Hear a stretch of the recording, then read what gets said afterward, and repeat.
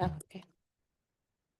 Good morning. I'm Ward 4 Councilmember Janeese Lewis George, Chair of the Committee on Facilities. It is 9:32 a.m. on Thursday, June 5th, 2025, and we are holding this budget oversight hearing for the Department of Parks and Recreation via hybrid format with public witnesses testifying via Zoom and in person here in room 412 of the John A. Wilson Building, and government witnesses are testifying in person.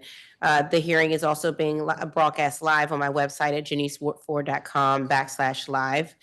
Just some brief reminders for witnesses participating virtually.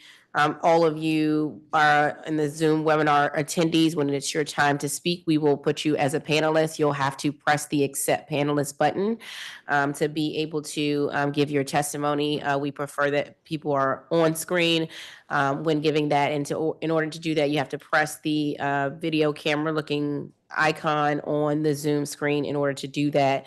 Reminder that bona fide organizations will be given 5 minutes to testify, and public witnesses from the same organization will be given 3 minutes subsequently, as well as all other public witnesses will be given 3 minutes. When your time is up, I ask that you conclude your remarks so that we can stay on schedule. If you have technical issues during the hearing, please notify my staff either the Q&A function in Zoom or by sending an email to facilities@dccouncil.gov, which is being monitored throughout the hearing. All testimony and pre-hearing documents that have been submitted are now available on the council's hearing management system. You may go look at those. Witnesses are reminded to please submit a written copy of your testimony for the record by either uploading your testimony to the council's hearing management system or emailing facilities@dccouncil.gov. This is important because when we formulate our committee report that we will send up from the budget, we have to give explanations for why we're doing the things that we're doing. And if we're using your testimony, if we don't have your testimony, we can't reference it. So please make sure you upload those things. The record for the hearing will close at 5 p.m. on Thursday, June 19th. As you all know, the Department of Recreation, also better known as DPR, is the most public-facing agency within district government. From joining DPR or community-run sports leagues that utilize from DPR courts and fields, to enjoying indoor and outdoor pools for leisure or competition, to attending after-school activities, to participating in design programs for seniors, to bringing the family to a playground, or even just walking the neighborhood, perhaps with a furry companion. DPR has something to offer for every district resident. The mayor's proposed budget for fiscal year 26 calls for an operating budget of $83.3 million, or a 4.9 increase from fiscal year 26, a capital budget of $151.4 million, or a 47.6% decrease, and a 1,011 full-time equivalents, 30 of which are detailed to other agencies. Given the public's constant interaction and the vast cost and size of the agency, it's essential that the council, and specifically me and the Committee on Facilities, conduct thoughtful, targeted, and robust oversight over DPR. We do so by evaluating DPR's past performance during the winter, and are here today to do so again by examining the mayor's proposed budget and deciding what changes should be made. All of which has and will continue to be done through the lens of my Recharge Oversight initiative to make DPR a more responsive, efficient, clean, healthy, accessible, resilient, green, and elevating agency. As we talk about improvement, I want to acknowledge the Trust for Public Lands ranking of Washington, D.C. As the number one park system in the United States for the 5th consecutive year. The trust methodology considers 5 categories: acreage, access, investment, amenities, and equity. And those things are critical and important to how we evaluate, and we'll talk to the agency today about those evaluations. With that, I'm going to get started with our public witnesses. Well, I will try to see if I have any colleagues on here. I don't have any colleagues on mine. That's what I didn't see them. With that, I'll invite my first panel of witnesses: Davinia Shea, Commissioner Danielle Zhang, Joy Taylor, John McShane, Randy Specht, Monica Alacantar, Ronald Moten, and Elisha Rush.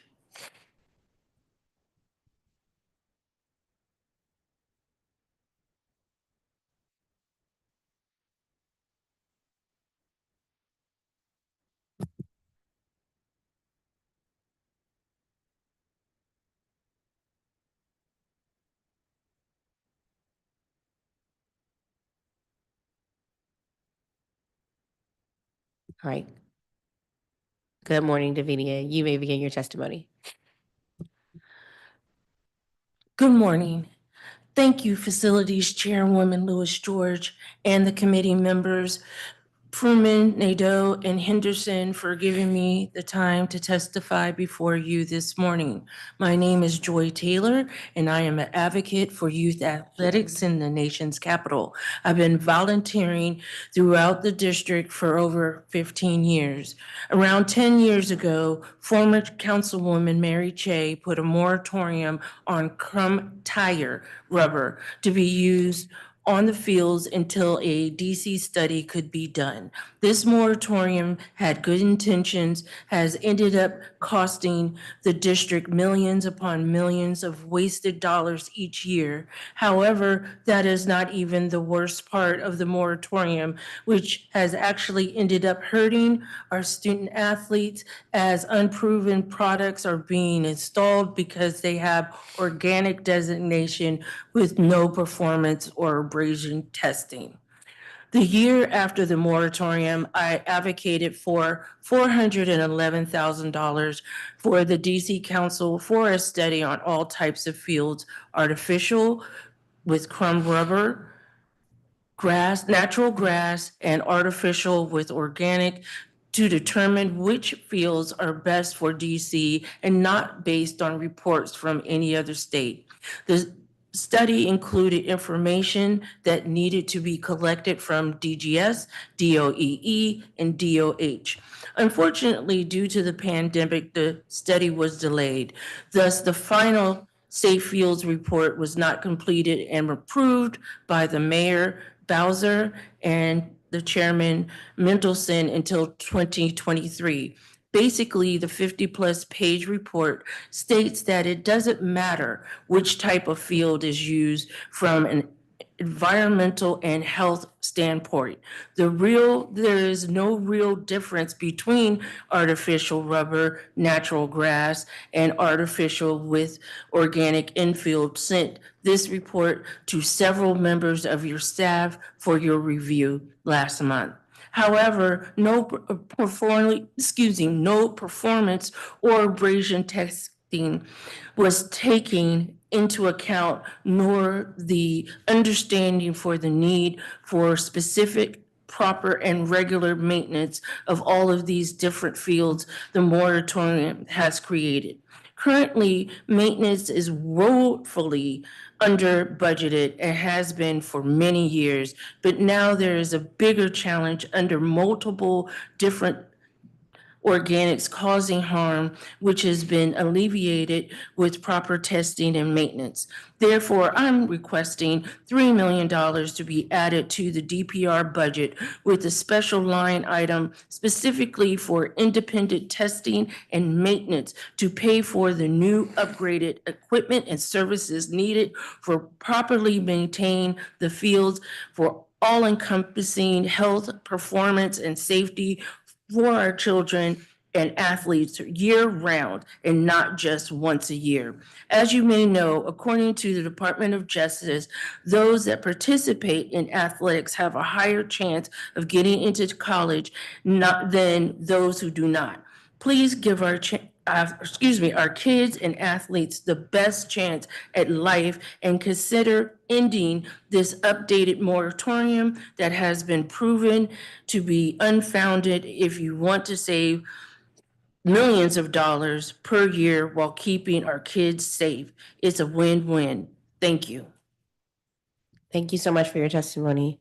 I do see Davinia, you're here. I hope I'm saying that right.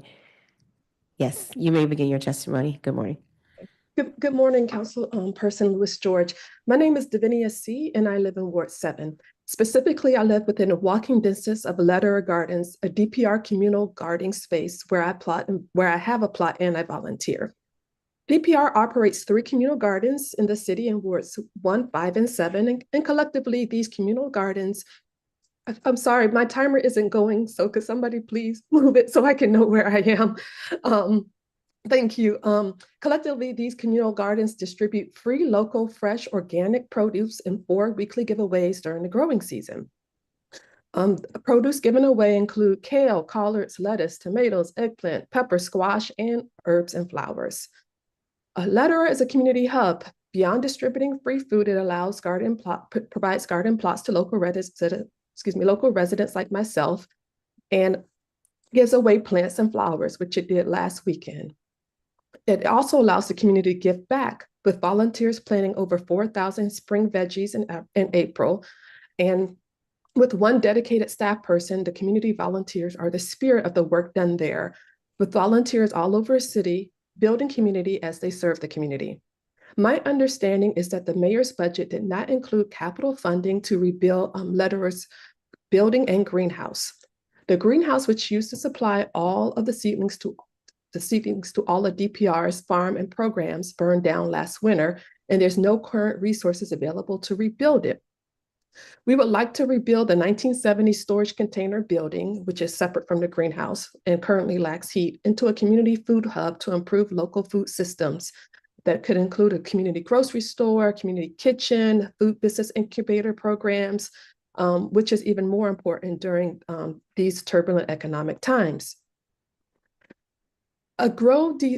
Separately, besides the leader, I would like to advocate that as DPR's budget is going through what we're all going through right now, we should ensure that the budget has equity of diverse programming across the city.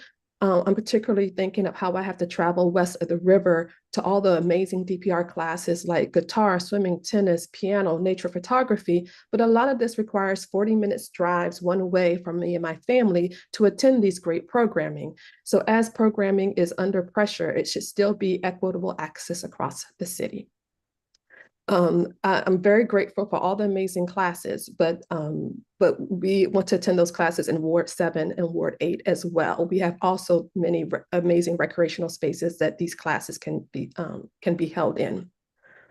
So thank you, Councilperson Lewis George, for your time. I just want to mention that the mayor is calling this a Grow DC budget. Grow DC budget means keeping our residents and attracting new ones with outstanding facilities and services. This makes DPR a key player in growing our city, not just budget-wise, but in terms of the experiences the community has. So please remember that as you formulate the DPR, as you battle for funding for DPR in this budget. Thank you so much. Thank you. Next, we'll hear from Danielle Zhang. She here, the commissioner from Ward 4. John McShane. Oh, wonderful. Good morning. Good morning. Thank you for the opportunity to speak. My name is John McShane, and I'm not only a taxpayer in DC, but I also work for the world's largest manufacturer of safe, recyclable, sustainable surfaces that all sports are played on: turf, tracks, basketball courts, tennis courts, etc. With Field Turf Tarkett. I personally have installed over 100 fields in DC and 1,000 plus in the DMV. Over the past 30 years, my company has installed over 26,000 fields. Over 10 years ago, as mentioned earlier, Councilmember Shea established a moratorium on crumb rubber infill due to proven false claims from a women's soccer coach in the state of Washington claiming her goalies had higher rates of cancer due to increased exposure of crumb rubber infill. Since then, hundreds of studies have proven this to be false, including the very state of Washington denouncing this, as well as our local DOE study. Over the past 10 plus years, the student athletes of DC have been subjected to all sorts of various alternative infills because of this moratorium. As you can imagine, not all of these infills are the same. Currently, DGS is operating with its current specifications basis of design for a organic Brockville wood chip type of infill because it's deemed organic. They think that it's safer than the false characterized crumb rubber. The wood chips actually cause multiple abrasions, splinters, and a host of injuries. I've brought several pictures of several athletes bleeding from all parts of their bodies from this type of stuff that is being put out there. And as stated before, all I'm asking for is there's also multiple testimonies that the head coach for the men's soccer at American University says he'll never let his players play on this stuff. Multiple injuries. And I can go on and on with local testimonies of this product actually hurting children. And currently, that is the basis of design for all fields in the district. So I'm actually not asking for money. I'm actually saying that this moratorium is not only causing millions of dollars for these, quote unquote, organic products that actually are more expensive, but they're actually harming the children. So if we could look at this moratorium and get back to literally what everyone else in the country is doing, including all of your Ivy Leagues, including all of the NFL, including all of your NCAA Division I entities, then we would be in a much better place. So this could, this could simply be obtained by lifting the moratorium, and at the absolute least, looking at the current specifications and making FIFA abrasion testing something that is important to be able to determine how these fields are causing these injuries.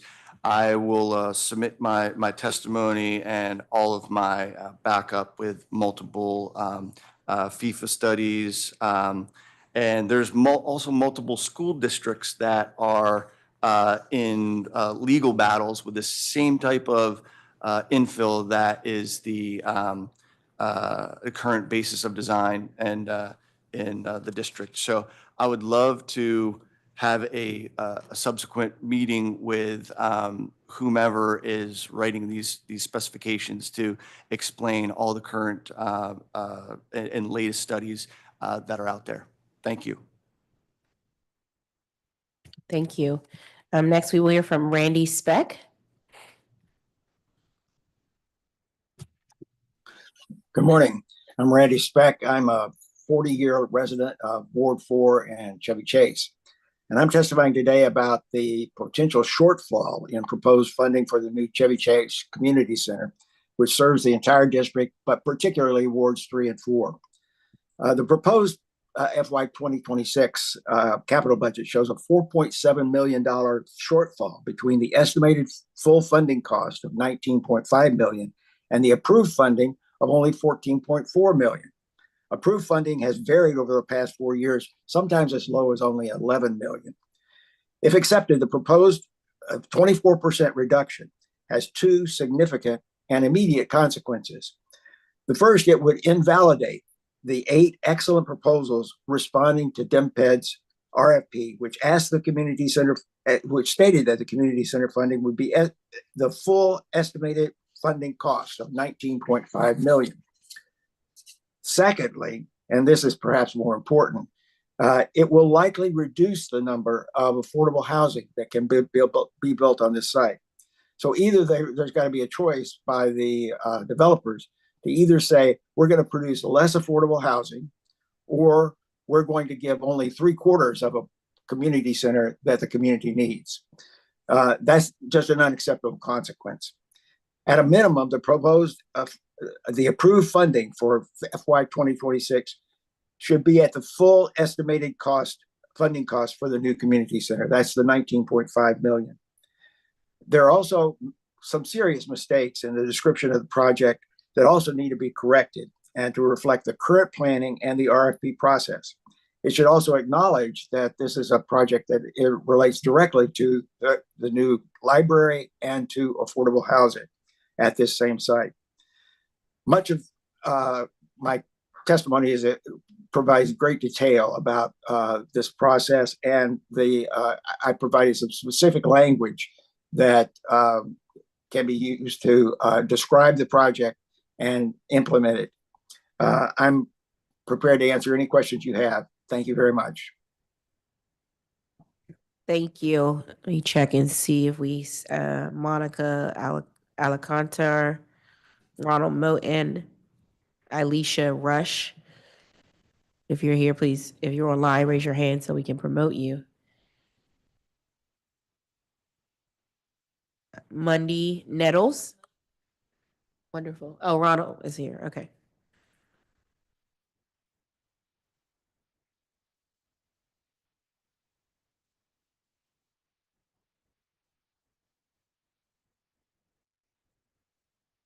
Good morning.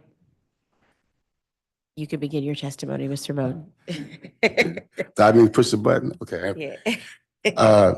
I'm here to testify on behalf of the Gogol Museum about the DPR. And I want to give a little history and context first. I want to go back to 2002 when J-Rock was killed in Ballou Senior High School.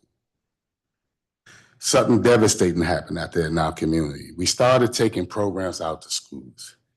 We took out the Metropolitan Boys Club, which was very important because 23 neighborhoods went to Ballou Senior High School every day, and they had a positive interaction with the police and had something created and constructed to do. Then from 2010 until now, many of our schools lost all of their after-school programs, and they lost the academies, especially schools like Anacostia and Ballou. And people will follow suit. So then we fast forward and we see a lot of our children in the street after also we criminalized go-go. So none of the young people had a chance to be children like we had a chance to go to matinee events and things like that. So now our children are in the streets. Our children are being children just like we were being children. And we have to counter that because they're going to be children, but we have to, as adults, give them positive platforms to be children, give them positive platforms to get attention the right way. And with the funding that DPR has put forth, with a lot of the programs that I know of, it addresses that.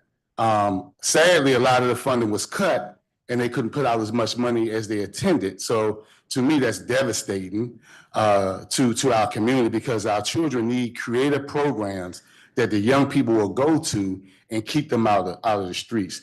What we're doing, we're one of the recipients of the DPR grant. It was for $50,000, even though we needed more, but they don't have as much money, of course. We're training young people at Anacostia Senior High School how to be tour guides, how to curate the museum, and learn their history. And maybe when they learn their history, they understand how great they are, how great Anacostia is, for instance. They won't throw trash on the ground. They won't be killing each other because they have pride. They have a sense of pride of each other. And those are the type of things that we're giving. We're also working with DYRS to have young people build this wall, go-go wall, that's going to go up in the museum for Juneteenth, our Juneteenth celebration. So these are the type of things that this money helps. You know, we got to be creative with these young people. I remember when we had Peaceaholics, and we used to train the young people. We created this atmosphere that young people wanted to go to that was lit, but they had to go do a training to go. Young people would show up with $80, $60, $80 trying to get in for community events that they learned their history first. They learned how to do peer mediation first. They learned how to do crisis intervention first, and then they were allowed to go to these lit events. So these type of programs actually help our community. We're talking about the prevention, not the reaction, right? So that's all I really want to say. I just think it's very imperative that we have these type of programs that they have. And even with the museum, DPR has brought busloads of seniors who want to come to the museum. They enjoy the museum, and the activities that they have for these seniors also coming into the community and coming to places like the museum, to me, is second to none. I visited a lot of cities that envy what we have here at our Department of Recreations. And I close with that. Thank you so much. Ms. Taylor and Mr. McShane, I shall know we held a hearing, a roundtable on sort of artificial turf versus natural grass, which has become a very controversial issue in different parts of the city, particularly in my ward. We've been dealing with that with Lafayette Field, where parents prefer natural grass versus turf. We've heard from a number of different experts on either side of sort of artificial turf and the potential harms to athletes and sort of some of the environmental issues that have been raised, and as well as health issues. So we did a roundtable on that as well. And DGS and DPR both were present. DGS presented sort of their evidence and their experts around this. Still, the community is sort of up in arms about it because there are many families who feel like natural grass is where they would like the city to go versus artificial turf altogether. It sounds like you all are saying artificial turf is fine, but that crumb rubber needs to be sort of reconsidered as a part of the artificial turf that we install and use. Is that correct? Yes, that moratorium should be, looked at because again, like I said, there's been hundreds of different studies since then. And so what has happened is all these alternative and, quote unquote, organics that people hear that word and they think it's, safer is actually making the synthetic turf debate much worse on the synthetic turf side because it's actually hurting children. So if we could at least I get what you're saying. if we could take that element out and then, but the other thing is, and I'm actually an agronomist by trade, I have multiple agronomy degrees. The issue, I totally agree with you. If you could have a perfect stand of natural grass, that would be wonderful. But guess what? We live in a transitional area. You have your warm seasons that thrive down south and your cool seasons. Weeds like to thrive here. Just, look at anyone's yard around it. It's almost impossible. So now add on tight real estate, tons of more, athletic and some of the most prolific athletes in the area. I mean, multiple that are going on to the NFL, trying to play on these fields every single day. And it's impossible to maintain. So while I appreciate they would love to have natural grass, it's not reality. I mean, you have the Commanders and the Ravens with all the money in the world that cannot maintain natural grass with only 10 events. They actually change out the belly of their field 3 to 4 times a year at $300,000 a piece with all the resources in the world. If they can't maintain natural grass, there is no way a field in DC can maintain natural grass with 365 days a year use. In fact, we had a meeting with the Commanders, their groundskeeper, to find out how much it costs for them to properly maintain their field. They said that they have to replace their field every year, and they have 6 permanent groundkeepers to maintain their field. And they still have to replace their field every year. And they only play 10 games a year. So for you to properly maintain fields that are natural grass is not feasible. Year round. Yeah. I mean, Yeah. they only play 10 games and they have to do all of Do their this field over again. Yeah. with 6 employees. Yeah. I appreciate the testimony about injury, this potential injury. We actually met with Washington Spirit yesterday, and they were talking about that for FIFA and others, natural grass is preferred because of the impact that it has on women's knees, and a study that came out around women's knees that play on turf field. Yeah. So again, natural grass, you've got a wide variance of natural grass, right? If you have the most pristine in Colorado that only has a couple events on it, or even, the nice thing, local soccerplex, they do a decent job at maintaining natural grass. You know why? Because they have 25 different fields. They also have 3 artificial fields. Whenever it rains, you're only on the artificial, and you're constantly shutting down those other fields, which just a lot of other places can't afford to do. We actually, my company, again, which is the world's largest, just entered an agreement with the NFL. I'm sure you've heard over the past couple of years of the NFL Players Associations claiming that natural grass is actually safer and that they want that at all the stadiums. That's right. And once again, that's a whole different level of maintenance, but it all depends on the area and the climate and how you can actually do it. So we have, we will be developing and putting out literally the absolute safest surface that you could possibly play on that is going to be proven far safer than natural grass.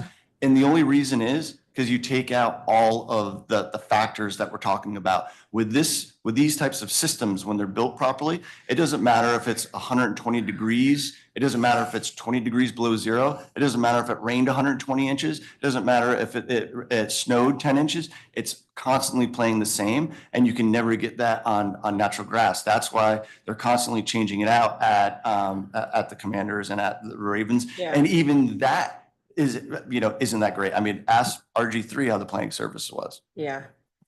I appreciate your testimony. Literally, as the chair of DPR, I've never in my life had to read as much as I've read on fields. It's been fascinating.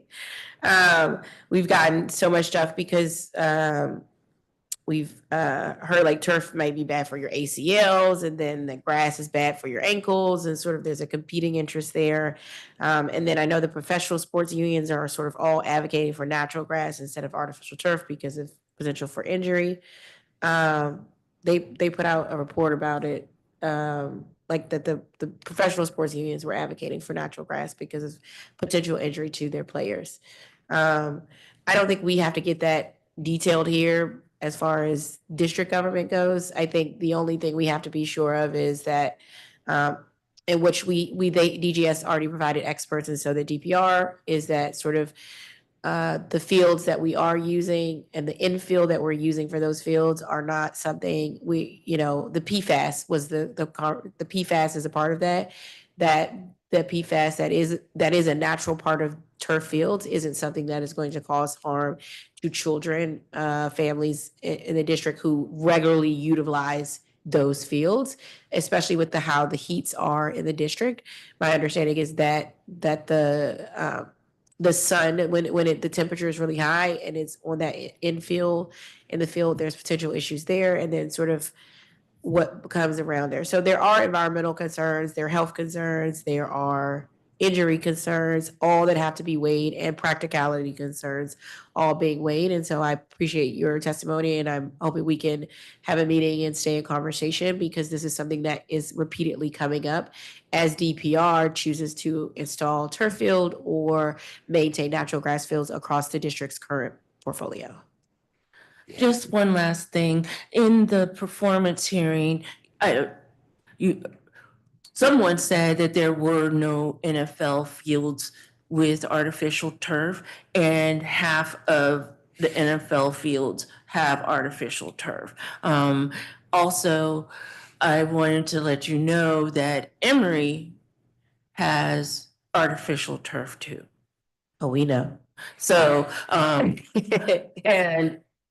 to me, as a person that has done research, Yes. you all have the best of the artificial turfs that are out there in terms of my research for health and safety of fields. Awesome. Thank you. Miss where's Miss Davina? Is she still? Yeah. I think she's dropped. Oh, she is here. Oh, okay, great. Awesome. Ms. Taylor, or no, Ms. Say, I wanted to ask you, sort of thank you for your work for also nurturing our communal gardens and fostering important community hubs, I think, for residents in wards 1, 5, and 7. I hear your testimony on the need for equity and opportunities across the river as well. I know that the loss of the greenhouse has impacted the communal gardens. Mhm. What has been the impact of this loss and inadequate storage, and how are seedlings germinated now as a result of that? So they have a partnership with DC Water, and they've been able to, I think they had that existing, and so DC Water has been generous and let them use more space to propagate more seedlings. But somebody has to go to DC Water and get it, and it's not as convenient as having it on site clearly, and then you're kind of dependent on the largesse of a corporation, which I'm not knocking them, but you don't want to be dependent that, okay, maybe they need that space next year, so now we have whatever, 2,000 seedlings instead of 4,000 seedlings. So that kind of variable, if you don't know how long we're gonna have that space or how much space, but that's the infill for now, is using more of the DC water area to propagate. And just to note that those seedlings aren't just for letterer. We also provide space for other community gardens in the area, like Marvin Gaye, and I think there's other gardening groups and gardens have used the greenhouse in the past. So it's not just DPR, it's the whole community that has a loss because of the inability of the greenhouse, the unavailability of the greenhouse. Got it. Okay, thank you for that context. Mr. Moten, I agree with you that more funding for positive platforms fosters safe and supportive environment for our children. I miss the go-go's too that we used to have at Mad Chef, at Gonzaga, you name Silver it. Friends, Silver Friends, Roosevelt. the rec centers, they still do them there. So good old days, the IBEX and Yeah. But the problem is when something goes wrong, instead of figuring out how to fix it, we criminalize everything. That's right. And that's what happened with our children. We That's criminalize everything that we had coming up. Yeah, And then the children figuring it out themselves is not what we want, that's right. right? Because they still growing and they, don't know the best practices Yeah, sometimes. that's right. Right. As we look at the budget, what programs are most important for us to increase funding in your ward? So I feel like the young people definitely need positive platforms to enjoy themselves, but also to be taught things like financial literacy, mental health services. I don't know if you know that a lot of mental health services are being cut because children and adults are having a cap on how much service they can get, which is crazy to me. Who is to say that if I experience some trauma, whether it's seeing a friend get killed or me being shot or my mother dying or whatever, that there's a certain amount of units I should get to actually heal.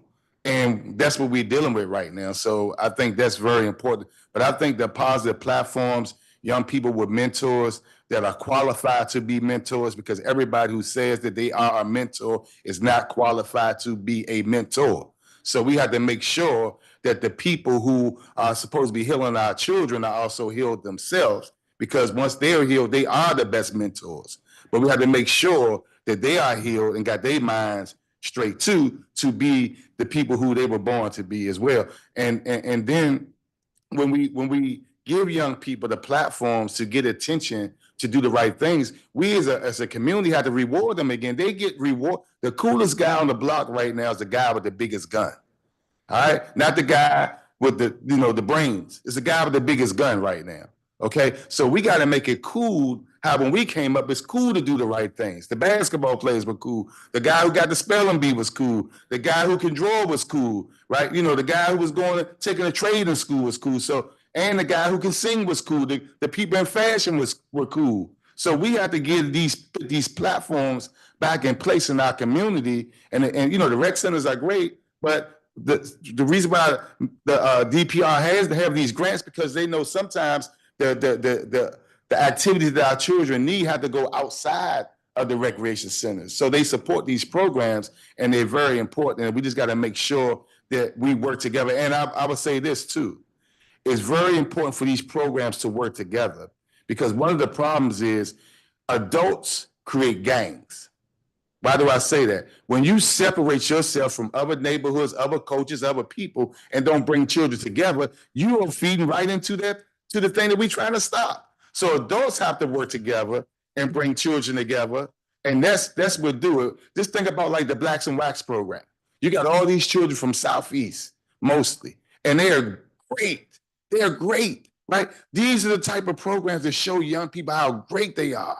And they cheer, like people cheering for them. And that's the same thing when these young people do this crazy stuff on social media.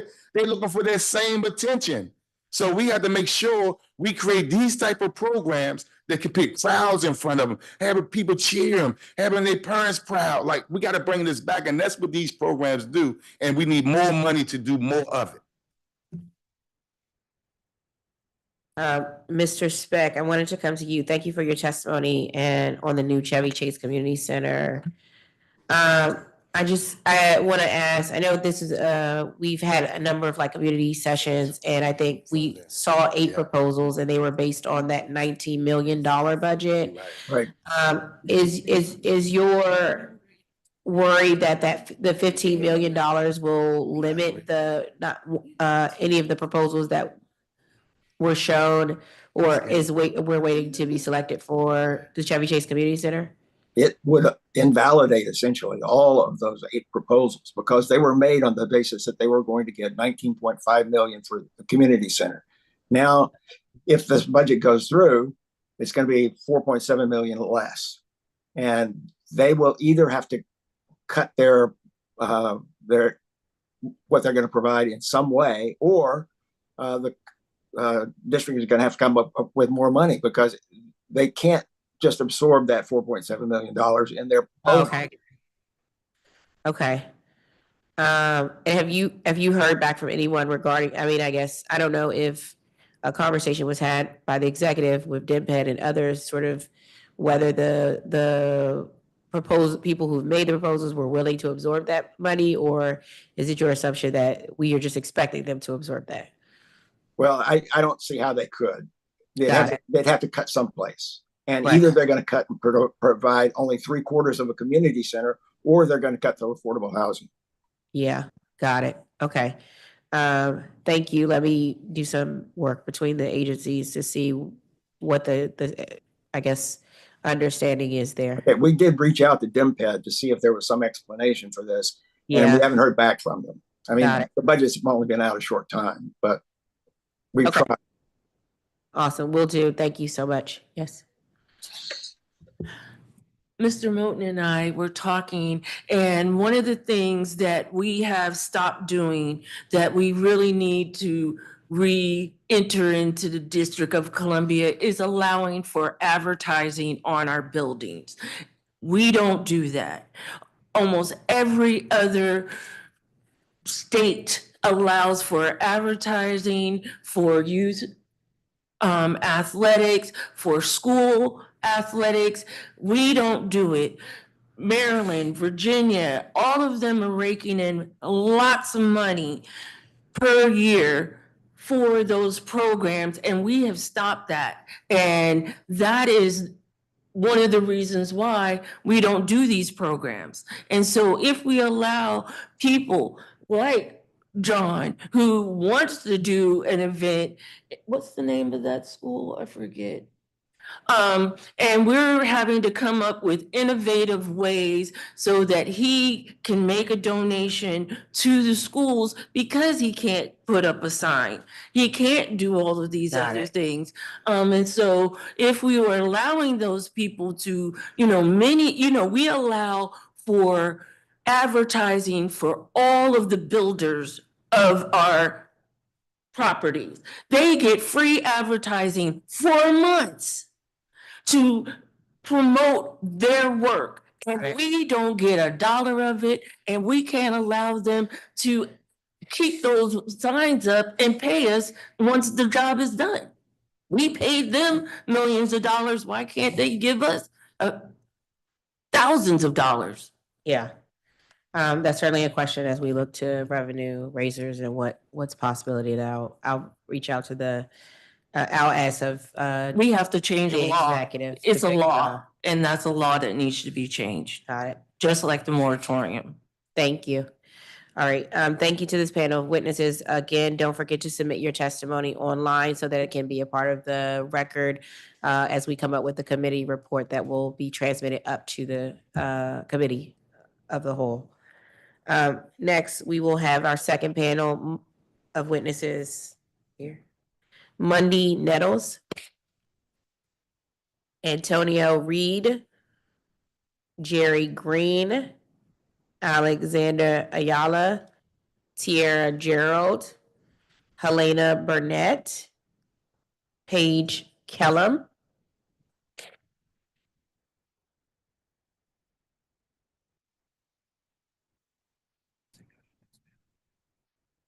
Nobody's here.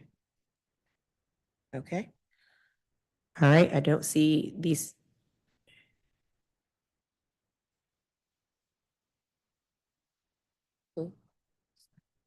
Okay. All right, I only see one from that panel, so I'm gonna call the next panel. Carrie Savage, Chief of Policy with Parents Amplifying Voices in Education, also known as PAVE. Dawn Smith, Parent Leader, PAVE. Sean Boone, Parent Leader, PAVE. Deshaun Jones, Parent Leader, PAVE. Dominique Moore, Parent Leader, PAVE. And Ty Andrews, Parent Leader, PAVE. Kiana Lamones, Parent Leader, PAVE. And Elizabeth Reddick, Parent Leader, PAVE.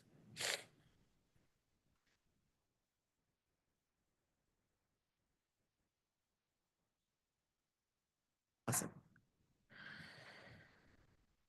Ms. Nels, all right. Ms. Nels, you are up first. If you could unmute and begin your testimony. Good morning, all. My Good name is morning. Monday Nettles, and I'm here as a community member and recreational coach. Sorry, I'm currently at work and I thought they were calling for me. Never mind. To talk briefly about something that doesn't always get the attention it deserves, supporting our recreation coaches. Many of the people coaching our city sports are volunteers. Coaches are mentors, educators, and role models. They do it because they care. However, a lot is asked in return. Time to plan for practices, managing teams, communicating with parents, handling safety, even sometimes bringing their own supplies. Paying recreation coaches would mean you expect training and safety certification, more diverse and qualified people. It will reduce burnout and keep programs stable and strong, while honoring the value of what they bring to the community and its children. As someone who has been a volunteer rec coach, I've seen how life-changing this role can be. Coaching might be the reason a child improves in school, finds their confidence, or returns time after time. We owe more than a thank you. Please consider this not just as a policy change, but as an act of respect and investment in the future of our young people. When we support our coaches, we support stronger children, safer programs, and a better community. Thank you for listening, and thank you for everything you do for our city. Thank you. Antonio Reed. All right, I still don't see anybody from that previous panel. So, Carrie, we will start with you. Good morning. I know, look at us matching. Good morning, Chairperson Lewis George, members of the Committee on Facilities, and committee staff. My name is Carrie Savage, and I'm a Ward 1 resident and the Chief of Policy at PAVE, or Parents Amplifying Voices in Education. Out of school time, or OST programs, are one of PAVE parent leaders' long-standing priorities. The why is clear, and you'll hear directly from many of them today. OST is vital for ensuring all kids have a safe and supportive place to go when school is not in session. It supports their academic growth and provides them with opportunities to try new things, build relationships, and explore their passions. DPR is a critical part of the OST ecosystem. I've attached the feedback we received from youth, parents, and OST providers at our October 2024 OST Youth and Family Summit with over 120 attendees. It emphasizes how vital DPR's programming is in promoting safety and economic mobility, and provides a roadmap of how DPR can better support the community. As you will repeatedly hear during this budget season, we recognize this is a tight budget year. We ask that the funding for DPR programs, especially for summer and after-school programs, be protected. I also want to highlight specific ways to make our current investments go further in supporting our DC families and communities. 1, expand evening hours. While this would have an upfront initial cost, we have to consider the return on investment. As the district considers expanding curfews for young people in certain areas, it begs the question, where will the young people go? We have heard consistently from youth that they want safe, engaging, and fun activities when they are not in school. Evening programs were a hit in the past, and we can do this again if we prioritize it and partner with youth to make it happen. Expanding DPR program hours is also helpful to give working parents more flexibility, especially those with non-traditional work hours. In a tough job market, this can really make a difference. 2, engage the public on the summer camp lottery audit. Earlier this year, DPR noted that the auditor's report on the DPR summer camp lottery will be published sometime this month. We applaud DPR for shifting to a more equitable process for program registration, and we were thrilled to hear that the change resulted in a 184% increase in enrollment of families eligible for the reduced rates discount. That is sound and responsive leadership. Let's continue to include the public as we seek to improve how we offer services in the most fair and equitable way possible for district residents. 3, targeted expansion of in-demand programs. I've said this in previous testimony before, and I'll say it again. Any expansion should be prioritized in wards and facilities that do not currently have convenient access to a wide array of programming. We would love to see a review of the program offerings by ward and grade level and use that as a foundation for a public engagement about where to expand. DPR offerings are a deeply valued public benefit. You mentioned Councilmember Lewis George, they're the most public-facing agency in the district. They enrich our communities and offer a space for togetherness, exploration, personal growth, and fun. We hope that as a district make decisions about our investments, we think about all of the programming components, including accessibility, transportation, staff training, clean and modern facilities.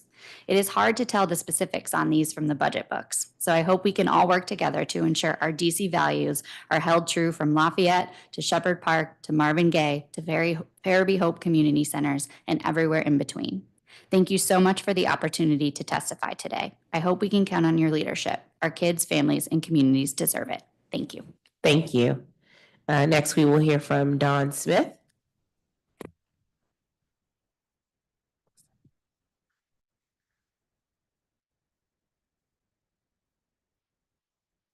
Dawn, if you can accept the panelist link. While you do that, we'll go to and come back to you, and we'll go to Ms. Boone Ruffett. Good morning, morning. Councilmember Lewis George. I am Sean Boone Ruffin, a Ward 8 resident and a PAVE Ward 8 and citywide PLE board member. I'm also a Dunbar High School Engineering Academy and Hope's Hosting Public Charter Academy Future Learn Parent. Thank you for this opportunity to testify. I'm excited to share my perspective as both a parent and an educator on the importance of out-of-school time opportunities that DPR provides. The programming my child has access to through DPR has been life-changing. They have taken part in seasonal youth summer camp, the various different parties, and the late-night events that were hosted throughout last summer. My oldest has participated in the summer youth employment as well. Participating in these programs have kept my children safe, helped them to grow and develop a passion of their own, and allowed them to learn new skills. A few summers ago, my oldest participated in a DPR summer program called Blue Ski.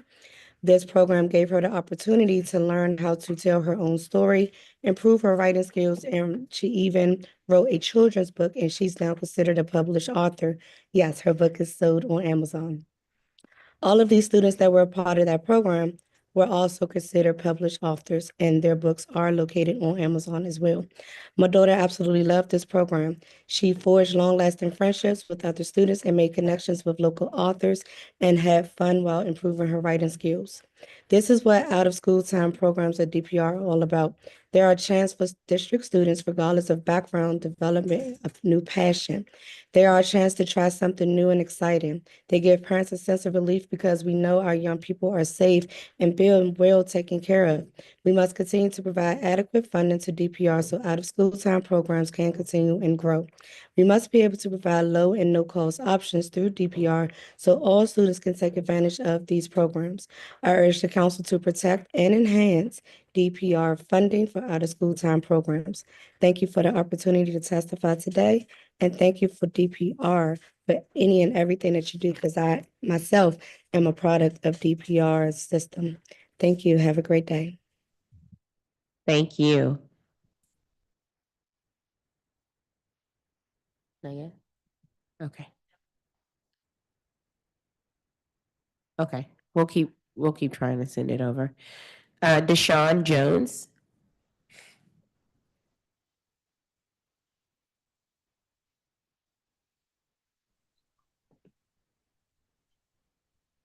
Yes, good morning. Good morning. You may begin your testimony. All right, thank you. My name is Deshaun Jones. Good morning, Councilmember George and the rest of the staff. I'm a Ward 7 resident, a citywide board member and PLE Ward 7 board member for PAVE. I'm a native Washingtonian of Anacostia Senior High School, and I received my bachelor's degree in sociology and anthropology from the University of the District of Columbia. It is great to be here testifying in front of you today. I'm here to talk about OST. Throughout the years, my children, 20, 18, 16, and 8, and I have benefited from numerous DPR programs.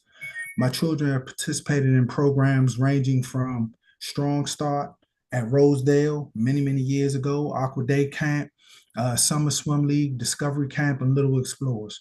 First, as a parent and Washingtonian, I have seen the effort and expansion of various programs that DPR has provided over the past 20 years, implementing STEAM and the Full Steam Ahead program and more. DPR programs are extremely beneficial because many of the schools we send our children to don't have the capacity to offer the wide range of programs that DPR does. Though OST time programs have grown over the years, I'm a longtime PAVE parent, and that has been one of our major priorities. Many of the challenges for families accessing these opportunities have been met. Second, DPR has done better in providing information. Many parents, including myself, struggle to stay updated on programs and deadlines as we juggle work and other responsibilities. Emails and social media blasts keep families aware of registration and start dates. Also, opening programs in waves to minimize website flooding when registration opens at noon and you're sitting at the computer on the DPR web page, waiting to click, hoping to get the slots and locations desired. DPR has done a better job in disseminating information to parents about programs. However, collaboration with schools, both DCPS and charter schools, to share information about DPR programs directly with parents could benefit families and ensure that more students take advantage of these opportunities. I highlight the importance of DPR programs and recreation centers as safe places for many youth in the district. Students must have a safe place they can go after school and safe passages to get to their safe place, wherever it is, home or to DPR programs. Many children in DC rely on DPR facilities to support and enrich their education. I urge DPR to join the effort in advocating for the safe passage of students to school and their safe place, wherever it may be, and continue making sure parents are informed properly about program offering. Together, let's work together towards creating a safe and accessible environment for all students in the district. Therefore, we must maintain funding to ensure that children and families have access to these programs. Thank you for allowing me to testify, and I'm open to any questions. Thank you so much. Next, we will hear from Dominique Moore.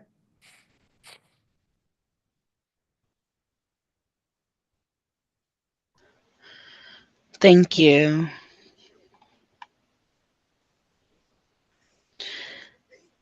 Can we start the timer over? Oh, there we go. Yep. So good morning, Councilmember Lewis George. I'm Dominique Moore. I'm a Ward 4 PAVE citywide parent leader, a passionate advocate for improving our educational supports for all students, and the mother of a neurospicy young man. I really appreciate the opportunity to speak today. As we approach this new fiscal year, I ask that we prioritize the programs that DPR provides. DPR provides out-of-school time programs that are essential for students and families. Recreation centers provide a safe space for our students to be after school. And as we think about this upcoming year, I feel like it's essential that DPR has funding to not only maintain programming, but to expand its out-of-school time programming and offerings of seats. We have to prioritize providing a diverse and expansive set of options for OST programs that have a enough seats, especially for students living in areas that currently do not have many robust options. Access to OST programming can be life-changing for a student and for a family. We must ensure students have equitable access to programming and that there are enough seats. I cannot emphasize enough how many times we need enough seats. Another thing I'd like to advocate for is I think it's wonderful that we're currently putting up playgrounds and, we're talking about turf versus grass and all the rest of that great kind of stuff. But lately I've been joining quite a few DPR meetings. And looking at proposed playgrounds, and the playgrounds that are being proposed are not ADA accessible. Like, it's nowhere for like kids who have wheelchair or mobility challenges to like really take advantage of these spaces. So I ask that as we move forward in putting up these new playgrounds, that they are made with like inclusivity, sort of like the, I think, Rosedale playground that was done over, just to make sure that everyone has access. A part of helping every child to do great is to ensure that they take part in DPR's programming and take advantage of the facilities they have. I thank you to DPR for their dedication to DC kids. We must protect DPR's funding so that they can continue to provide quality services for our children. Thank you again for the opportunity to testify today, and I look forward to answering any questions you may have. Thank you. Next, we will hear from Ty Andrews. Good morning, greetings, Councilwoman Lewis George. My name is Ty Andrews. I'm a proud native Washingtonian and a longtime Ward 8 resident. I'm also the parent of two children, Terrence Jr., who attends Mary H. Plummer Elementary, and Amari, who attends McKinley Technology High School. In addition to being a parent, I serve as the first vice president of McKinley Tech's PTO and a parent member of the LSAT at Plummer Elementary and a Ward 8 and citywide parent board member for PAVE. I consistently advocate for increased investments in out-of-school time programs. These programs are not only critical for our youth, they are a lifeline for working parents and caregivers, especially those who are low income or identified as at risk. According to research published by the After School Alliance in September 2024, 75% of OST programs for high school students serve as safe spaces where children can express themselves freely. Additionally, 94% of programs offer academic enrichment, 30% provide wraparound services, and 89% include snacks and meals. These programs are proven to support academic growth, build confidence, encourage personal development, and address mental health needs. Despite their clear benefits, access to these programs is still out of reach for many families, especially those east of the river. When I search for programs for my children, I often find they are too expensive, too far away, or don't fit our family schedule. Let me share some personal examples. My oldest son, Amari, was able to participate in the Nationals Youth Baseball Academy when he was in middle school. The program provided transportation, academic support, meals, and enrichment activities like gardening and cooking, as well as field trips. It was a complete and supportive experience. Unfortunately, my youngest son, Terrence Jr., whom we call TJ, hasn't had the same opportunity. He enjoys baseball, but the program doesn't partner with his school. He's also expressed interest in playing soccer, but there are no convenient options available in our area.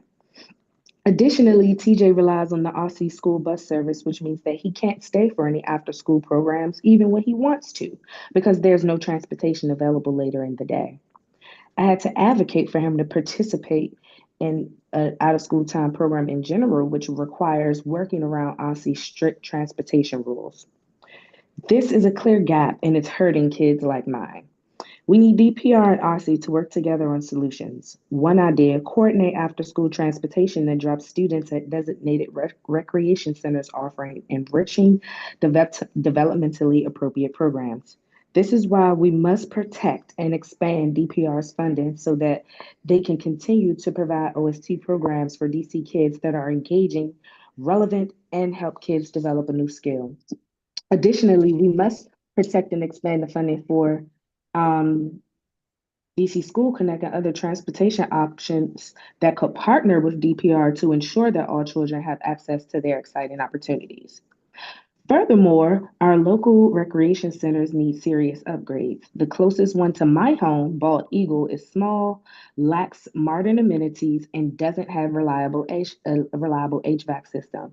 This community deserves a state-of-the-art facility with a computer lab, gym, and programs that support both youth and working families.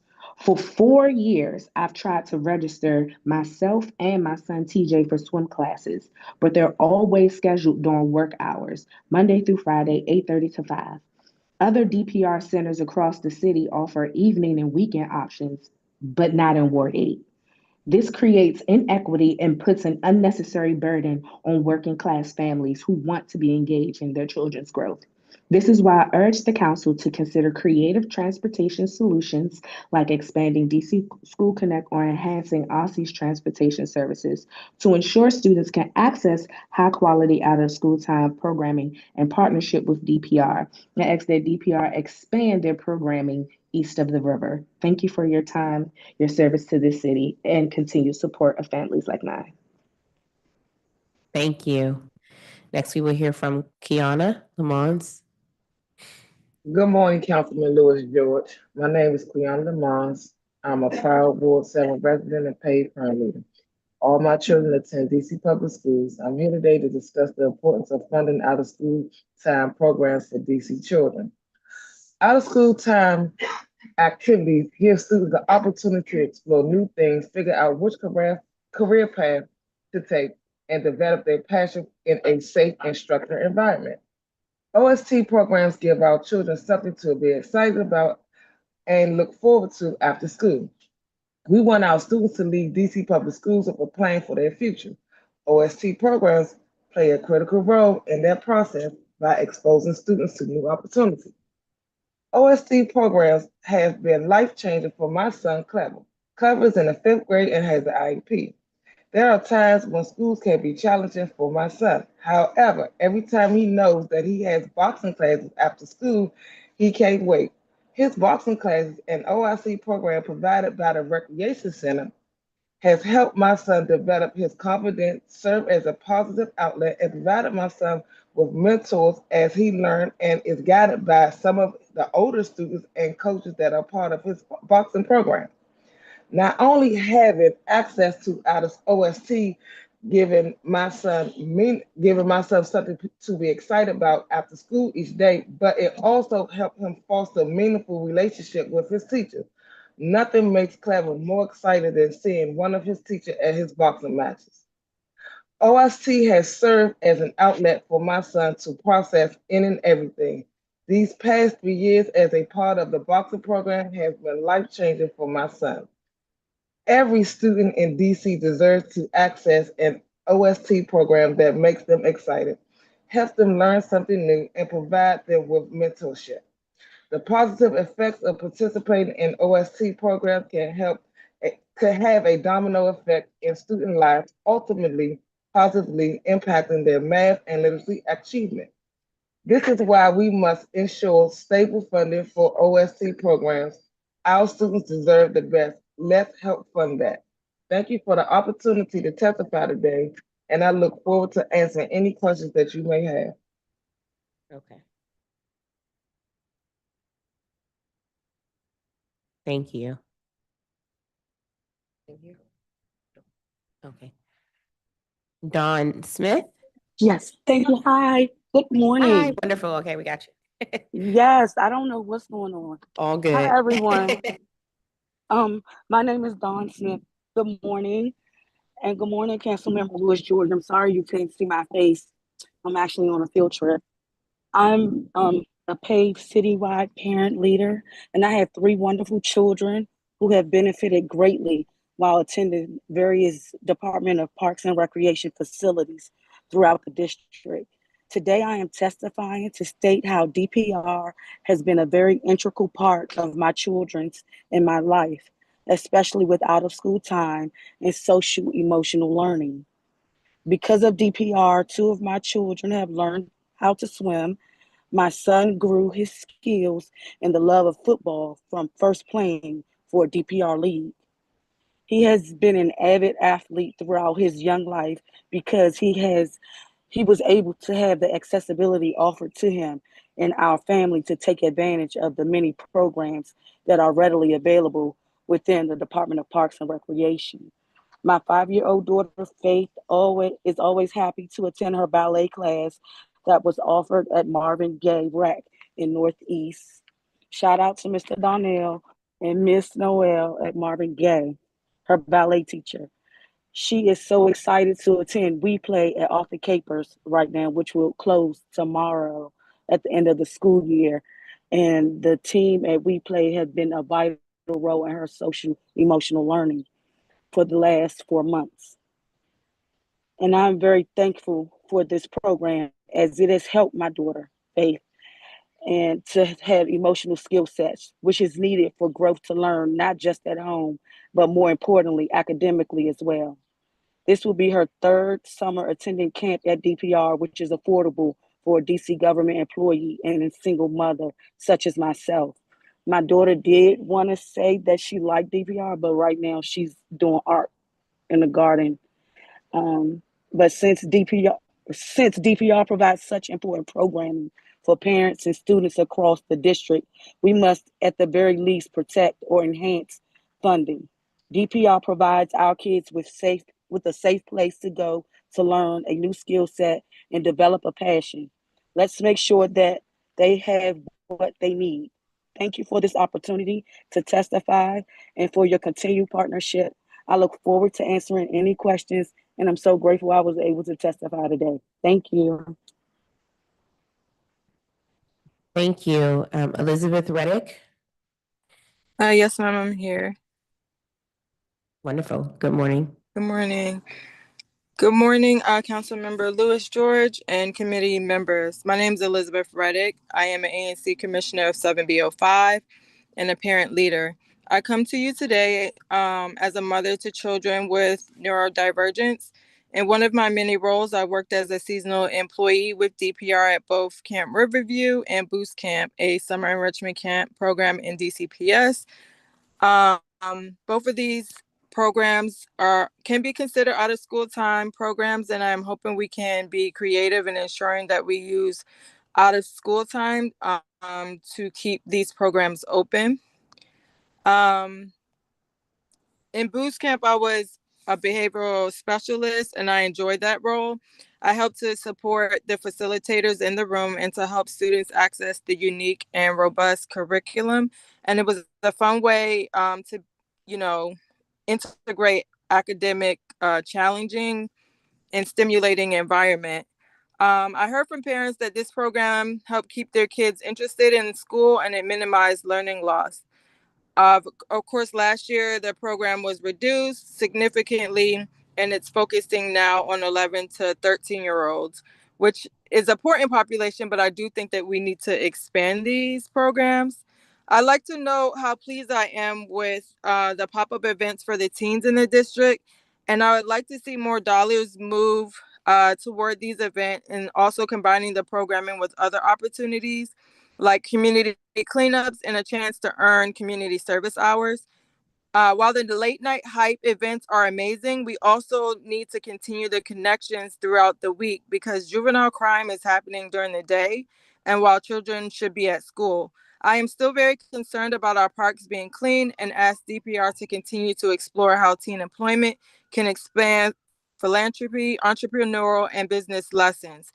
Civic engagement is something that needs to be taught, and I think that the number of hours of community service required for graduation in the district, we should have more than enough students to maximize the Serve DC events and the efforts, as well as creating more opportunities for students to learn about the less glamorized careers within the sports and arts. So considering things like sports management, training, marketing, analysts. The field trips could also combine efforts with Department of Aging and Community Living to foster relationships between our elders and the teens. And they could go on, trips together and do relationship bonding. DPR overall is doing an excellent job, and we need to continue to concentrate funding there so that we can get more done for our kids. Thank you. Thank you. I want to ask, first of all, Ms. Nettles, thank you for your service to the youth of the district and your investment in time and resources as a volunteer DPR coach. You all do such amazing work. You are literally like second parents, godparents, mothers, fathers to a lot of these children who love you deeply. And so we really appreciate it. One thing in your testimony you talked about was training and safety certification. What kind of training do volunteer DPR coaches currently receive? And what kinds of supports does DPR offer to coaches? And what would you like to see more of in that regard? We currently do USA cheer certifications. Okay. And for the safety certification is $75 out of pocket. The certification for USA Cheer is roughly $40. So we're paying that cost to work with children. Yes, we love to work with them. I would like to see more training. Okay. As far as safety and being able to attend conferences possibly, or having the information funneled to us. Got it. And then are you all able to like go to, I guess, if you know, out of state competitions and things of that nature? With the program I'm with, yes. Okay. And how does that get funded out of state competitions? The agency. Okay. Okay. And does anything come out of your pocket for those things as well? I guess for you as a coach. Food. I was also a parent. Oh, okay. So, yeah. Right. Awesome. Okay. Thank you for that feedback. And we have some questions regarding sort of how we can better support DPR coaches across the budget. To my PAVE parents, I want to come to you all. First, I heard some testimony about expanding DPR hours. When you all say expand DPR hours, what are the hours that you all think would be optimal for us to expand DPR hours to, based on sort of what you think of?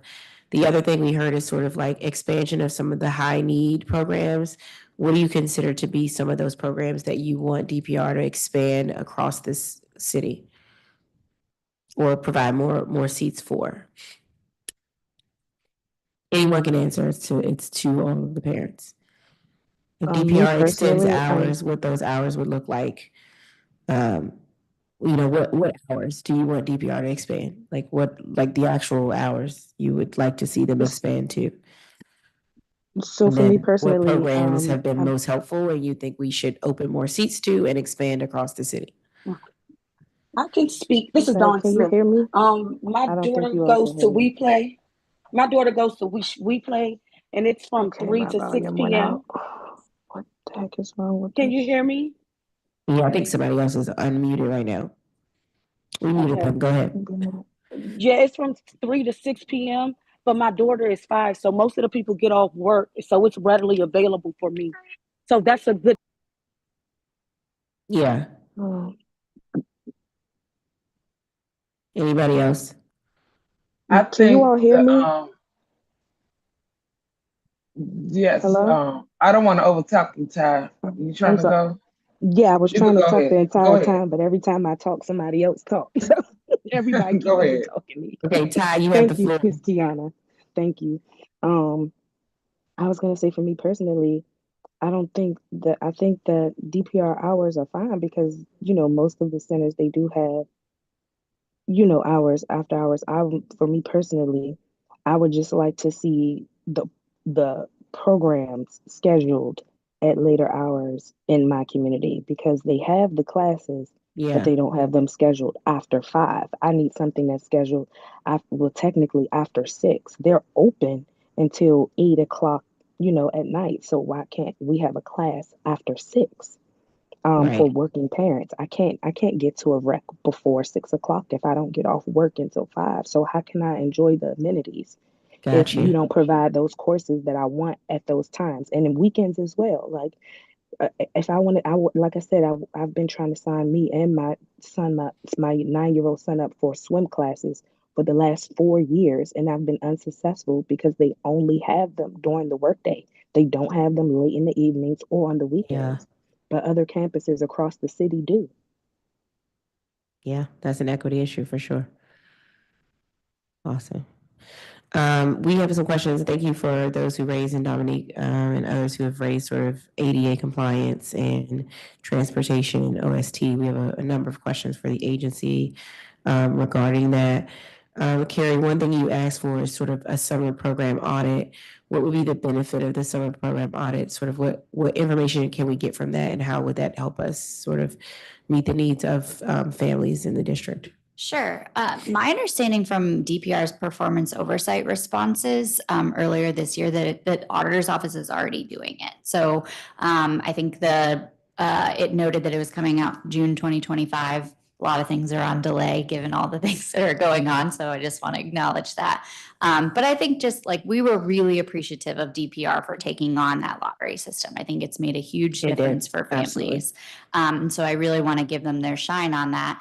But I also know there's still bugs, there's still challenges, right? There's still frustrations that have come out of that. Folks being like, for better or for worse, even parents who were qualifying for the reduced rate program, they were like, I feel like I found my way to get in there, and now I don't have those tools at my disposal anymore. And so with the lottery, I'm actually worse off, and like those are challenges that I think are right for us to have an open discussion about, right? Like knowing if there are limited spots, what is the most fair and equitable way? And so if the auditor's office is already looking into this for who is getting served, what programs are getting families from different parts of the district, I just think that's a great thing for public engagement on, for just like you'd asked today, like what are the challenges you're having? If we could tweak here or there, what would it be for the registration system? So just knowing it's already happening, but making sure there's a public conversation. Okay, got you. And then Ms. Boo Ruffin, what was the program that they did for your child that you got to write the book? Yes, the program is called Blooksky, Blooksy. She did the program last year, and she is a published author. The gentleman was actually trying to come back this season and try to go either half and half or DPR pays for, because last year he paid for the program with his own money. And it's an amazing program. Yeah. When we talk about programs, we should expand. That sounds like an amazing one, because it also goes to some of the issues we are dealing with as a city as we tackle literacy rates, as we tackle students writing, and things of that nature. So yes. And it definitely helped them, because it came from students that were all over the city to one location. And then they talked about their own communities, talked about their own upbringing. And then it was even on the news. It was on Channel 9 News when they did a segment on it. And now Ron Clark is investing in his program and bringing it to his campus down in Georgia, because they saw it was on the news up here in DC. So we're losing people to other cities who are basically putting the funding where their mouth is. And they're allowing the kids to run the program by, being film directors and poets and things of that nature. And again, it was an amazing program, and it helped her as an AP writing candidate to just better her writing. Yeah, it sounds amazing. Yes. If I could just make a very quick plug, as a former sixth grade language arts teacher, you mentioned all the emphasis on literacy, and I would not take away from any of it. But if writing is not explicitly named, it is often the stepchild of language arts. It totally gets ignored if you don't push it. Yeah. And so I just really want to lift up what Sharon was saying about how important writing is for our students, and it can be fun. Yeah. And I think as we tackle, and we're talking a lot in the council about literacy rates and math rates and all these things, what are the ways out-of-time school programs help with the things that we are trying to encourage across the district? We put money in for literacy funding and things of that nature, but to me, that's a literacy program. That's literacy out-of-time school program that's making a difference and literally doing all other things well, being a published author at a young age of that nature, we created a writer, and I hope it'll be a writer for the rest of her life as well. So thank you all for your advocacy, and to our paid parents, thank you all for your consistent advocacy. I really appreciate you. We're going to go to our next panel. Alicia Rush, public witness, Paige Kellum, DPR youth participant, Shruti Patel, Chairperson ANC 2A, Ashley Ruff, Commissioner ANC 7F02, Mark Friend, Commissioner ANC 7D06, Katrina Owens, Executive Director of DC Scores, Dietrich Williams, Executive Director of Capitol Hill Boys Club, Caitlin Hosch, Senior Director of Development, First T, Greater Washington. I'm going to check and see who's here, who isn't, because I might take from this next panel and bring you up here.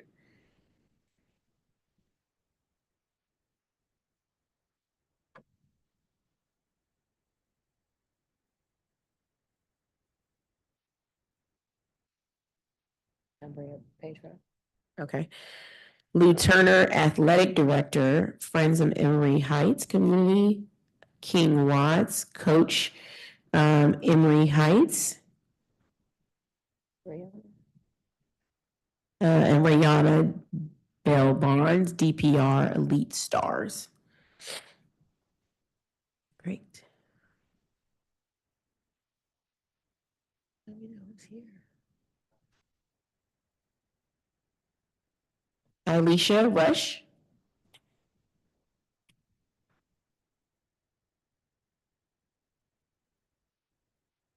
Can you accept the panelists?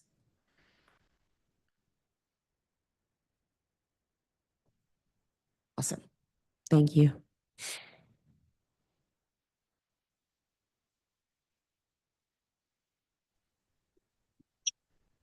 Perfect. Good morning. Oh, I don't. Good morning. Awesome. Thank you. You may begin your testimony, Alicia.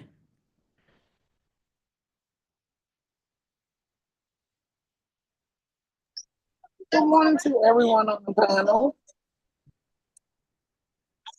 So I'm a grandmother, and I'm also a parent of former daughters as cheerleaders with DPR.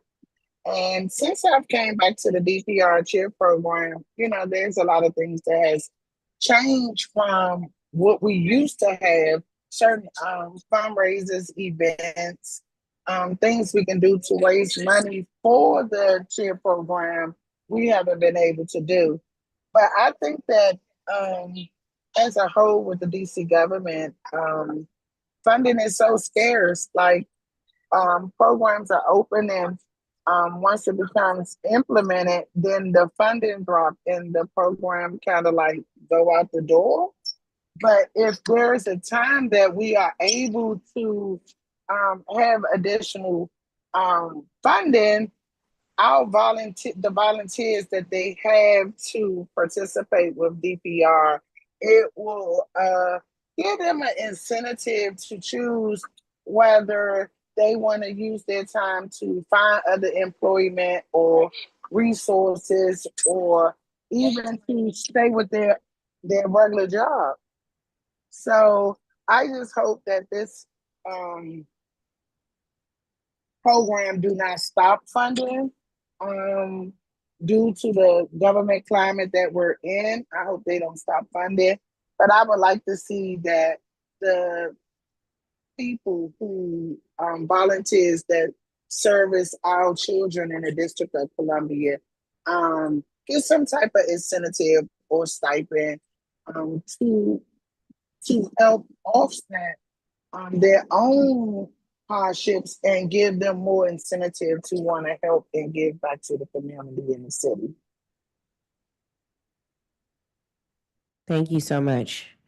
Next, we will hear from Paige Kellum. Good morning. Good morning. Okay. Hello, my name is Paige Cullum. I'm 13 years old, a Ward 8 resident, and I just graduated 8th grade from DC Prep Benton Middle. I'm super excited to start high school at Paul Lawrence Dunbar Senior High School this fall. Class of 2029. I'm here to talk about late night hype put on by DC Parks and Recreations. It is so awesome and important for kids like me in DC.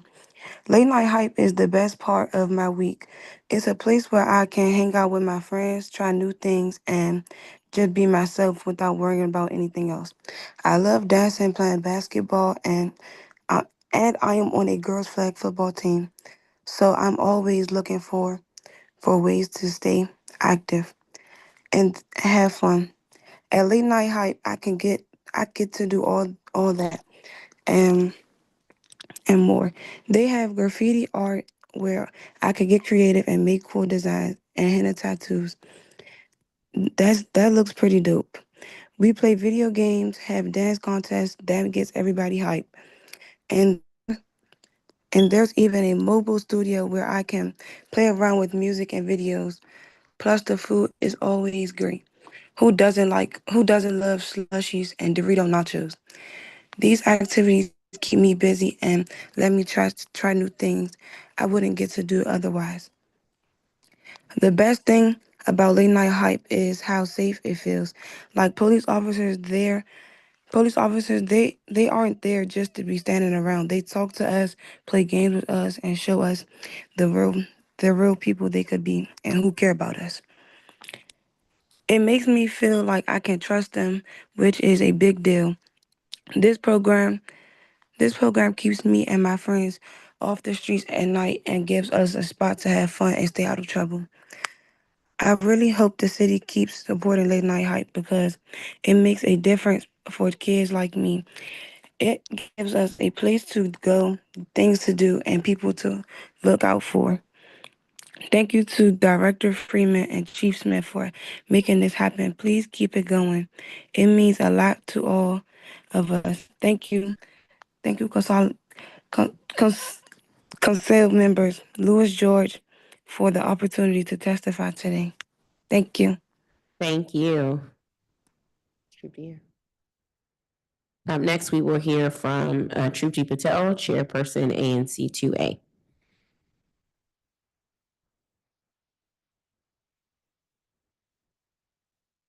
Good afternoon, Chairperson Lewis. My name is Trupti Patel. I am a fourth term ANC Commissioner here in ANC 2A, and I'm also the Chairperson of ANC 2A. So thank you for hosting this hearing so that my comments can be entered into the record. As you know, I testified before you earlier this year in your performance oversight hearing about this agency in regards to the 26th and I Street Park. Sorry, it's 26. It's called the 26th and I Street Park, but it's located at 26th and K.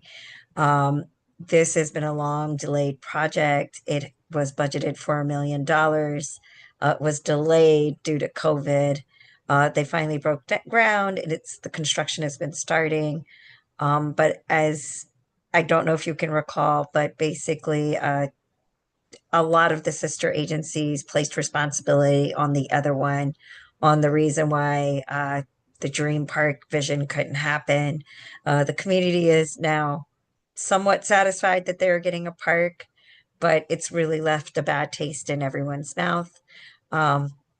When DPR announced that they were going to go ahead and continue with the project, they said we were lucky to have one, considering that they were still able to do the project within the budget of $1 million, even though the contractor previously hired for the project spent some of those $1 million funds, but to date, no one has told us how much of those funds were used. And so my budget ask with you is that if it is possible, we would like to have whatever that missing funding is be reallocated back into this project or into another project that DPR has purview over in ANC 2A. I still have not received a response from Director Freeman on all the reasons why we got to where we were. We still don't know how much of those missing funds were spent. So if you could, with your assistance, if you could get those responses to ANC2A and to the community, it would be greatly appreciated. And that's all I have for you today. Oh, and just want to say thank you for myself and behalf of all the tipped workers in the District of Columbia for standing with us and voting against the pause. We love you and we will always have your back. Thank you. Thank you. Thank you. Next, we will hear from Ashley Ruff, Commissioner of 7F02.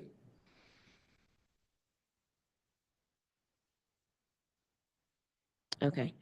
Mark Friend, Commissioner ANC 7D06. Thank you so much. Can you hear me okay? Oh, yep, can. Perfect. Thank you, Chair Lewis George and other members of the committee. My name is Mark Friend. I'm the Commissioner for ANC 7D06, the wonderful Rosedale community. I'm here to talk about the Rosedale Recreation Center. First, I want to start by saying that the staff and the volunteers at Rosedale are some of the best humans in the whole world, working hard to provide high-quality services in tough situations and limited resources. I want to start by urging the council to fund the full-time employees, the FTEs, as required. I constantly hear how if we just had more staff, we could be providing more services. At the end of the day, it's the people who make it possible and help relieve the pressure of all the volunteers.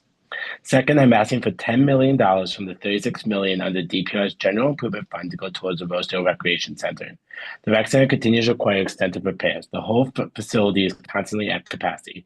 We requested $10 million for repairs, including but not limited to fixing the leaking roof, fixing and replacing the playground equipment that's become dangerous, new seating and landscaping for the field, which are broken, fixing the press box, which is currently not ADA compliant, setting up the computer lab, redoing the senior room with new equipment, the new storage area, smart board for the multipurpose room, a working scoreboard, and the new hoops in the gym, fixing the entryways and creating an emergency exit in the gym, extending the gym to the outdoor spaces with the new equipment. The community is advocating for the construction of this to happen the same time the Rosedale Rec Center is at the same time that the new library will be built to minimize disruption. Third, I'm urgently asking for DGS to work with DPR to fix the lights on the football field that have been broken for months. This is a public safety concern, leaving a large field dark at night in a situation that's just waiting to happen. Fourth, we are grateful to the mayor for the $683,000 additional funds for the construction of the Rosedale Library and look for the Rosedale pool. For the pool, and we look forward to seeing the new design following the community input, and can't wait to dive in with you, council member, at the next spring. Finally, I just want to emphasize, as we discuss public safety in our community, we cannot separate the need for more youth activities. We need to be giving our youth the opportunities and the activities so that they have a safe and wonderful environment to work in. Thank you for your time and consideration. Thank you. Next, we will hear from Katrina Owens. Thank you, council member. My name is Katrina Owens. I'm the executive director at DC Scores. I'm a resident of Ward 4, and I've been working with DC Scores as a teacher, coach, and on staff since 2002.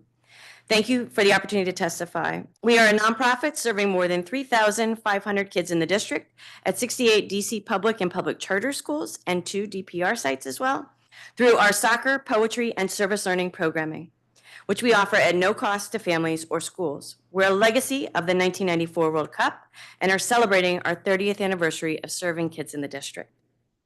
We would like to thank Mayor Bowser for the continued investment in OST and the FY26 budget and in our youth through investment in the Department of Parks and Rec. Over our 30-year history, we've had consistent partnership with DPR in lots of different ways. Thank you to Director Freeman, who is always looking for new ways to partner and positively impact young people across our city. The DPR permitting process ensures that we're able to consistently access high-quality fields at the schools and neighborhoods where our participants live and access our programming. Additionally, we partner to run leagues or Saturday programming to ensure more kids in 1st and 2nd grade can engage in our Junior Scores program. Over the last couple of years, the ability to apply for grant funding directly from DPR has been critical for us to meet the demand for our programming.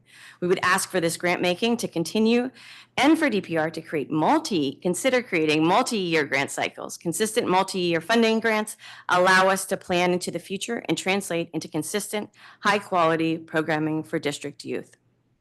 As you know, OST programs are more than a stopgap for unsupervised hours. They're a powerful, proactive investment in a child's life. And OST programs have a measurable impact on their physical health, academic success, and overall well-being. Programs like ours are not only filling a critical gap in youth development, but are doing so by leveraging community, fostering mentorship, and offering a sanctuary from growing risks that many of our young people face. After school time is when students are most vulnerable to crime and other negative influences, and programs like ours play an essential role in offering a safe, structured, and joyful alternative. To demonstrate the power of strong partnerships like DC Scores and DPR, I'd like to share a poem written and performed by Princess, a poet athlete at Whittier Elementary School. They practice on the Tacoma rec field. Her poem is entitled, If I Could Hold You One Last Time. If I could hold you one last time, I'd stop the clock, I'd steal the chime. I'd breathe you in, I'd say your name, and pray that nothing feels the same. Your laughter rings in the air, a ghost of joy no longer there. Your footsteps echo down the hall, yet no one's there to even walk at all. The chair you sat in still and bare, the scent of you still hanging there. A photograph, your frozen face, a love that time could never erase. I reach for you in the midnight's haze, but touch the dark, an empty space. Thank you. Thank you. Is listening here.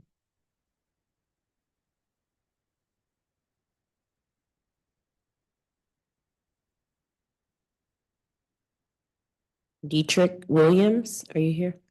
Oh, hi, Dietrich. Good.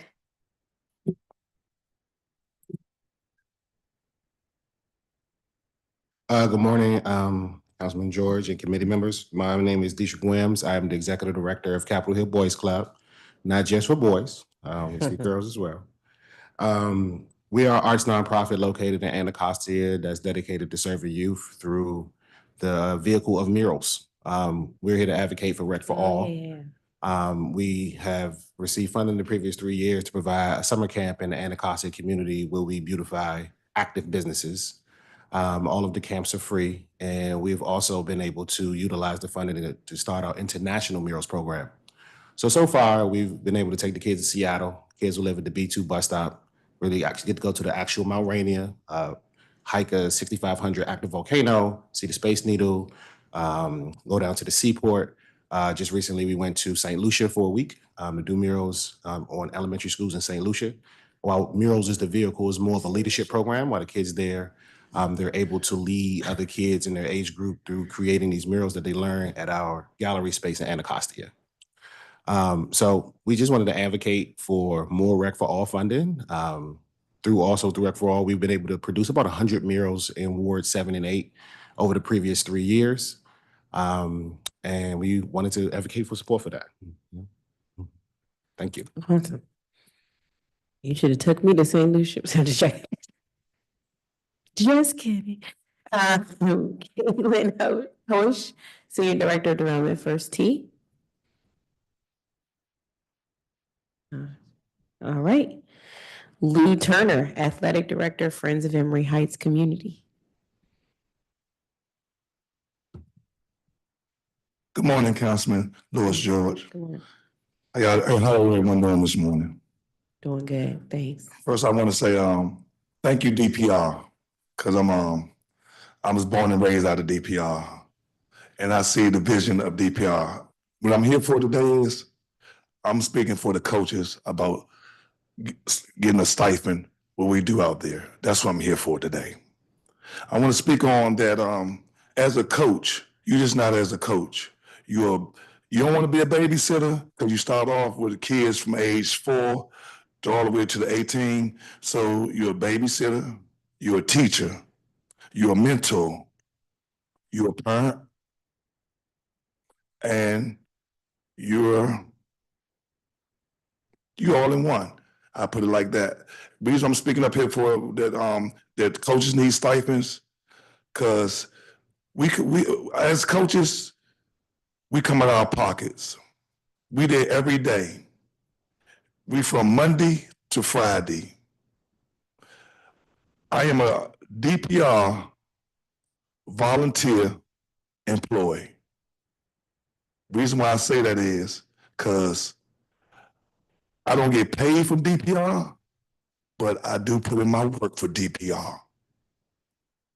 If the staff is short at DPR, that's why we volunteer to step in to fill that gap. So we there. We there every day. We there to help the community out, whatever they need, whatever the kids need. We're there. We go in our pockets. Just yesterday we just paid 3 kids team fee because we know the parents didn't have it. So as a coach as you be out there coaching from get on the field from 4 o'clock. You don't get home. You go if you have a job, you go to work 8 hours. After that, you come home. You don't go home. You go straight to whatever rec center you're going to, and you're on the field from 4 o'clock. You don't leave that field. Practice might be over 8:30, but you ain't leaving till 9 o'clock because you're gonna be talking to parents. By the time you get home, you ain't giving your family but at least 1 or 2 hours. So you're really not spending much time with your family taken away. That's detrimental too, because as coaching, that could break up your home too. So here, if we are here and we're giving all this time, we should at least get a stipend too. And I think I wish every coach was here to fill this room up, because this whole room needs to be filled up, because some coaches don't have jobs and they have a little money, they still will go out and put that time in and give back to the community. I have a lot to say, but I just want to stick on of coaches getting a stipend. High school coaches get a stipend, but youth coaches put in more work. And the reason why I say that is because we're there every day. We're there every day with different age group. We just don't do, in my, where I'm at the Emory Heights Community Center, if you do football, you're going into basketball. At the basketball, you're going into baseball. Baseball is, you're going into other little sports we have, because we ain't just sports here. We have other little things, programs at the center too. But my thing with this here is we're putting in that work. And everyone knows in the city that they see how this youth program is. They see the DPR youth program, I just call it Saturday football. Because Saturday football, as you see out there, you see all those kids out there, all those coaches out there, everyone doing their job. And this year, as the coaches, Director Thieme Freeman is holding every coach accountable for being on that field. Because as we be on that field, we are leaders. And we should be paying more money to security if we're out there just having fun and coaching and teaching those kids. So thing is, thank you, Thieme Freeman, for signing that. And all coaches come as we come together, as we come together, we can stop some of this violence too. Because what we had was, what DPR had was going on, we was gonna use Camp Riverview as a place where we could take the teams and they was gonna bring them all down to the camp where all the kids could meet each other and interact with each other. So if all the kids interact with each other and meeting each other, how could they beef with each other? That's why I tell every organization is, stop pushing, saying, oh, that's they trash. No, we all together. Because our mission is to get these kids to the next level. And I'm gonna stick to that is because I could go more. If you want to ask me questions to go more, I go more. But I want to stick on that all coaches, we need stipend for these coaches. Yeah. Thank you. Thank you. King Watts, coach, Emory Heights. Good morning. I am a volunteer coach at Emory Heights, and I coach all the sports. I coach baseball, basketball, football. So it's a year-round thing for us. But my concern is keeping a level of information current that we're teaching the kids. And my suggestion is the stipend that he's speaking of could be used for the kids that's been through the program that come back, and say they've been to school or they come back home and they're in the process of searching for a job. While they're in between jobs, they come up and assist with the programs that they were involved in when they left. And a lot of them do come back now, but I think it would be a better incentive if they knew they would get something in between jobs or in between the job search. I think that would help out a lot. They're already around the kids, and as I know, I'm older. The younger voices hear the younger voices. So if their minds are right, they just came home from college or whatever they went to get into and come back home, they had the kids' ear. And they're not involved in anything crazy. They just went away to school or completed a program, and they've got a lot of training. Because a lot of times we are, as coaches, have to deal with a lot of personal things with the kids and the parents. And I think that if we have a group of us, a lot of us are educated, a lot of us are not, but a group of us come together and talk to our kids and show them what we've been through and give them examples of life and life skills, I think that would be a lot beneficial for them. And I think a stipend would encourage that activity to keep going.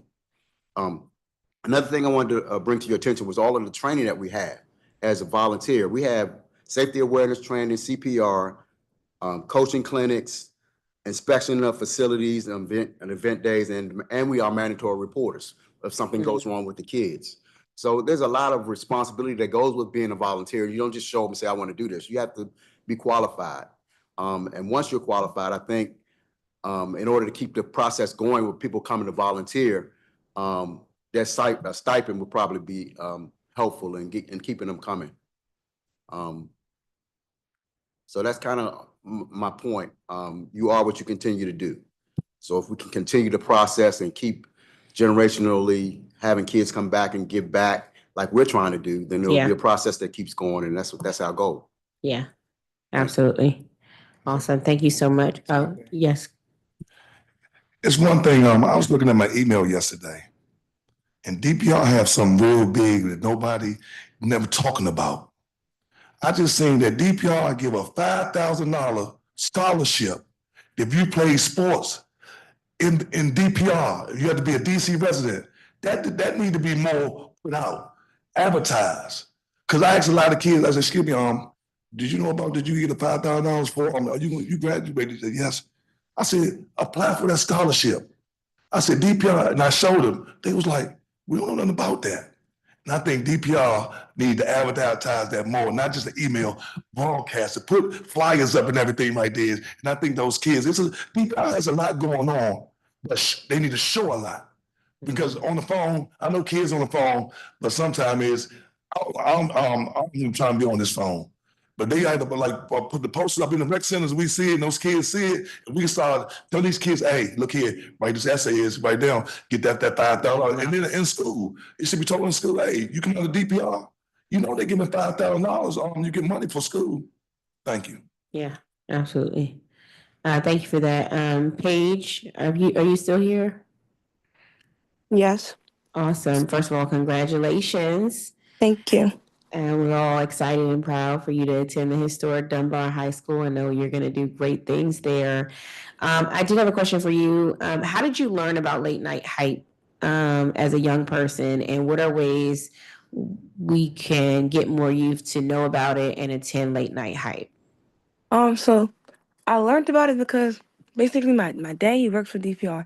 So he was just telling me about it, and I was like, oh, okay, I'm gonna go. And that's how it all started. I just started going. Yeah. What are some ways if we wanted to get some more youth from your school, from other high schools? Because, I was at Roosevelt the other day, and I was like, and they were like, we don't got nothing. I was like, we just had a late night hype at the Emory the other week, and they was like, oh, we didn't know about it. So how do we get to you all the information about late night hype? Like where would you see it at? How would you learn it? Like what can we do to better get more young people to know about it so we can get more of you all to attend? I would say email all the DC schools, like send them the flyers so they can put them around the school. Or like make the flyer more noticeable on Instagram too. Because it's like you gotta find, like when I found about this one on Sunday, I had to go on DPR to find it. Yeah. Okay. Awesome. Well, thank you so much for that feedback. And we really appreciate it. Glad you enjoy it. And hopefully we can get more young people, and you'll get some of your classmates from Dunbar, your new classmates from Dunbar to attend as well.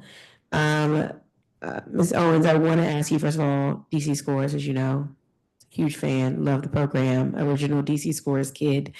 As old as the program is, means it's as old as I am, so it's wonderful to come full circle there. Wanted to ask about sort of the permitting process. Do you all go through that process with DPR, and how is that process, and how do you all work through that process? Is there any ways we can improve? And then as far as grant funding, do you all have multi-year grants, or are grants year by year? So the permitting process, I mean, over the last, 12, 15 years, DPR has made significant improvements to the permitting process, made it easier to access, and certainly prioritized permits for young people in their neighborhood, and especially with school fields that are connected, like a Raymond field that's connected to the school. Yeah. So ensuring that kids that live in the neighborhood have access to the fields until 6 o'clock has been really helpful. We apply through the normal process. We apply for 828 permits. We're applying for this year. So it's significant for us to be able to have safe places for kids to be able to play. It's important. Awesome. But they've been a great partner, and the permits office is very helpful and is always ready to meet with our staff. Got it. The funding is right now is year by year, and it's significant. I mean, it's really helpful. From $50,000 to $100,000. But I know it probably would be a big leap to go to multi-funding, but it would be helpful to know that and to be able to plan for that amount of money if we had multi-year grants. So it's something to consider. Other agencies do that, and maybe DPR could adapt that as well. Awesome. And Dietrich, I had basically the same questions for you. How's your experience in sort of with sort of, are there multi-year grants, or is it year by year grant? And then also, how do you all go about getting the permits to do the murals across the board, and what that process is like, and any improvements that can be made? The grants are year by year currently. Okay. I agree with Director from DC Schools. It would greatly help us as we look to go to different countries twice a year, every year. We don't do permits. Oh, you don't need them? We don't follow through that process. So a lot of the murals we install are on public businesses or residential buildings. So those are relationships that we build with those folks in the community. Okay. And all the 100 murals you've done, those are majority in Ward 7 and 8? Yep. Okay. Is there room for expansion? Yes. We were trying to expand our summer camp. Our summer camp fills up in about 25 minutes. Wow. And so we were trying to expand it to teens this year. We were hoping that the Catch and Rec Center that's getting ready to open up, we're right around the corner from that, but it is not going to open till the fall. So next year we're looking to hopefully be able to expand our summer camp to teens into that space. Wonderful. Okay. Thank you for that. Coach Lou, want to come to you. First of all, thank you for all that you do for the Emory community, for all the young people in the community, for all the seniors in the community, literally everyone, right? Wanted to ask you sort of, we talked about having stipends for coaches. What would that do for sort of for coaches to at least have a stipend? It would be a big help. It'll be a big help because it's with the work they put in. Some of them really don't have jobs. Someone just volunteer, they just want to just give back and volunteer. They don't really have jobs right there. And it was sometimes it's like we get money and stuff like that. Me and my partner, the president, we just write a little check and just give to some of the coaches I have, if we have it right there. And if I do fundraisers, I sell my fish, and I see them coaches don't have, I might, just slide them, give them something, because I know what they put in. Because they go in their park, they might have if they have $50 in their park and the kid come up to them, they at least give them $20, $25 of that money, So, and I've been doing it for so long, and I'm like, one time I thought I was going broke because you had to buy football pants, you got to buy helmets, you got to buy mouthpieces, you got to buy you got to pay you got to even put your money in for kids' team fee. So you coming out your pocket, you spending more than what's coming in. Yeah. And I was like, hey, if we could do more to have fundraise, fundraise ain't gonna bring so much money, but it's just a little bit, it will help. Yeah. And that's why I say, look, I wish all these coaches was here just because to speak on their own and see what they went through. I know what I go through, and then I know it's hard, and I know what they go through. And I'm just like, yesterday we just sit there talking like, hey, man, we getting old. We getting older, so I'm telling the younger group that play with me, They want to hear you, like Coach King said, they want to hear your voice. If not be on the field, I know my voice is all the kids going to adapt to me. So I got to step away and let the other coaches talk and let them earn theirs. Let them earn theirs, and they doing a great job with it. Because you got to look at it. They're not just doing football. King coming off, he retired. He coming off now. He's doing. I'm working him more than he work his football job. It's your second career. You know, he on his second career. Yeah. You know, and I'm like, oh, and I can't give him nothing. All I can do is give him a hug. That's it. And tell him thank you. I really appreciate, that you came back and volunteered your service. Yeah. Thank you. And I just was getting more that football field. I was going to ask you, but I'm going to King first. Sort of, this is something you guys overwhelmingly, having a stipend for coaches across the different. Because I know you got cheerleading at Emory, you got all so many different programs, basketball. So you are representing coaches across a broad spectrum of DPR. What would be an adequate stipend for you all? Oh, I'm gonna give you a number. Sit down because know what it is. It's about your performance. Okay. Everybody's not gonna get what everybody gets. You see what I'm saying? Because some people just want to come over. Now is, they pay. I want to coach. No, you're not. Oh, yeah. Okay. Oh, no, I'm not doing that. I'm gonna do like the director do. We signed a no tolerance agreement. Yeah. Yes. I make a suggestion. Yes. All of the DPR rec centers have someone in charge of baseball, someone in charge of football, someone in charge of basketball. They could control who gets the stipends and to what level they get the stipends. Yeah.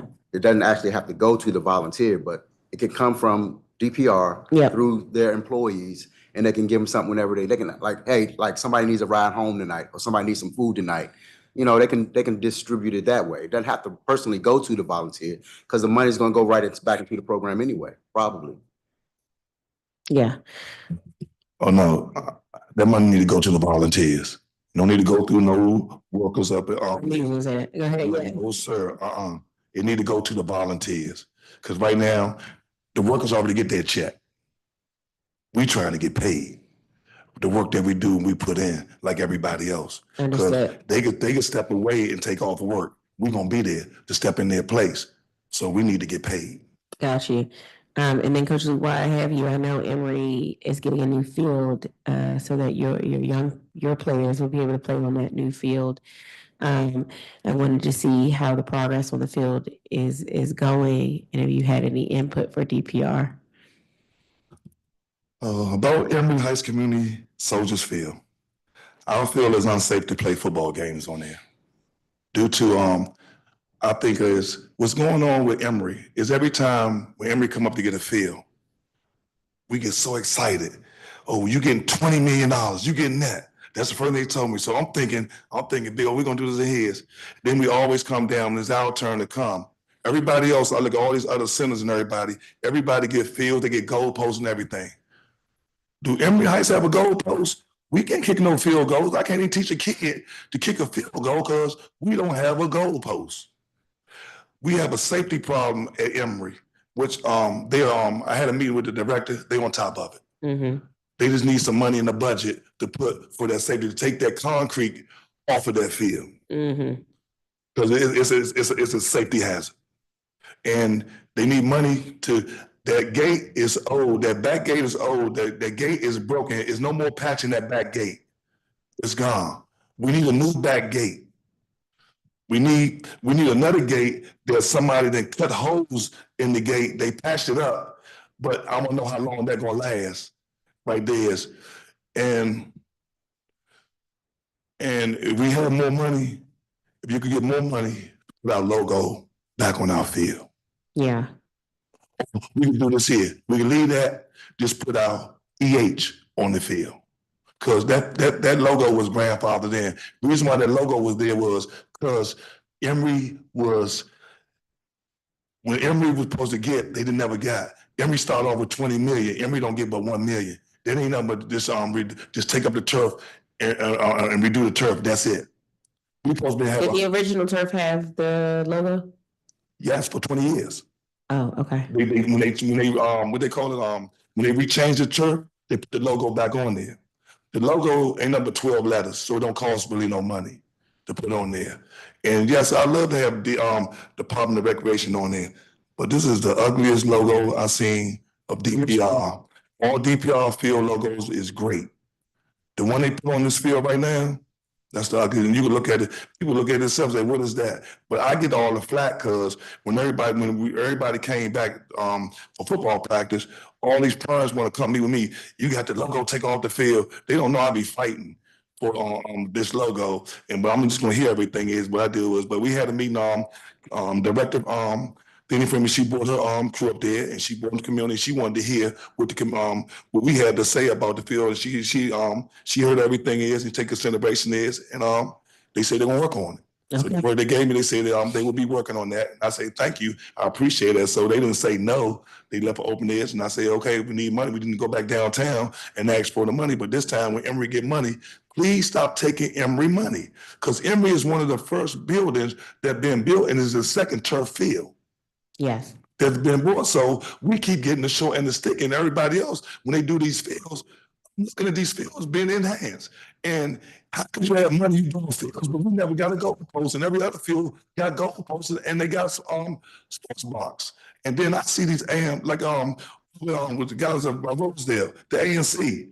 I haven't seen the ANC around our way. I wish the ANC could speak up for us, so they had to hear Coach Lou mouth. The ANC should be talking that for the community. But since the ANC ain't talking, I'm a community activist. That's why y'all hear Coach Lou talking. Somebody got to fight. So I was born and raised in Emory Heights. And that's what stand is. Together we stand, divided we fall. Absolutely. Thank you. Thank you. And then Commissioner Friend, thank you for testifying. We actually were just at Rosedale a couple of weeks ago when we were doing our pools and spray park tours. So we got to see the pool and the area in the library. That was actually the first time I ever went into that library and actually saw it. I thought it was a wonderful co-location. And so I look forward to just following up with DPR on the project. I can't promise I'm jumping in the pool with you. It depends on what the degrees is outside. I'm trying to get pneumonia, like my grandma would say. So, but I will follow up with you. Thank you for your testimony and for being an ANC commissioner who is here advocating for your community. So we'll take a look at some of the items and go through with DPR and DGS and see how we can get those addressed as quickly as possible. Thank you so much. Awesome. I appreciate it. Thank you. We're going to move to our last and final panel. Courtney Grant, President of Carolina Canyon. Kunta Bedney, Representative of Eastern Atlantic States Regional Council of Carpenters. William Shelton, a Safer Ward 2 and a Safer Ward 5 Project Director. Eric Engel, Executive Director, DC Greens. Max Broad, Executive Director, DC Veg Week. Sophie Cazares, DC Veg Week. And Tisha Cockrell, President of Friends of Riggs LaSalle Recreation Center. If there's anybody else who is here who wants to testify, let us know. You can join us here. Thank you. Thank you. Yep, come on up. And if you're online and you are an additional witness who wants to testify, please raise your hand now and let my team know so that we can include you for this final panel.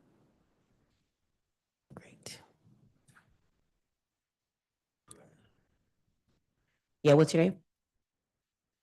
Raji? Franklin? Rankin.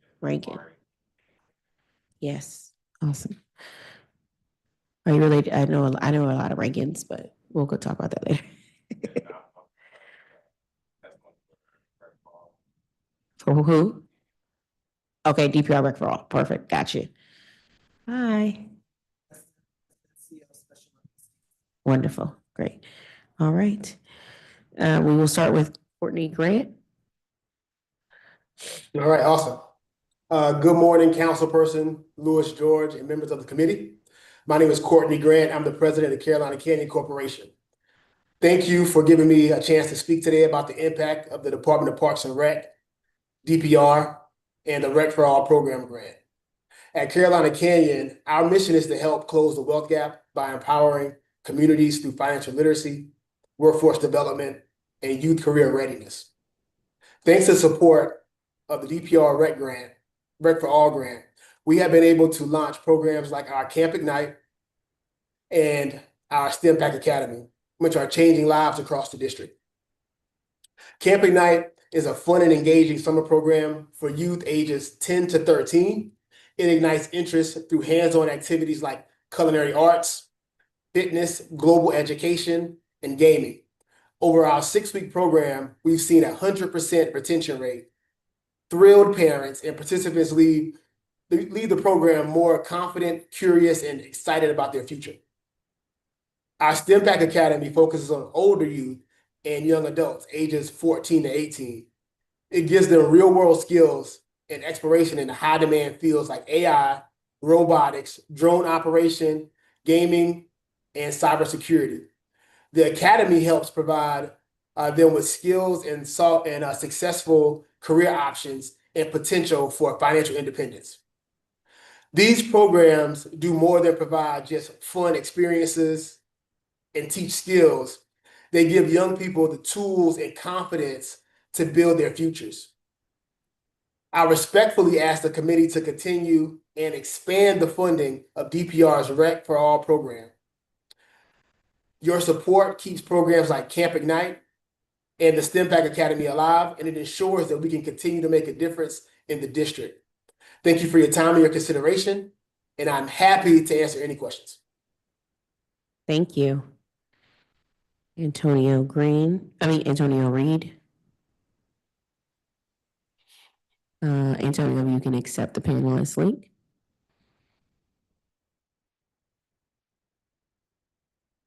All right, I see you. You can unmute and begin your testimony.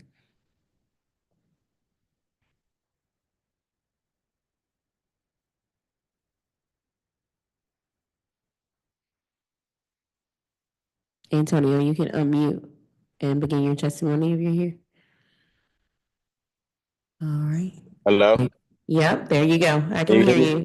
Yep. Okay, how y'all doing today? My name is Antonio Reed, and my concern is about the Youth Female Athletic Organization. I have 2 daughters a part of the DPR Elite Starlets program under the oversee of Coach Kiana and the other cheer coaches with the team. I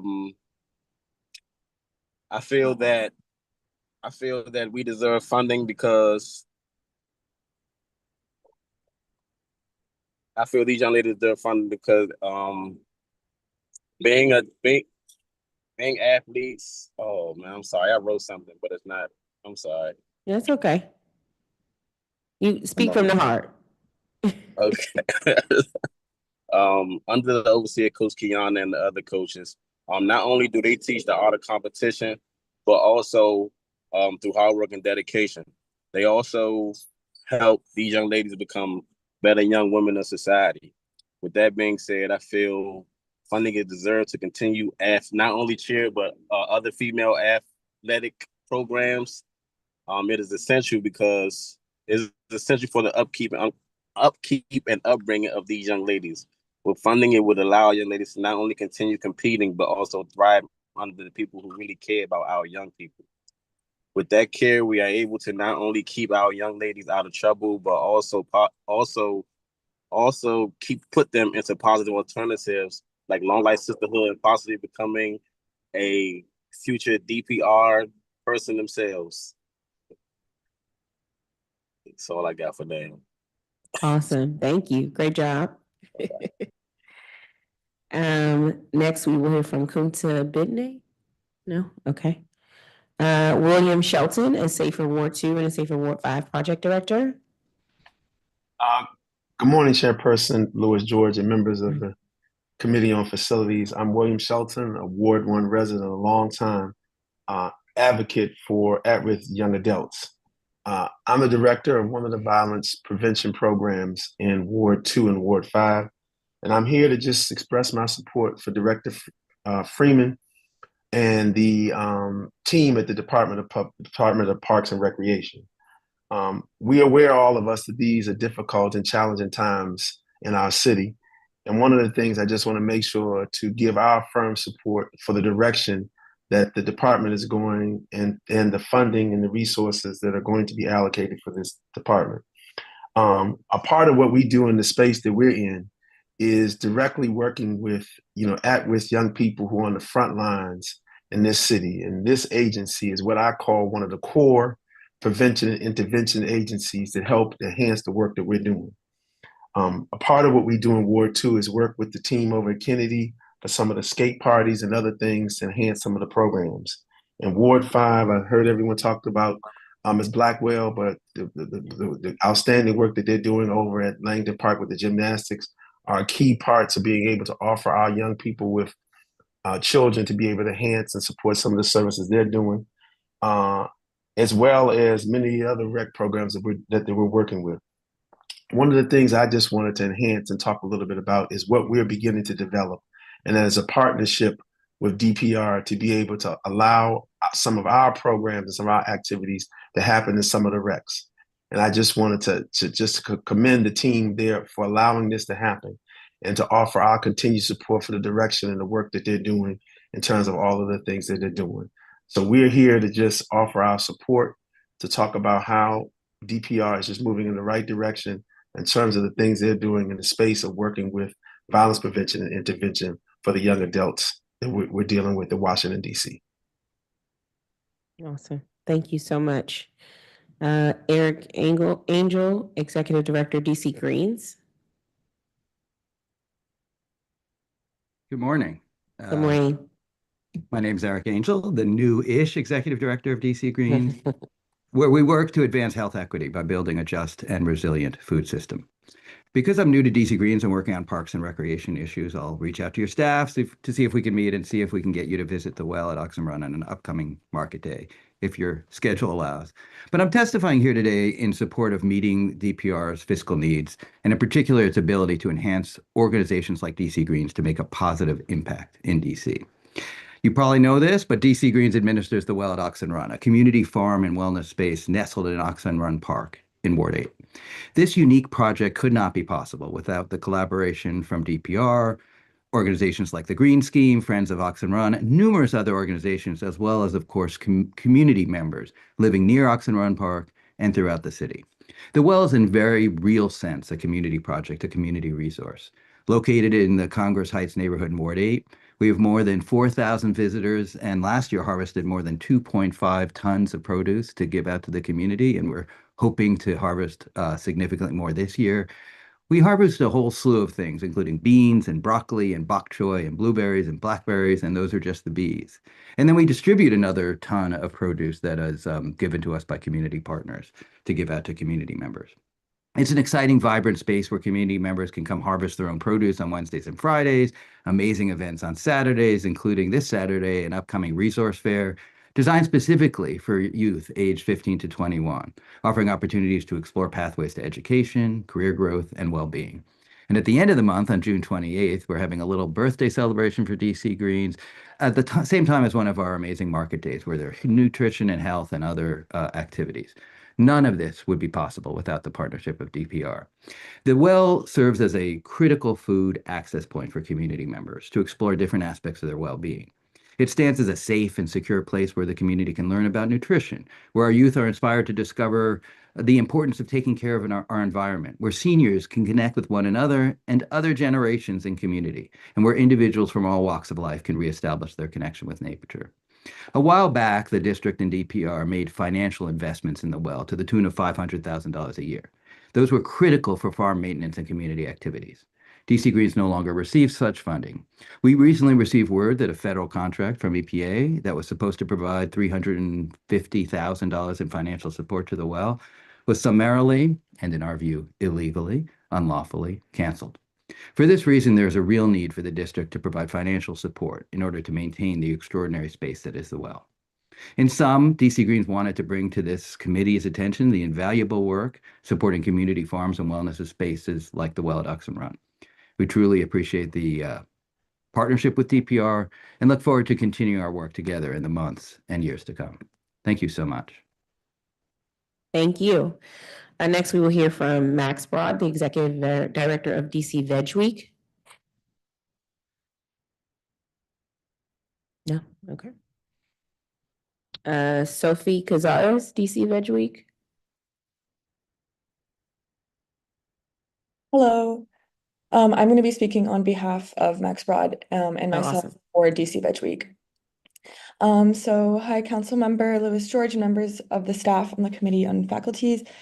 My name is Sophie Cazares, and I'm the community organizer for DC Veg Week, a nonprofit focused on plant-based nutrition and the veg-forward economy in the nation's capital. The Green Food Purchasing Act of 2021 pertains to agencies that procure over $10,000 worth of food, a total of 7 in the district, and schedules them to reduce food-related carbon emissions at this rate. For fiscal year 2025, that would be a 10% reduction, in 2027, an 18% reduction, and in 2030, a 25% reduction. It has come to our attention that DPR cookouts are a large source of greenhouse gas emissions from the district's food purchasing. We ask if DPR can take measures to reduce the carbon pollution associated with the food served at these events and increase the amount of plant-forward nutrition provided to the city's youth in attendance. Some ideas include piloting low-carbon menus with popular plant-based items like veggie sliders, grilled corn, or baked beans. Simply increasing the amount of plant-based foods served can increase carbon savings while preserving the foods that people are comfortable with. Small changes can make a big difference, such as offering meatless mains by default and using these events as educational opportunities for youth and families. We also have a few clarifying questions about these events. How often do DPR cookouts take place? What is the typical environment? Are these grab-and-go meals or more relaxed gatherings where people socialize? In the spirit of community collaboration, these factors influence the kind of recommendations we can provide to ensure these events better align with the Green Food Purchasing Program. Other district agencies are already modeling this shift. The Department of Youth and Rehabilitation Services is trailing plant-based by default, an unassuming yet transformative approach where plant-based meals are the default offering, with conventional meals available upon request. Similarly, the Department of Corrections and DC Public Schools have used taste tests, culinary training, and cooking classes to get feedback and build buy-in for climate-friendly meals among the communities they serve. This shift towards plant-forward food not only benefits the climate, it also impacts public health. Diabetes, cancer, heart disease are the biggest killers in DC, and they are all linked to unhealthy diets high in processed foods, red meat, sugar, and cholesterol. Diets that increase our plant-based protein and fiber intake are fundamental strategies for improving our health. With climate change, people's lives are on the line. With public health, people's lives are on the line. The Green Food Purchasing Act gives us a real opportunity to make meaningful change. I urge DPR to take swift action in collaboration with DOEE and community partners to shape a food system that serves our residents and our planet, starting with the food we serve at our community events. Thank you. Thank you. Tisha Cockrell, President of the Friends of Riggs LaSalle Recreation Center. Hello and good afternoon, hello, Chair and Councilmember Janeese Lewis George. My name is Tisha Cockrell, and I am the president of the Friends of Riggs LaSalle Recreation Center.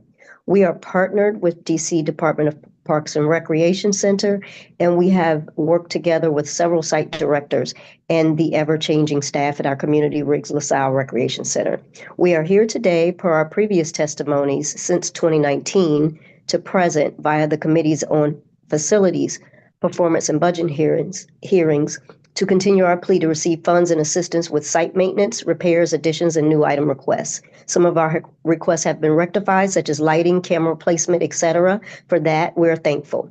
However, many items remain pending and or incomplete. There are plenty of new issues I'm going to reiterate, such as extreme turnover of leadership and staff, unmotivated workers, unempowered workers, misinformed workers, and agencies, miscommunication between departments, etc., with our Riggs LaSalle Community Center. So I'm going to go over a few issues that we have. I'm not going to complete the full list. I would please encourage folks there and your staff to read the written testimony that I submitted. So we have been informed via DPR's Wards 3 and 4 virtual meetings that a new field is listed as part of the budgeted items in DPR's fiscal 24 and 25 Ready to Play plan. We've reached out to Brent Cisco via email for more information, particularly concerning a walking track around the proposed new field. We also have an issue with enhanced security with the outdoor restrooms. Did we replace doors that don't lock or have bathrooms that are locked and now out of use of the public. We just need clarity regarding that. The outside 2 restroom locks are broken, and a ticket was submitted in October 2023. DGS says only 1 has been completed. Let's see, the outdoor splash park. It's in progress. It's always a series of ongoing issues such as water pressure. It's in and out of service. So we would like to know if that will be serviced or replaced. We also heard from Brent Cisco about the sunshade for the new playground, but we need clarity regarding the start of installation. It's starting to be summer and we have not heard about that. Indoor recreation center issues, replacement or repair the exterior entrance door on Nicholson Street Northeast. That door is also not ADA compliant. We've had this discussion before, and there's currently not any information going forward on whether or not we will be able to get that door ADA compliant in the future. Of course, the gym roof is currently being repaired. It's been leaking since 2008. We appreciate that. We would just like to be notified during the stages of repair to completion. There's also a bid, I believe, to replace the HVAC system with a new system. We've been informed that this is also supposed to take place along with the roof repair, but we are waiting for more information. We're waiting to have the building interior repainted. A ticket has been submitted, but we don't know if this is in progress. Also, was a request for a mural in the lobby, unknown status regarding that. We would like repair and replace the windows in the multipurpose room. New fitness equipment for the weight room. Is this in progress? New ping pong and pool tables. The ping pong and pool tables were removed. We have not seen any replacements. We also participated in a walkthrough at our recreation center on August 2nd, 2024 with the Department of Parks and Recs and the Department of General Services. During the walk, there was discussion as to which team is responsible for each item. I'll just run through the DPR piece. The toilet paper in the restrooms do not fit the toilet paper dispensers. We were told DPR is responsible and would handle that. We were also told that there were no wipes in the exercise room and have not been any wipes since 2023. Again, DPR was said to be responsible for that. The exercise room has several issues. The treadmill is not working, needs to be repaired. There's need a complete new set of dumbbells and medicine balls. The equipment is damaged, torn, etc. Let's see here. We also have the computer room has 7 computers and only 1 computer has been working.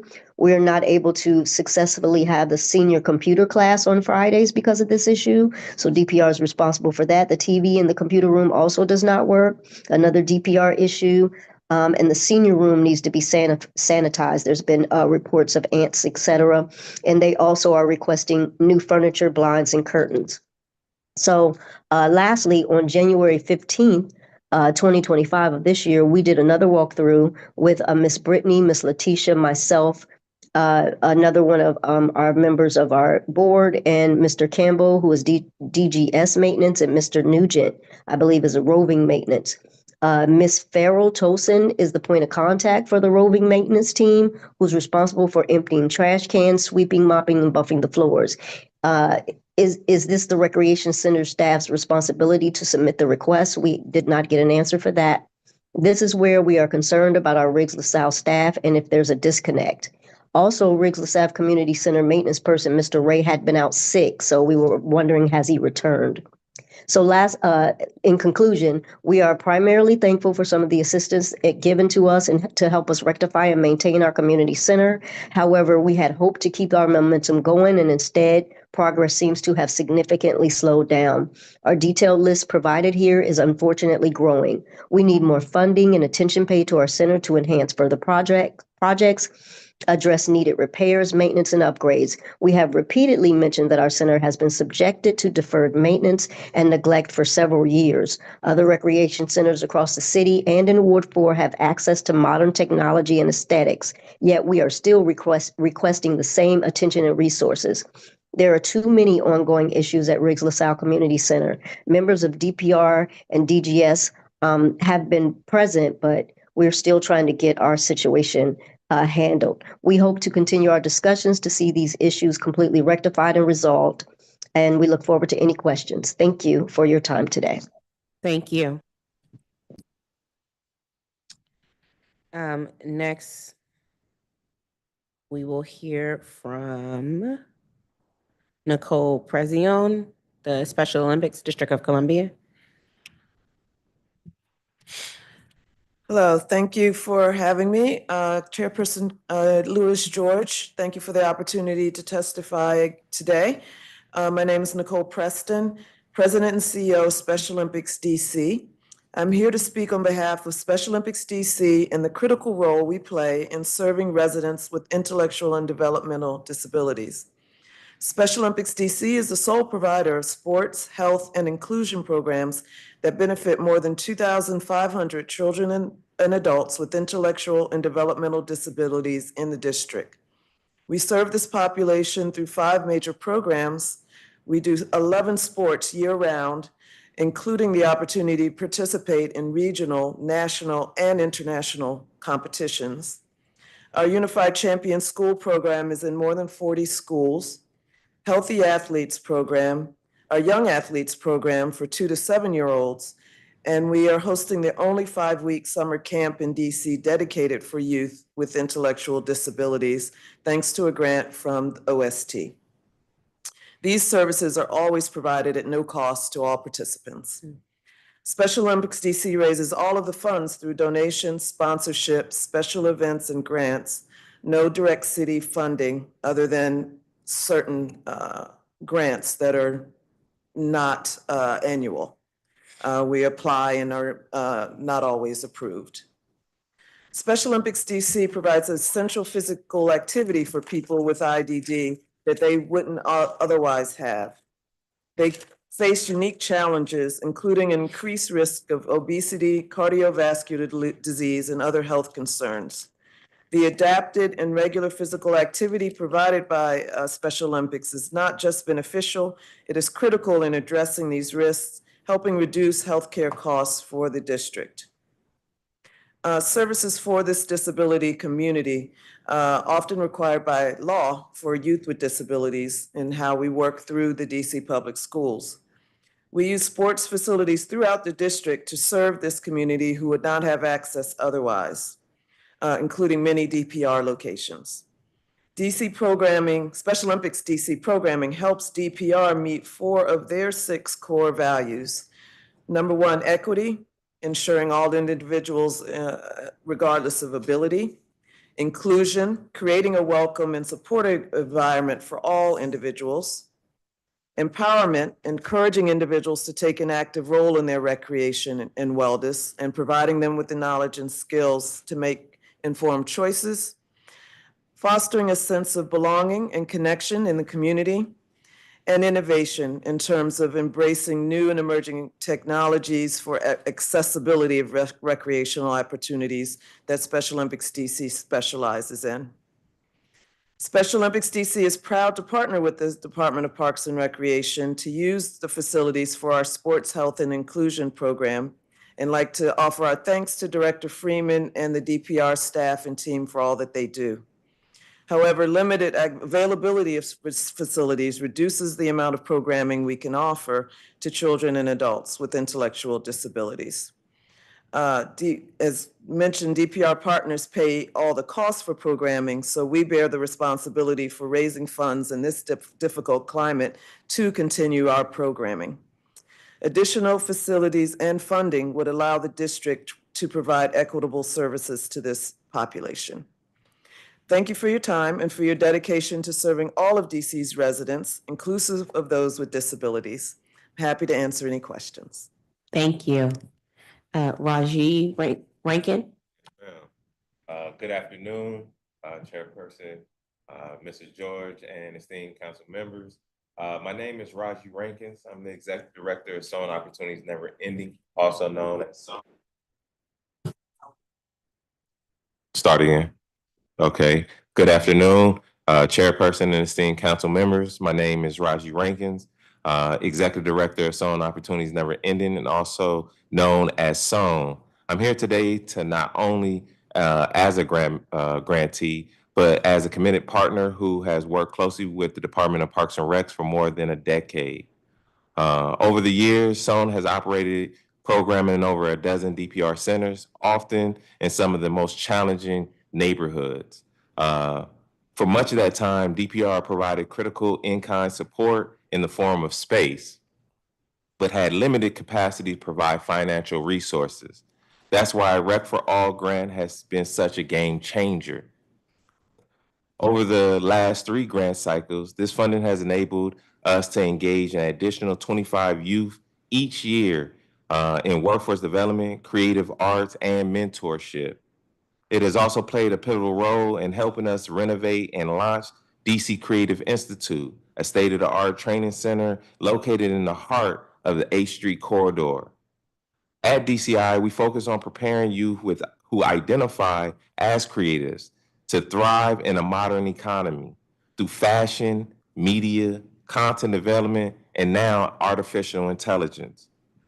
Through a new partnership with the Excalibur Group and DHS, we're currently employing 5 young people in our AI Workforce Training Certification Program, developing the skills they'll need to be productive, future-ready professionals. Beyond the funding itself, I want to recognize DPR leadership for designing a strategic model of partnership. Through the Rec for All initiative, DPR hasn't just funded programs. They've connected us to one another, offered youth development training, and empowered us to work hand in hand with center directors across the city. That kind of intentional leadership doesn't just support youth, it transforms ecosystems. I want to say thank you in advance for your continued interest to invest in this powerful work that DPR is doing in the Rec for All grant program. Thank you so much. We have one last witness. Please state your name for the record and press the button. There you go. Hi, my name is Gerson Ayala. Mi nombre es Gerson Alexander. Y ahora vengo, a hablar un poco de cómo me ha ayudado el programa del DPR, que es como vengo del programa de Change Your Minds con la señorita Karen, Ana Encarnación y Karen, y Miss Karen, que ellos vienen del Rap and Leader. Solo quería agradecer y dar mi opinión sobre cómo han sido estos programas. Para mí me han ayudado súper mucho esos programas, ya que me han ayudado a estar aquí hablando y me han estar ayudando a comunicarme. Por ejemplo, justo ayer tuve que dar un discurso que gracias a la ayuda de mi sana me ayudó mucho a hacerlo. Me salió súper bien y gracias a la ayuda de mi sana quiero agradecer por eso, ya que me ayudó a quitar la pena y el miedo que tenía. Este programa no solo para mí, sino para muchos jóvenes nos han ayudado bastante, ya que yo puedo ver y puedo observar en las acciones de cada estudiante cuando me lo encuentro en la calle, que son diferentes. Cada vez que ellos entran a un programa de esto, los ayuda mucho a cambiar no solo su forma de pensar, también de actuar. Y cómo con la ayuda de mis Ana y mis Karen, esto puede ser muy bien para nosotros, ya que nos ayuda mucho a dejar malas costumbres, a hacer buenas obras. Ya que cuando yo ingresé a este programa no me metía mucho a otros programas, pero cuando inicié me empecé a enrolar mucho a esto, me empezó a gustar mucho, a ayudar a quienes me ayudaron una vez, ya que este país me ha ayudado mucho. Y con este programa siento que estoy dando un poco de lo que puedo dar para regresar lo que me han dado, para toda la ayuda que ellos me han dado. Quiero agradecerles y quiero expresar lo que siento por este programa. En verdad, aunque yo ya terminé mis horas comunitarias, siento que seguiré yendo por todos los 3 años que me quedan, ya que siento que es el mejor programa que he conocido y siento que es un buen programa, no solo para mí, para más estudiantes. También Nos ayudan a enrolarnos, nos ayudan no solo a comunicarlas con más personas, nos ayudan a estar pendientes sobre todo lo que pasa a nuestro alrededor, a debatir sobre ello y nos ayuda mucho, mucho, mucho a unirlos como comunidad para enfrentar problemas y no solo dejarlos a un lado. Nos ayuda mucho para enfrentarlos cara a cara y solucionarlos, no solo ponerlos a un lado. Y con las oportunidades, la verdad que me ha ayudado mucho, me han dado muchas oportunidades. Primeramente, esta es una gran oportunidad de estar compartiendo lo que siento de este programa y lo que pienso de este programa. Y pues todas las oportunidades de comunicar, de unirme con más personas, de unirlos con más programas para compartir, pues me parece súper bien, me parece que es un gran esfuerzo que ellas dos están haciendo por nosotros, no solo ellas dos, también todo lo que es el programa del DPR. Muchas gracias. Gracias.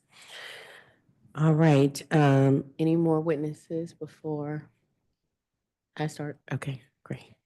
Thank you. Okay. Wanted to ask Mr. Grant, thank you for testifying regarding your important program your organization provides for our youth. I didn't know if I catch it. How many young people do you serve and across which wards? Thank you. So we're across all wards. The majority of our participants come from Ward 7 and 8. Okay. And we have a total of about 40 youth year over year. This is our second year working with the Rec for All grant. Got it. And for the Rec for All grants, are those multi-year or one, I guess, 1 year grants each time you apply? Yeah, they're 1 year Okay. grants. So we reapply year over year. A yearly, okay, over year. Okay, thank you. Thank you for the work you're doing with our young people. So much. We'd love for you to come by at some point this summer. Maybe we can work with your team to get you out to see some of the great work we're doing and some of the incredible things that the youth actually participate in. Yeah, let me try because they got me jacked up in this budget season, but I'm gonna try my best. All right. Thank you. Thank you so much. Mr. Shelton, can you speak a bit more? The program in your organization provides the young people in the district. We're the violence prevention and intervention services through the one's office. Okay. So part of what we do with, rec, just, some of our activities and programs. And one of the things that we really have been doing with rec is we have stakeholders who, of all of community-based organizations, ANCs, residents, some of our young people who are in the space, and also the team at the recs that we're also located near and around. And we're just trying to do a comprehensive kind of approach to prevention and intervention services. And, I just wanted to be able to come on to really highlight the fact that DPR has stepped up and been a part of it. In most of our cases, we're hosting the meetings there. In most of the cases, their staff is a part of it. And in a lot of spaces, our specialists are in and out of there working with young people and bringing young people in there to do things, using the basketball courts and other things in that space. So I just wanted to highlight what they're doing and important work that they're doing in the city and in the system that we work in.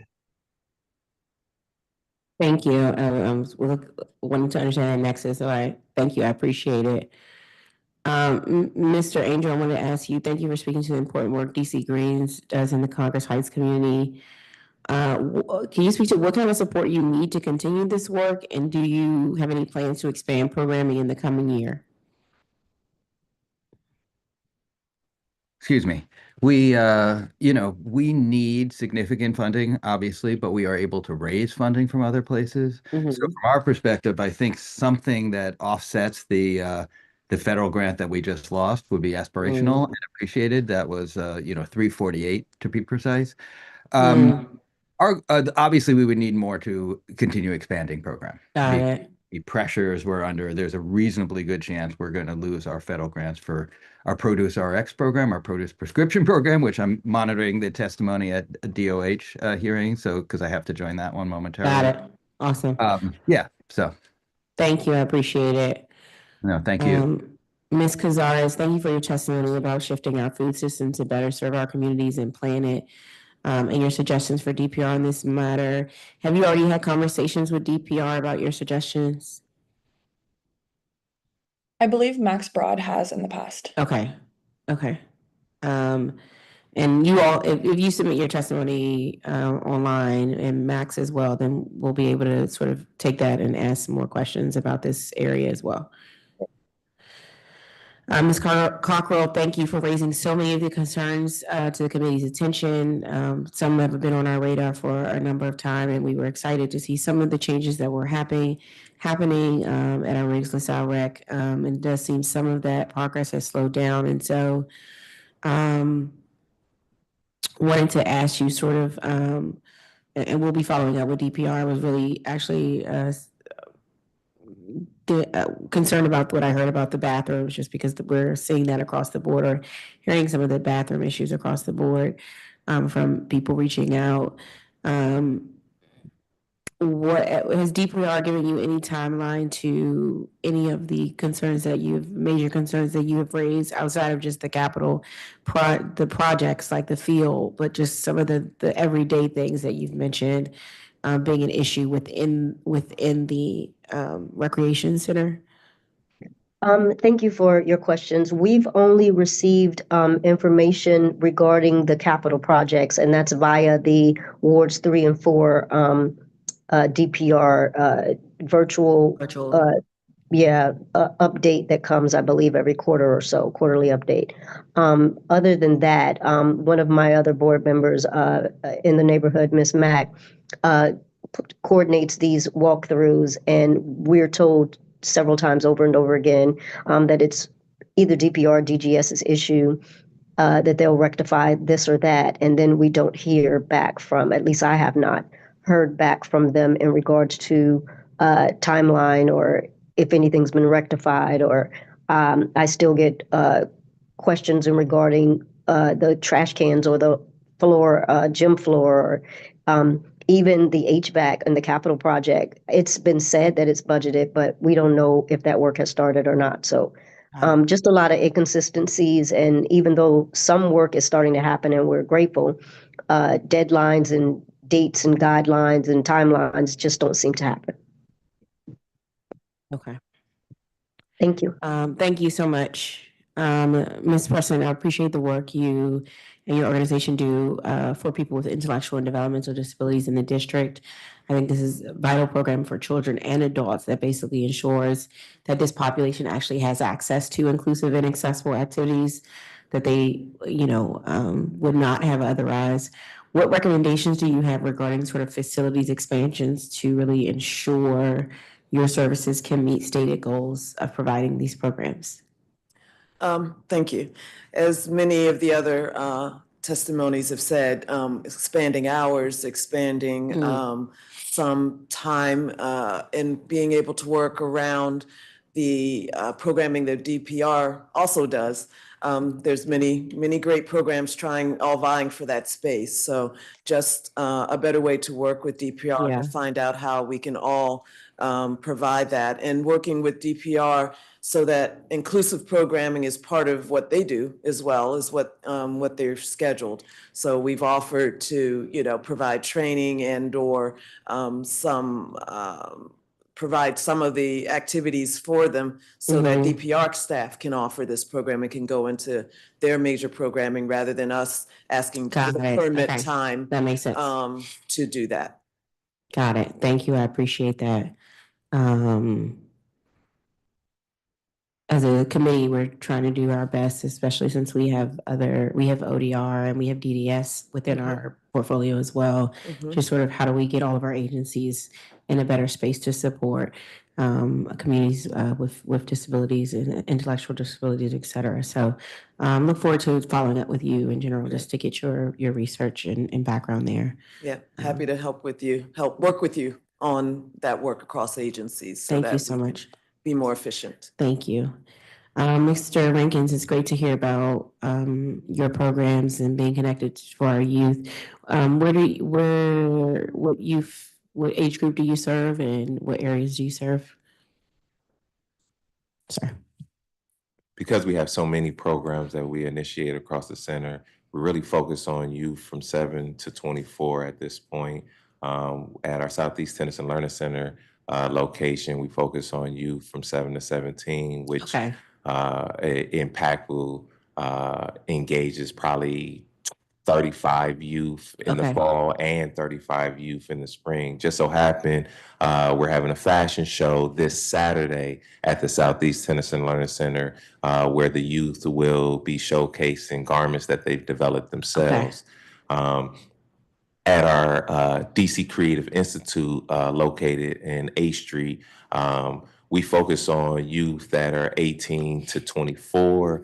A lot of times allowing some of our 16 to 17-year-olds that we kind of engage in our summer programming as well to have access to some of the resources and equipment that we have at the Institute. Overall, we kind of engage more than probably 250 youth annually over our multiple center locations, our programming locations. Awesome. Great. And then what partnerships have you done for your capacity and ability to provide your services? So just partnering, the uniqueness about being an organization in the District of Columbia and how funding is dispersed amongst agencies. Leveraging the district funding is ultimately being able to collaborate with not just government agencies, but also being able to collaborate with other community organizations as well as private businesses. And so that was something that I spoke about with us being able to collaborate with our private organization partner, the Excalibur Group, in the Department of Human Services, where we are providing the AI workforce training. And so at our capacity right now, it ultimately hinges down to how many collaborations we really can do so that we can truly leverage all of the funding that we are provided from the district. And that's what makes us successful. Got it. Awesome. Thank you so much for that. Señora Ayala, gracias por compartir tu experiencia con nosotros. ¿Qué programas han tenido mayor impacto para usted?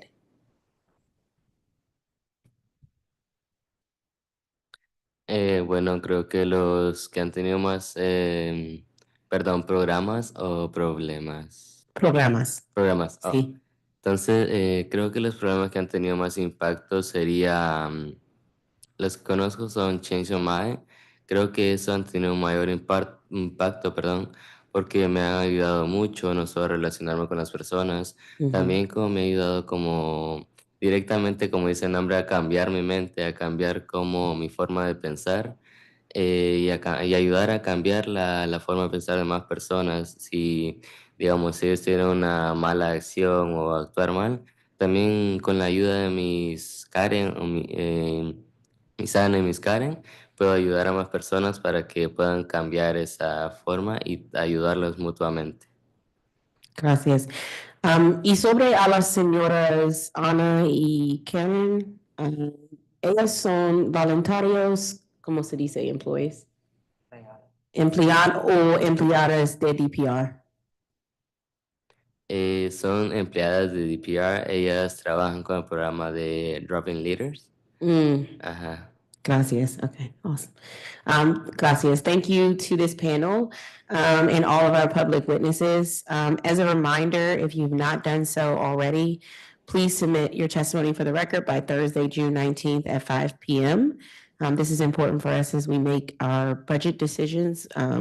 We will be this year it's important for us to really explain to the chairman why we made the budget decisions we made, any changes we made. And so having your testimony as that evidence is critical. So please do submit your testimony for the record to us as well. We will now take a 10-minute break, but before beginning with government witnesses.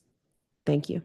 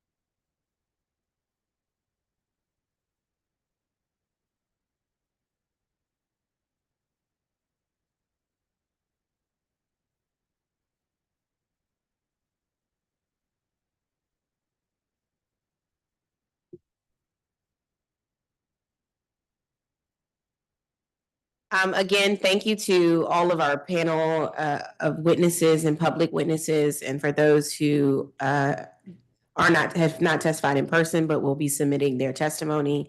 Again, emphasizing that the testimony for this record will be closed Thursday, June 19th at 5 p.m.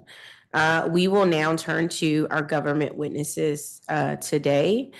Here with us today is Thene Freeman, the Director of the Departments of Recreation, Rosemarie Chiwa, DPR's Agency Fiscal Officer, and Brent Cisco, Capital Projects Planning and Design Officer. Thank you for being here today. Director, before you begin your testimony, I'm going to administer an oath to you and your team. So if you all could please raise your right hand. Do you swear or affirm under penalty of perjury that the testimony you're about to give to the Committee on Facilities is the truth, the whole truth, and nothing but the truth? Yes. Thank you. I want to note that we have been joined by my Ward 7 colleague, Wendell Felder. When council members, after the director's testimony, council members will have opportunity for opening statement. And then we will also be doing 10-minute rounds of questions. I know other colleagues have indicated they will be joining us today, so I just wanted to put that on for the record. With that, Director, you may begin your very brief testimony. Good afternoon, Chairperson Lewis George, members of the Committees on Facilities, and members of the public joining us today. Good afternoon as well, Councilmember Felder. I am Thene Mack Freeman, Director of the DC Department of Parks and Recreation. I'm here today to testify regarding Mayor Bowser's fiscal year 26 Grow DC budget. This budget was released on May 27th, and DPR is a key agency in delivering Mayor Bowser's bold, proactive growth agenda by providing high-quality recreational programs, state-of-the-art facilities, and innovative special events in all 8 wards. I would like to thank Mayor Bowser and Deputy Mayor for Education Paul Kine for their bold and steadfast support.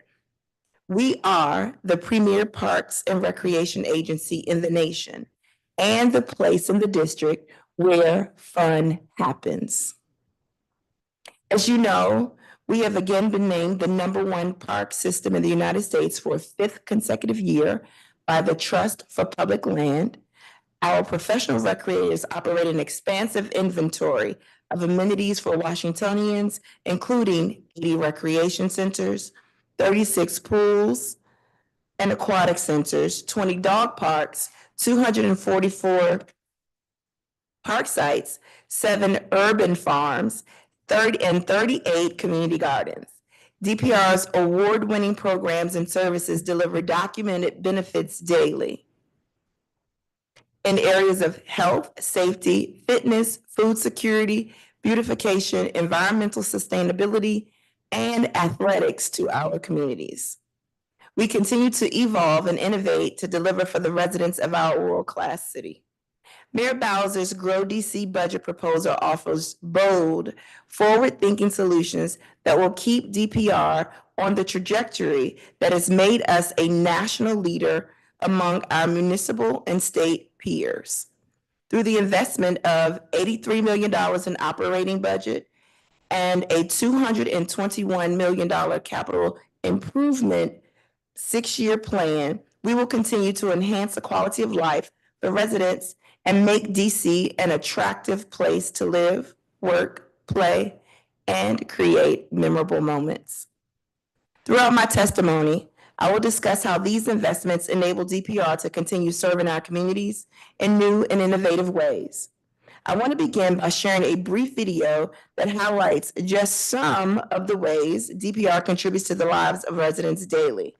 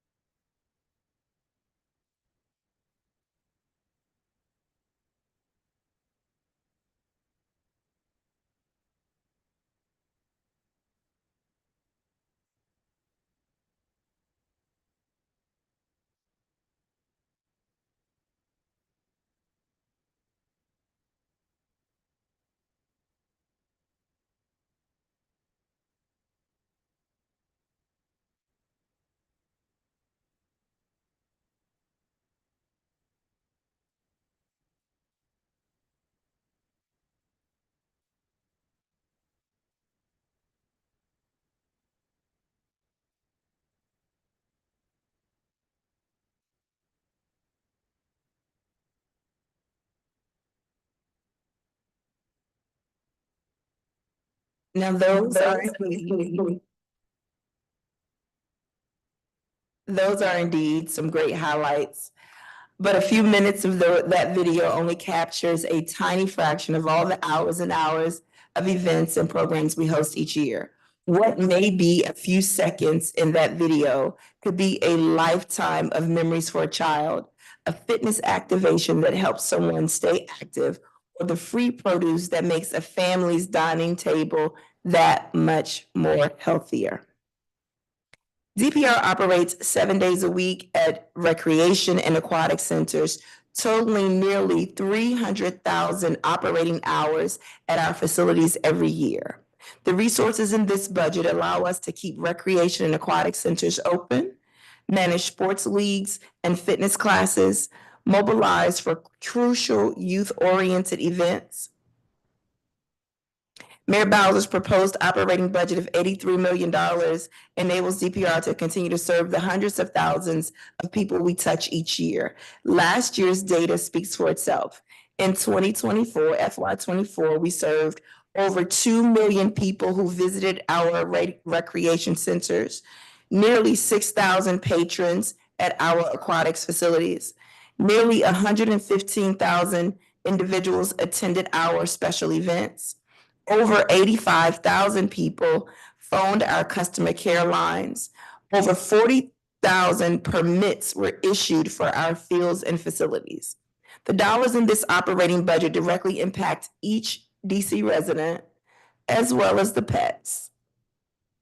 DPR is currently completing its summer hiring, bringing on hundreds of seasonal employees to support DPR summer programs and camps, as well as onboarding over 900 Marion Barry Summer Youth Employment Program participants to support our work and to further develop them in their own work. The FY26 funding supports staffing DPR in order to activate recreational assets that we will bring online in FY26, including Fort Grubble Recreation Center located in Ward 8, Southeast Tenants and Learning Center expansion located in Ward 8, and Rosedale Outdoor Pool located in the beautiful Ward 7. Our operating budget is what allows the recreation professionals at DPR to bring our facilities to life. Events like Late Night Hype routinely attract over 1,000 young people and provide them with an opportunity to safely connect with their peers in a fun and safe environment during periods of peak need, advancing the district's public safety goals through prevention. As I stated, recreation is prevention. The funding provided in this budget allows DPR to continue to serve our treasured seniors, offering programs such as the Senior Games, Senior Fest, Early Bird Drip, and other pool parties and activities, including the upcoming Senior Cruise on the Potomac. It allows us to continue our highly popular aquatics programs, including Learn to Swim, Aqua Fitness, competitive swimming, and water polo. We're also using aquatics as a pipeline to employment, creating the Junior Lifeguard Academy, which prepares high school students and DC residents to become lifeguards. We're truly proud of this. And if you go to our pools and you see yellow lifeguards donning yellow, that is the new lifeguard. DPR's positive impact on residents stretches far beyond pools and recreation centers. We know that when children have access to nutritional meals, they feel stronger, focused, and more prepared. Our operating budget supports a healthy environment and healthy eating. Through our environmental programs, including our community gardens and urban farms, we empower residents to grow their own food while supporting efforts to combat food insecurity district-wide. From May through November, 4 times a week, we host veggie giveaways, providing fresh produce from our gardens and urban farms to residents. We play a critical role in supporting nutrition through free and after-school summer meals, operated in collaboration with our partners at the Office of the State Superintendent of Education. In FY24, we provided 435,000 free meals through a variety of our nutritional programs. You hear me say that recreation is prevention. DPR's operating budget allows the roving leaders to provide vital services to young people across all 8 wards in a variety of ways.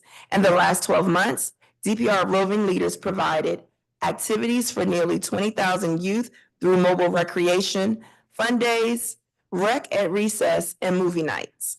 70 collaborative events with community-based organizations in areas with a public safety focus. Over 60 special events for residents of all ages, mentorship at 35 schools. Again, recreation is prevention. The use of mobile recreation is an expansion of our reach as it allows us to activate non-traditional spaces, bring recreation out of the brick and mortar, and grow our impact within our community. On this Saturday, we will fill up the Southwest Duck Pond and have a fishing derby for our young people. Among the most prominent ways our operating budget serves young people and their families is through our high-quality, low-cost summer camps. DPR offers over 8,000 summer camp slots and programs such as our signature camps that are made up of Discovery Camp and Little Explorers Camp, our specialty camps like Aquatic Camp, Kitchen Confidential Culinary Camp, our EGOT Camp, which is our Performing Arts Camp, and our STEAM Camp. We also host sports camps, including basketball, cheernastics, and football camps, inclusive therapeutic recreation camps, our boost camps for tweens, such as CSI camps, esports camps, robotics camps, and challenge camps, and journalism camp. These camps were created to minimize the summer learning loss that happens when children are not connected to programming. Image camps for our high school age youth that focus on self-esteem, self-discovery, and personal development. In addition, our work provides hundreds of young people with the opportunity to experience a sleepaway camp in Southern Maryland at the beautiful Camp Riverview at no cost. Our summer camp offerings are another reason that families choose to live in the district and represent the excellent return residents receive from budget investments in DPR. We are committed to professionalizing play. Mayor Bowser's proposed FY26 operating budget supports our staffing model, which allows us to continue to operate our facilities, programs, and events successfully and efficiently.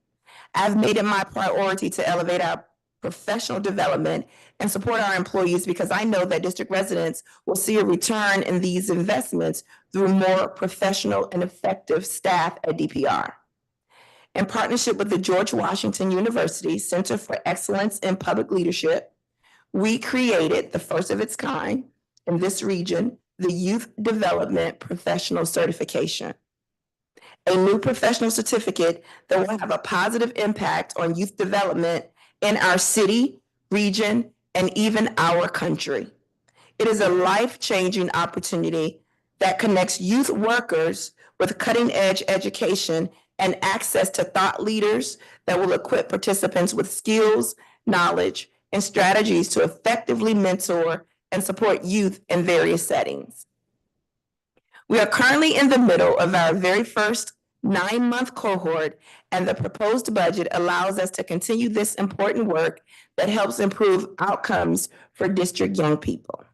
Additionally, I have instituted a variety of trainings for employees at all levels, including monthly leadership seminars for managers, the Women in Leadership series, customer care trainings, our Recreator Academy, and Recreation University, offered through the Maryland Recreation and Parks Association. Team DPR cannot and does not do this work alone. DPR's rich landscape of programs and parks would not be possible without the time and support of thousands of community volunteers, both community and national partner organizations. The proposed budget recognizes the impact of volunteer coaches on our young people and wisely invests in stipends to ensure they are able to continue to provide a safe, motivating environment for young people. Coaches not only dedicate and donate their time to our young people, but they often go into their own pocket, as you've heard through testimony, to cover travel and other incidental expenses. These stipends will help keep our coaches in our sports programs, helping young people develop their athletic talents and learn life skills. We leverage our budget further by partnering with 18 Friends of groups, 19 Adopt a Park partners to help beautify and activate our park spaces. We partner with organizations to extend our reach with seniors like Seabury Services for Aging, who provide services at New York Avenue Recreation Center, and Iona Senior Services, who offer fitness classes at Lamond, Guy Mason, Palisades, Fort Stevens, and Chevy Chase Community Center. We've hosted free clinics led by Junior Wizard staff in conjunction with Monumental Sports and Entertainment's District of Play initiative. And this summer, we are working with the Washington Nationals so that our summer campers can have the unique experience of a day at the ballpark. They will take in a baseball game and make memories that will last a lifetime. Another aspect of support for our communities in the district is directly providing grants to community-based organizations through the Recreation for All Community Grant Program. We recognize that there are an array of groups working in our communities every day to make a difference. This budget provides an investment of $2.85 million. It allows us to continue to support programs, activities, and events that engage youth. Recently, we expanded the Rec for All to include scholarships for DPR athletes who will be enrolled in college this fall. I'll take this opportunity to remind anyone watching that you may be eligible to apply for a $5,000 college scholarship to support with your needs. If you're attending a college or university this fall, please visit recforall.com. Please share this with any of your collegiate students, neighbors, and family members. The deadline to apply for Rec for All is June 25th, 2025. These scholarships, again, will help our young people not just get to college, but stay in college. Now I'd like to discuss DPR's capital budget. Mayor Bowser's Grow DC proposed FY26 through FY31 capital improvement plan includes a total of $221 million for DPR over the 6-year plan and $151 million in FY26. With these resources, we continue to invest in the infrastructure that allows DPR to serve at our maximum capacity for district residents and visitors with the top quality recreational programs and events that they've come to expect. The budget is prudent in the allocation of capital funds that keep us on track to sustain existing investments across DPR's inventory of recreation centers, pools, and aquatic centers. These investments include Ward 1, $17 million to modernize the Rita Bright Community Center, $19 million to modernize the Parkview Recreation Center. Ward 2, $28 million for the Jelliff Recreation Center. Ward 3, $19.5 million to support a new Chevy Chase Community Center. Redevelopment on this site will be led by DMPAD. Ward 4, $19 million to build a new Upshur Recreation Center and pool house. Ward 5, $49.5 million for a brand new recreation center and early childhood center facility in Fort Lincoln, as well as improvements to the park site.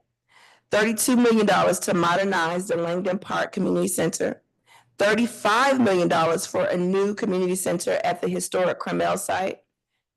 $2.6 million for improvements to the Brentwood Recreation Center, and $19 million for the modernization of Harry Thomas Senior Recreation Center.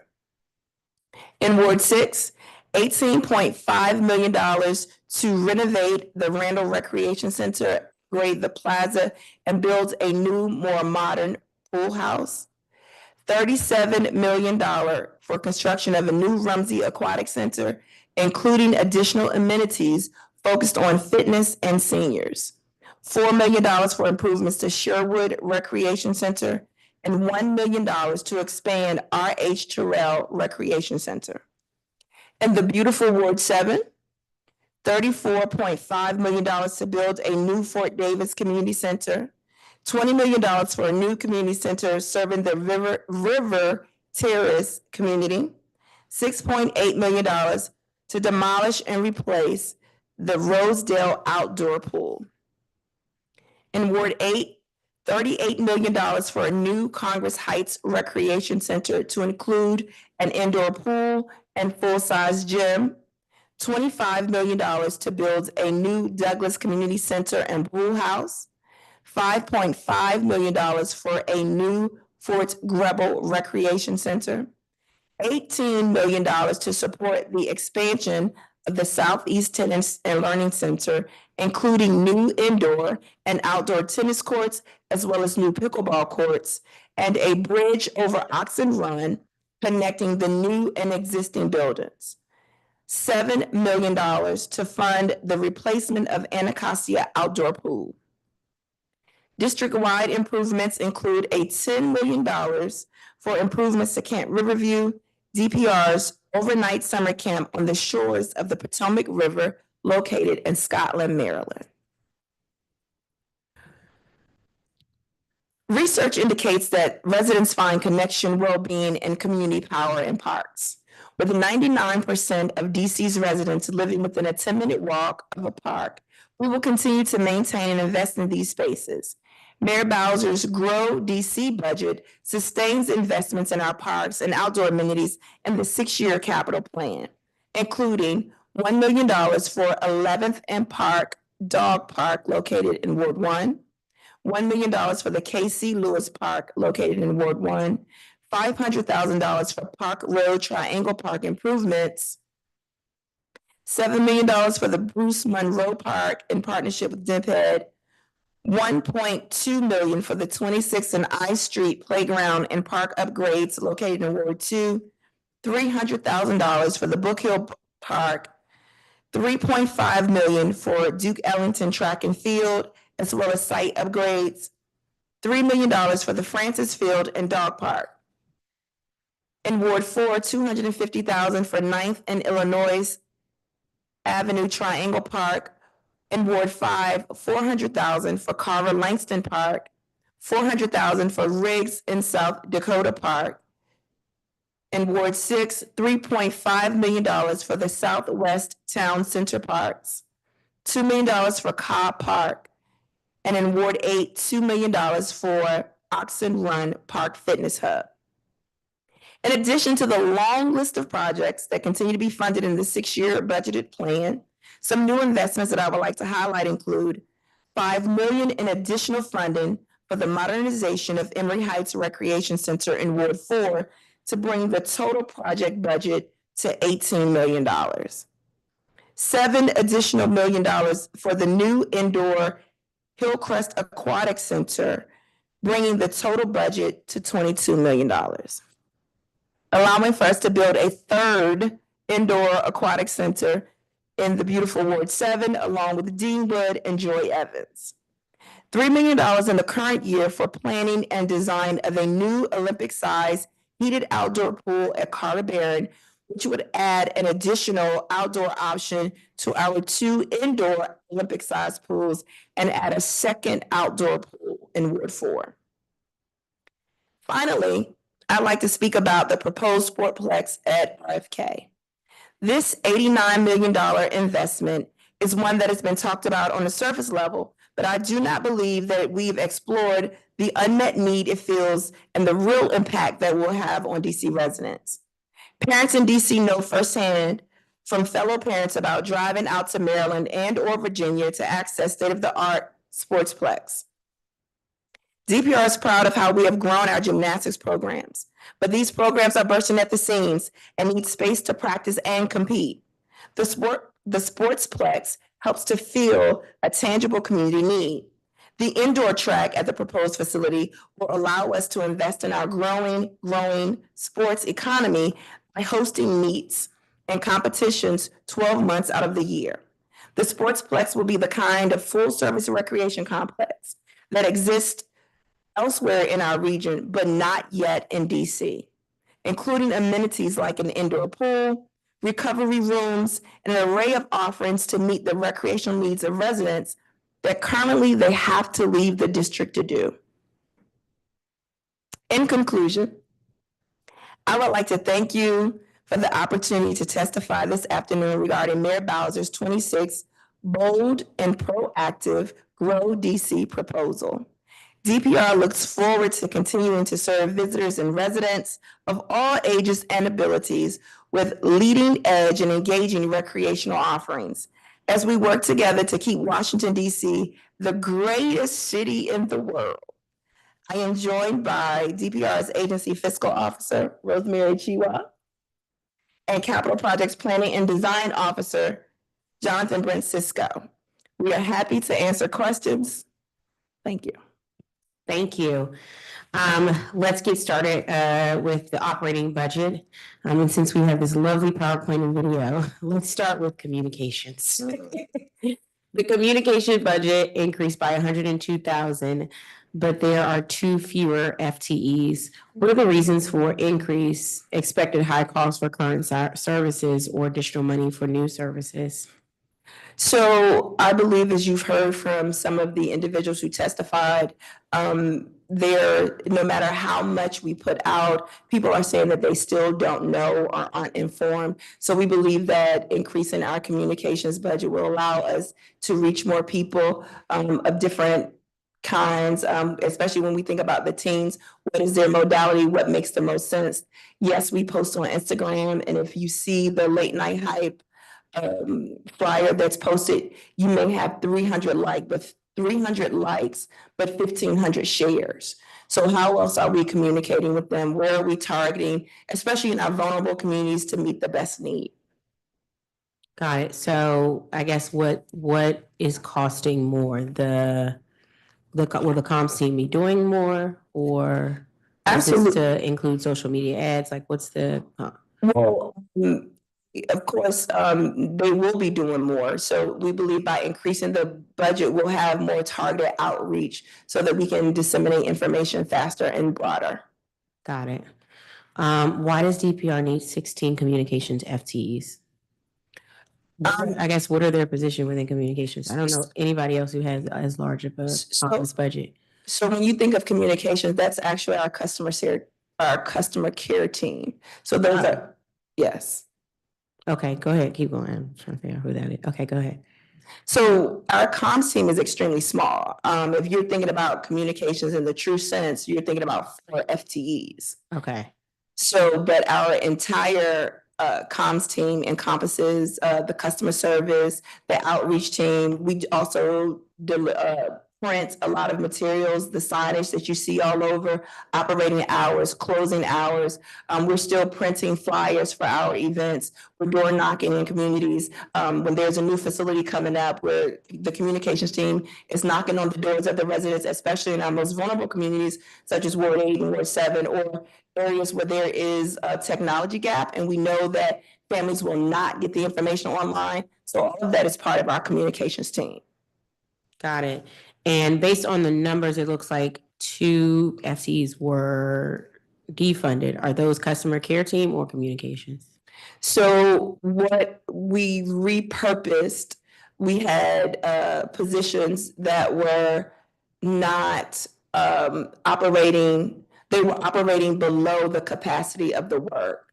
And so we changed those positions to match the need, if that makes sense. Okay, so they're repurposed at higher grades. At different grades. Correct. Understood. And what does the customer care team do? Are they like, because people have been asking for, wards are asking for customer care teams similar to that DDOT does and DPW does now. Everybody sort of knows who their ward person is when they're having an issue with DDOT. Everybody knows sort of if they're having an issue with DPW. Is that what the customer care team is? And are they going to be, can I say to my colleagues, that's what they're going to be doing, sort of doing that ward triage of concerns and information? So not necessarily. Our customer care team consists of our call takers. As you saw, we receive about 86,000 calls annually for the course of the fiscal year. That increases at during multiple times, but that team is not limited to taking calls. That's the same team that's door knocking and walking in the community and on foot. But we don't have that many where it's ward by ward. This is a Ward 1 customer service. Our call center staff is required to be knowledgeable about all 8 wards and all aspects of recreation. Got it. The communication team is responsible for creating signage for DPR events, is that correct? Okay. Not just events. When you think about 80 facilities, opening and closing hours, when you think about signs of what you can and cannot wear at the pool. So all of our signage is done in-house. The signs when the pool is closed for Memorial Day, those signs have to be printed and then dispersed at every recreation center and put up. Got it. So that's in-house, it's not contracted out? Correct. Got you. One thing, if you all could provide the committee a list of sort of event signage DPR created in fiscal year 25, I guess that would be helpful to get a sense of sort of what that signage is, because I think what I'm trying to figure out is how much the signage is costing us given its one-time use. And so I would like to get an assessment. So what I'm asking for is a list of signage DPR created in fiscal year 25, including the purpose and costs. And I'd like the list to also indicate if that signage had a one-time use or continued use. Do you all do the videos like you presented in the opening? Do you all do those videos in-house or do you contract those out as well? That's all in-house. That's all And in-house. that's part of the 4 that we have on the team. That's part of your 4 FTEs. Okay, got it. Okay, I want to go to staffing. With that, I see the budget includes a one-time reduction of $369,267 in step increases and associated benefits. Will this reduction impact all employees or certain groups? And if it is a group, which group is that impacting?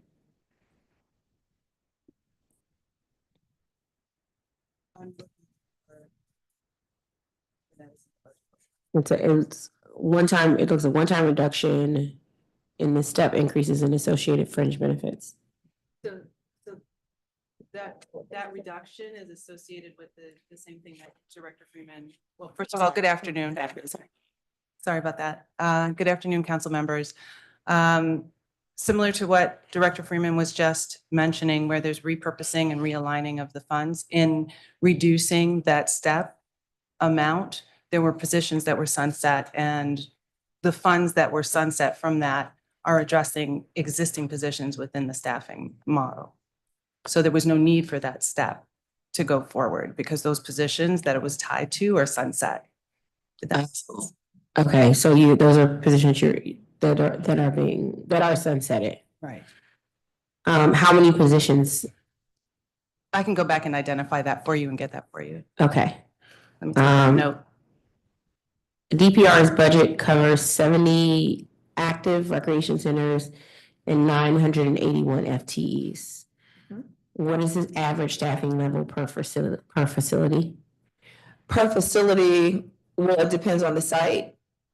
Because you have field houses, you have community centers, and then you have what we call the mega centers. And I believe for the mega centers, there's about 8, that includes an aquatic facility as well. And so for those sites, I would say approximately 16 FTEs per day.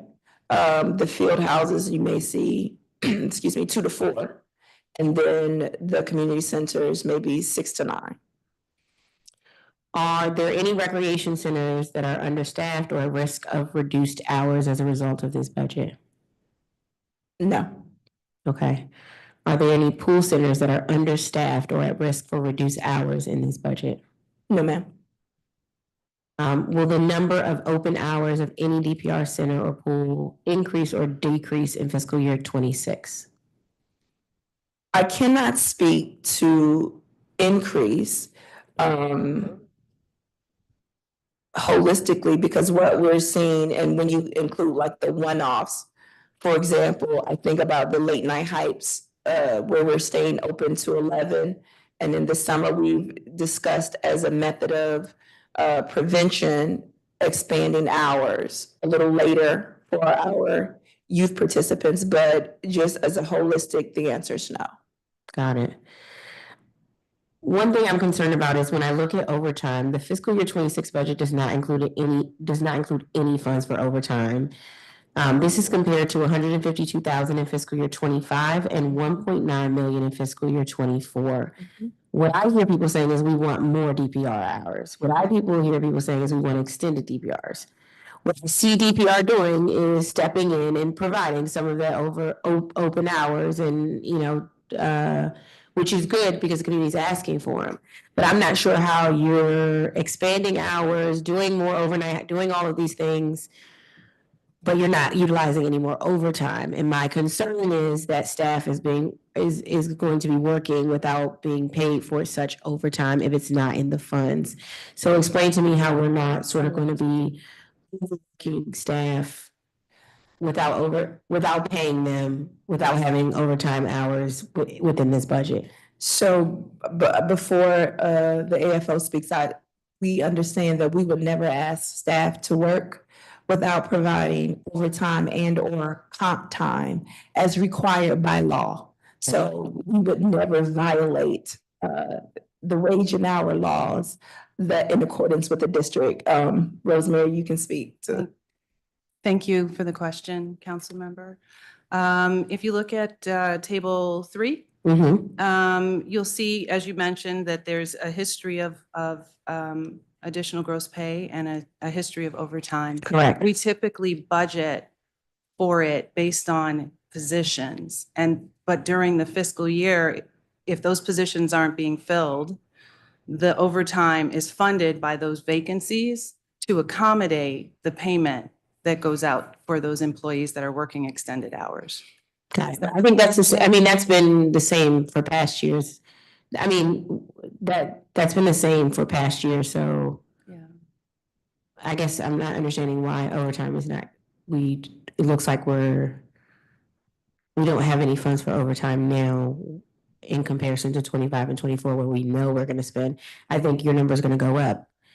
1.9 in fiscal year 24, 152,000 fiscal year 25, with a demand on DPR like no other in this time and moment in the city. I understand how you're factoring it. I just think it's going to cause a problem over time if you don't have the funds here to be able to pull from and continuing to extend yourselves the way you are extending yourselves. I'm going to turn to my colleague, Wendell Fielder. Okay, we won't start until after your opening statement ends. Well, good afternoon, Madam Chairperson Janeese Lewis George and members of this committee. Thank you for convening this critical session to examine DPR's FY26 budget and its implications for our most vulnerable residents. I also want to take a moment to thank the director of DPR, Director Freeman, members of our senior leadership team, and other staff members who aren't here for all their hard work to ensure that our parks and recreation centers remain the #1 park and recreation center in the country. As your Ward 7 council member, I'm particularly focused on ensuring that our young people have safe, supportive spaces to learn, play, and grow. Recreation and parks are not luxuries. They are lifelines, especially in Ward 7, where some neighbors face persistent safety challenges and limited opportunities for enrichment. This proposed DPR budget includes welcome investments in new facilities such as the Fort Davis Recreation Center, but it also presents concerning cuts to site-based youth programming that could leave many of our children without structure after school outlets. Today, I look forward to working with DPR to understand how we can preserve and expand critical services from basketball leagues to summer camps so that every kid in Ward 7 can thrive. And with that, I will jump into my questions. Director, I noticed that within your proposed budget for FY 2026, I saw an increase. Could you speak to what specific services will benefit from the $3.8 million increase in your FY 2026 gross operating budget? So, thank you, Councilmember, for that. As noted by Chairwoman, DPR has become increasingly popular, and we've been asked to serve more and to do more. We appreciate Mayor Bowser's bold investment, especially with the Rec for All grants, the late night hypes, and the various activities, and the expansion of our new recreation centers. And so the additional dollars in the budget will allow us to serve more. As you've heard from many people who testify, I want to participate in this program, but I can't get in. And our programs are filling up fast, so additional funding allows us to increase the number of program offerings, allows us to expand services, and to innovate programming and to fill gaps as necessary. Director, could you speak to how the $2.1 million increase in security services within your agency management program will be deployed across DPR facilities? So we're excited about this because with more public access, we have seen, unfortunately, an increase of incidents on our staff and sometimes patrons. And we believe that this additional funding and security, we will provide security at 13 additional sites and include an SPO to support. Our rangers are amazing. They do great with de-escalation. However, they don't have the arresting authority. And so this will allow us to have an increased security at 13 additional sites where we've seen a peak in people coming in, and as well as incidents, unfortunately. Now, Director, I talked about the increase in your budget, but I also noticed that there was a $1.2 million decrease in contractual services. Could you speak to what specific contracts are being eliminated or decreased? Hello, council member. I'll take that question. Okay. It was a decrease and some of the funds were redirected to, if you'll see, note that it was redirected to purchase services because it was more appropriately categorized there instead of in contractual services. Okay. So the majority of the contracts, it's not so much that it's sunset, but that it was recategorized to align better with the definition of the accounting categories. Okay. With the recategorization of the funds, am I hearing correctly that there's no decrease? And if so, yes, I'll stop right there. So there was reasonably some decrease Okay. likely, and we can take a look at what those What? contracts were, but not a significant of the 1.2 that you're asking for. It wasn't a significant. I'm looking for the purchase service line so that you can see. Okay. And If you note in table 3, 713-100C, okay. you see the increase of 864,000. So that's where 1.2 was recategorized up. Got you. To. So the difference is really maybe 300,000. Okay. And we can take a look at what those contracts were. Thank you. And could you speak to how the decrease in contractual services are expected to affect Ward 7 residents and the facilities and programming in the ward, if any? I'll defer to Director Hunter. I'm sorry, Director Freeman. Say that again. Director, could you speak to how the decrease in contractual services are expected to affect Ward 7 residents and the facilities or programming, if any? So we are working diligently to ensure that there is no impact on service or program offerings in Ward 7 or anywhere for that matter. Okay. Director, could you speak to, or could you speak in more detail about the $400,000 in coach stipend? Which programs and youth sports will receive these funds? So the coaches stipend is something that when we look at, so we do have coaches in every sport, of course, boxing, soccer, football, basketball, all the things. As the coaches testified, many of them come out of their pocket for nominal fees as registration to exorbitant fees for equipment. We recognize that we want to recruit and retain high quality coaches. We have not formalized completely because it's still in its infancy, how this will be dispersed. We know that we've looked at the DCPS model and how they have a coach's stipend. And we're eager to resolve or find a solution that I think would be amicable for everyone. We do know that new coaches that have never coached before will want to participate, as well as those with storied histories who've been in our system and been partnering with us for years. And so we want to make sure that all things can still be true. Okay. Shifting my questions towards capital projects and infrastructure, could you explain why there's a 46.6 decrease in your capital budget from FY25 to FY26, and how will this impact ongoing construction projects? Sure. Hi, Councilmember Brent Cisco, Capital Projects. There may be an overall decrease in the dollar amount, but I can't think of any particular project that's been impacted. I know, like for Fort Davis, for instance, is still fully funded. Fort DuPont, Ice Arena, Hillcrest got additional funding. So I'm not seeing any impacts to specific projects. It may be certain, we did lose things like our annual erosion control funding, that sort of that kind of stuff that we lost. But I'm not seeing any potential impact to specific projects. Copy. I see other council members are joining, so I'm gonna try to do rapid.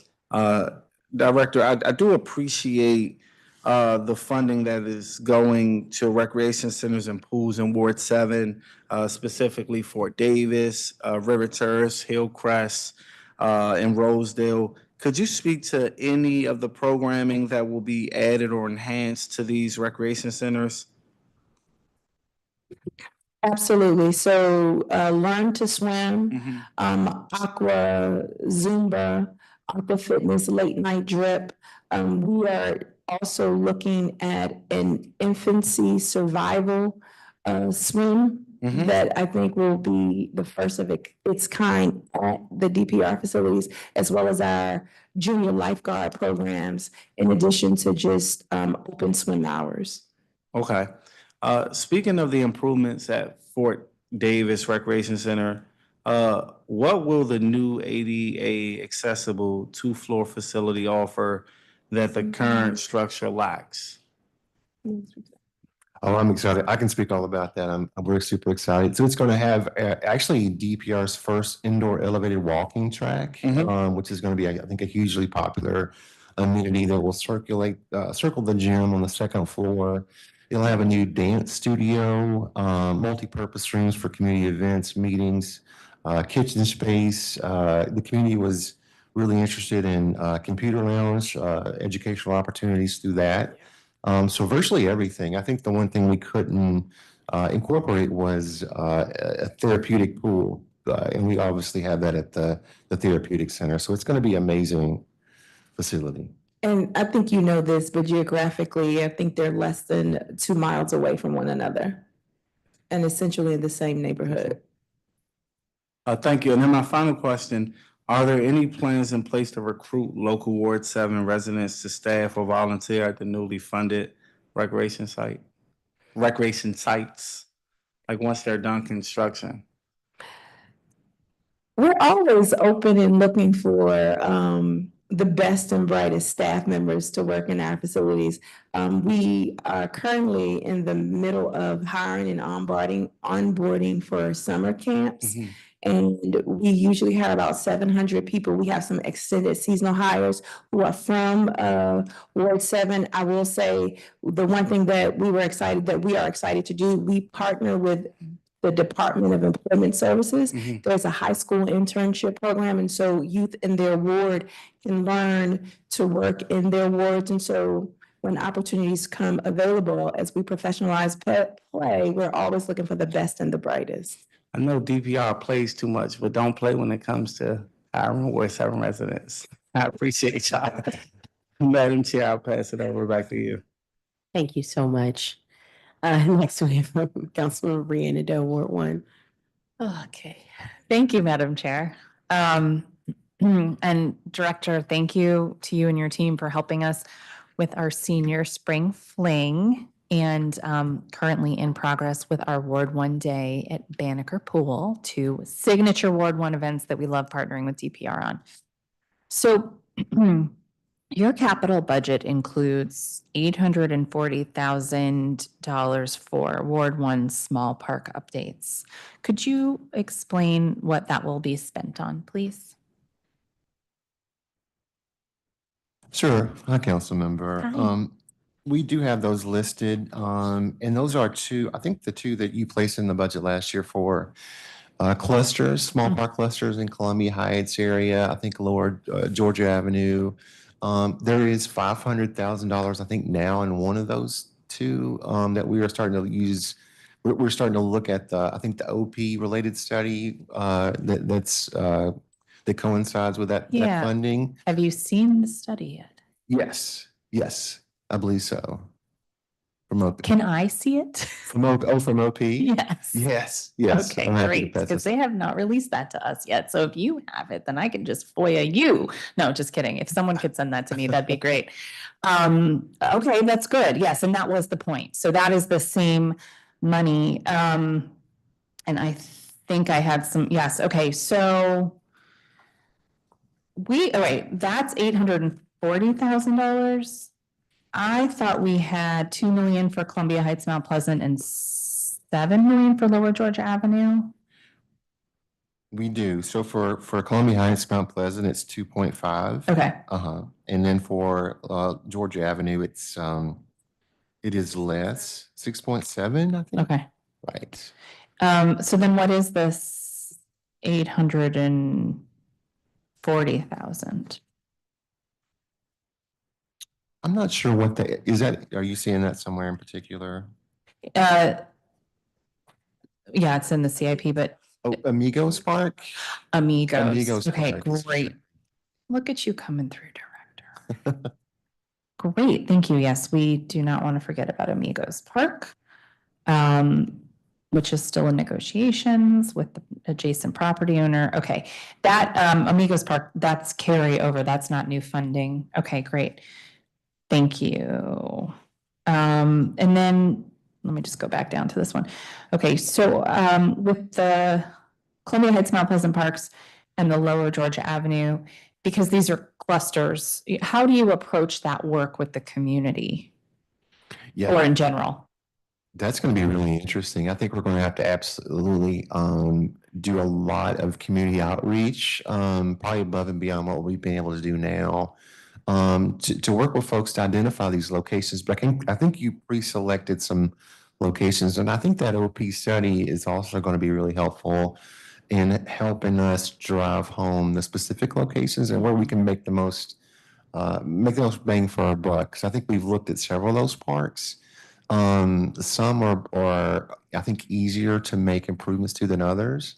So I think it's going to be a really interesting study. It's something we kind of haven't done before, working with LP in that way. So I'm looking forward to it. Oh, good. We gave you a fun new project. I love when that happens. Nothing new under the sun for you except for this.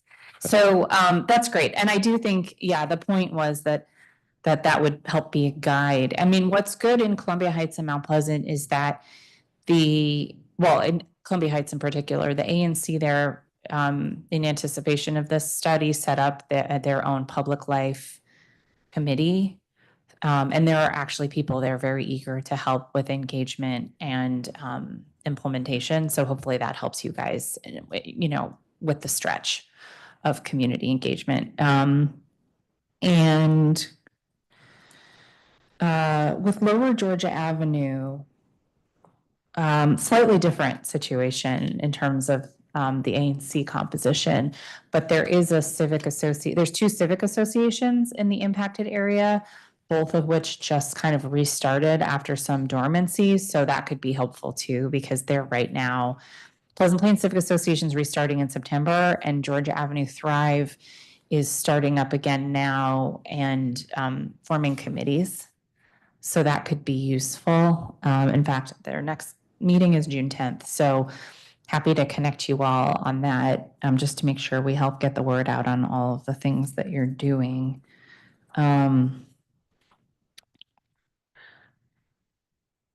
Walter Pierce Park is receiving $88,000 to upgrade park amenities to meet community programming needs. What does this entail, and is this new or existing funding? That's existing. Yeah. So we finished sort of phase one, which was the historic signage piece for the African American, the cemetery that was in the park. Phase two, and really closing out that project, is the installation of the Portland Loo, which was installed back in April. And we're going through the turnover process right now with DGS to turn that over to DPR to set up, who closes it, locks it, maintains it. So we're going through that process right now. It should be done very soon. There's at least one DPR staffer on an email with me and neighbors right now about some damage that was done to the park during the install.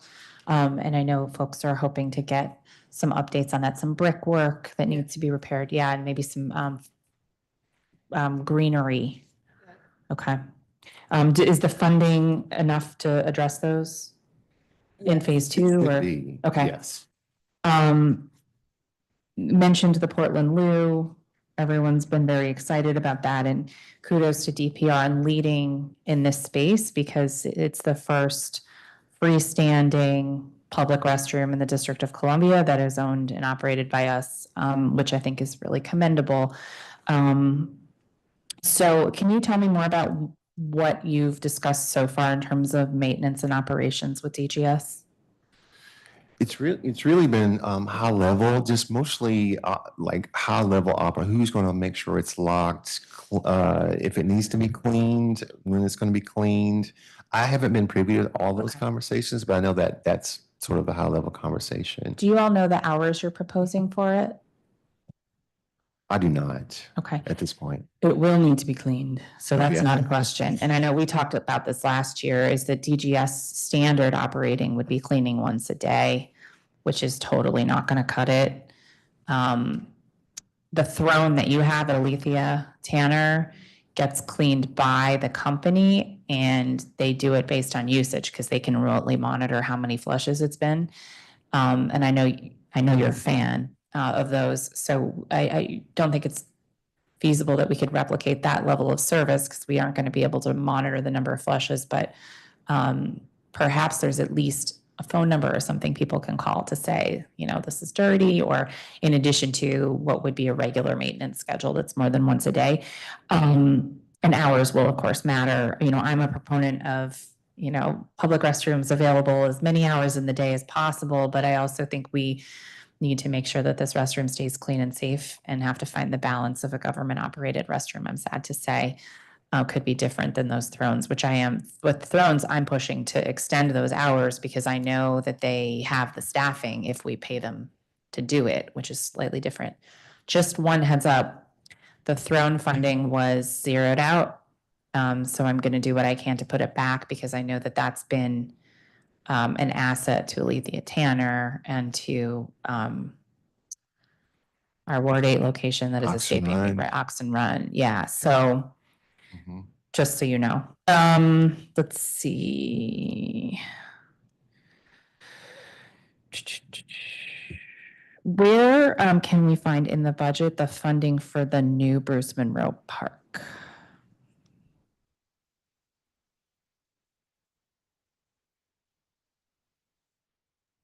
It is in our it's in our current list. So the funding right now is being transferred from DMPED to DPR, and we're going through that process right now. It's a $7 million transfer of those capital funds, actually to DGS, who will take that over as sort of a typical DPR/DGS project. Great. And we've been in touch with Commissioner Rashida Brown about community outreach. We expect to start this summer with that and a community survey. So she gave us some good pointers to start. I'm so excited to hear that you're going to start outreach on that this summer. I will be there with bells on. Thank you. People are really excited. We're going to have to manage everybody's expectations regarding the timeline. I think, you know, it's been a challenging site because some folks in the community feel like they're losing something when we put the housing on site.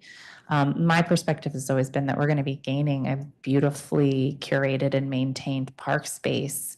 And even though my kids still love going there, it's just a tough space. It's too big and spread out. And if you got one kid who likes to swing and one kid who likes to climb, that would be me. You're kind of like, what do I do here, right? And everything's too far apart. So I really look forward to that process because I want to see what rises to the top in the community priorities that we'll bring back to that space and how we can do it.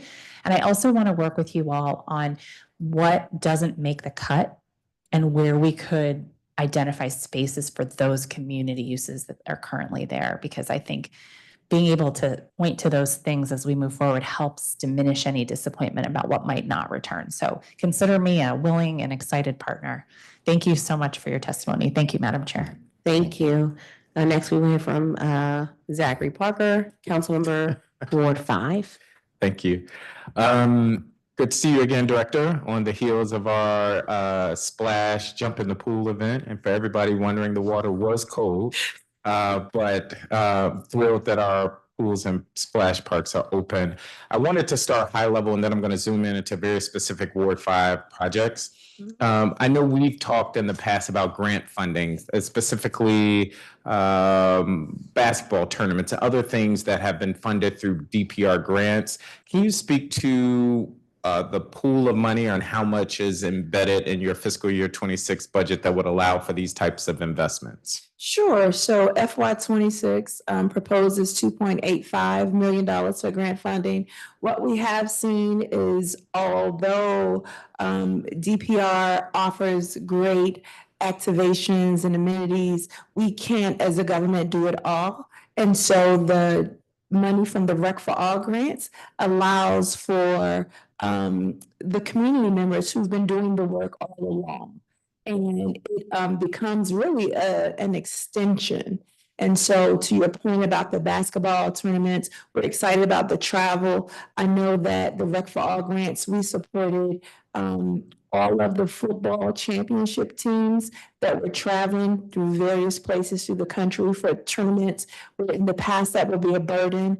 We supported with the baseball, the softball, and travel. The same thing with basketball. There have been pop-up communities that DPR does a We Own the Night basketball series in the summer. And so with all the and that 2.85, sorry to jump in, I'm just mindful of the clock. How does that compare to fiscal year 25 funding for grants? It's the same. It's the same. Okay. I would just say, I think this is a public safety strategy when we think about engaging our youth. That basketball tournament, for instance, engages hundreds of youth from across the city, but also those in wards 5, 7, and 8, where we're seeing troubling trends. And so I'm a big proponent. I'm glad to see that that is in the budget. Annually, I hear about these investments for Brentwood Rec. I know you said there's roughly $2.5 million in the budget. When are we going to see the investments to Brentwood Rec?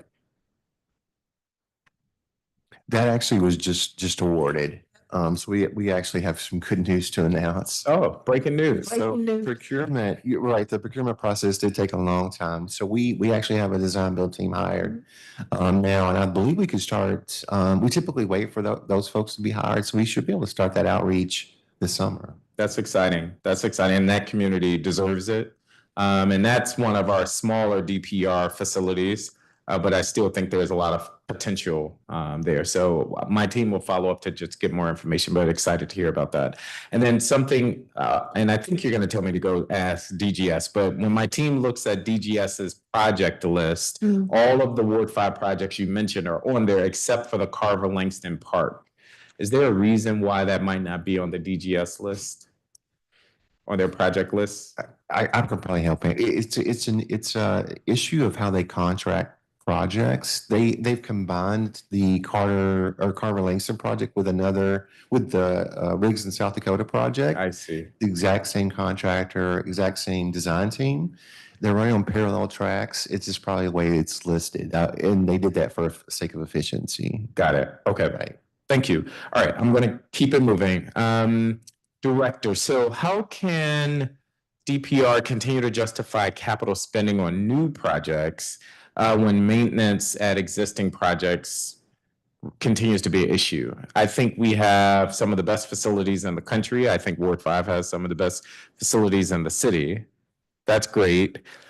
But how do we do a better job at maintaining our facilities? And how do we justify doubling down on investments versus maintenance? So the mayor's new budget proposes funding to support with facility upgrades. And to your point, there's for 22 centers to receive various upgrades. And so the mayor recognizes it, and so do we, as we can build, but we must maintain. And so not using DGS's model, but I think it's apropos here. So that's the goal. Okay. And where can we find those 22 centers, the list of the 22 centers for upgrades? Oh, for capital, you're talking about the capital? I'm sorry, for the maintenance. I thought you were saying 22 facilities will receive maintenance or like significant upgrades to the facility. So the upgrades will support with maintenance. I think sometimes I see. Yeah, the maintenance is because there's degradation or dilapidation in some parts. So getting the upgrades will support with that. Okay. I mean, the headline here for me is we do a good job of investing in new projects, and we are working and getting better and need to get better at maintaining our projects. Can you speak to the ADA upgrades slated for Trinidad Recreation Center mentioned in your fiscal year 26 budget? Sure.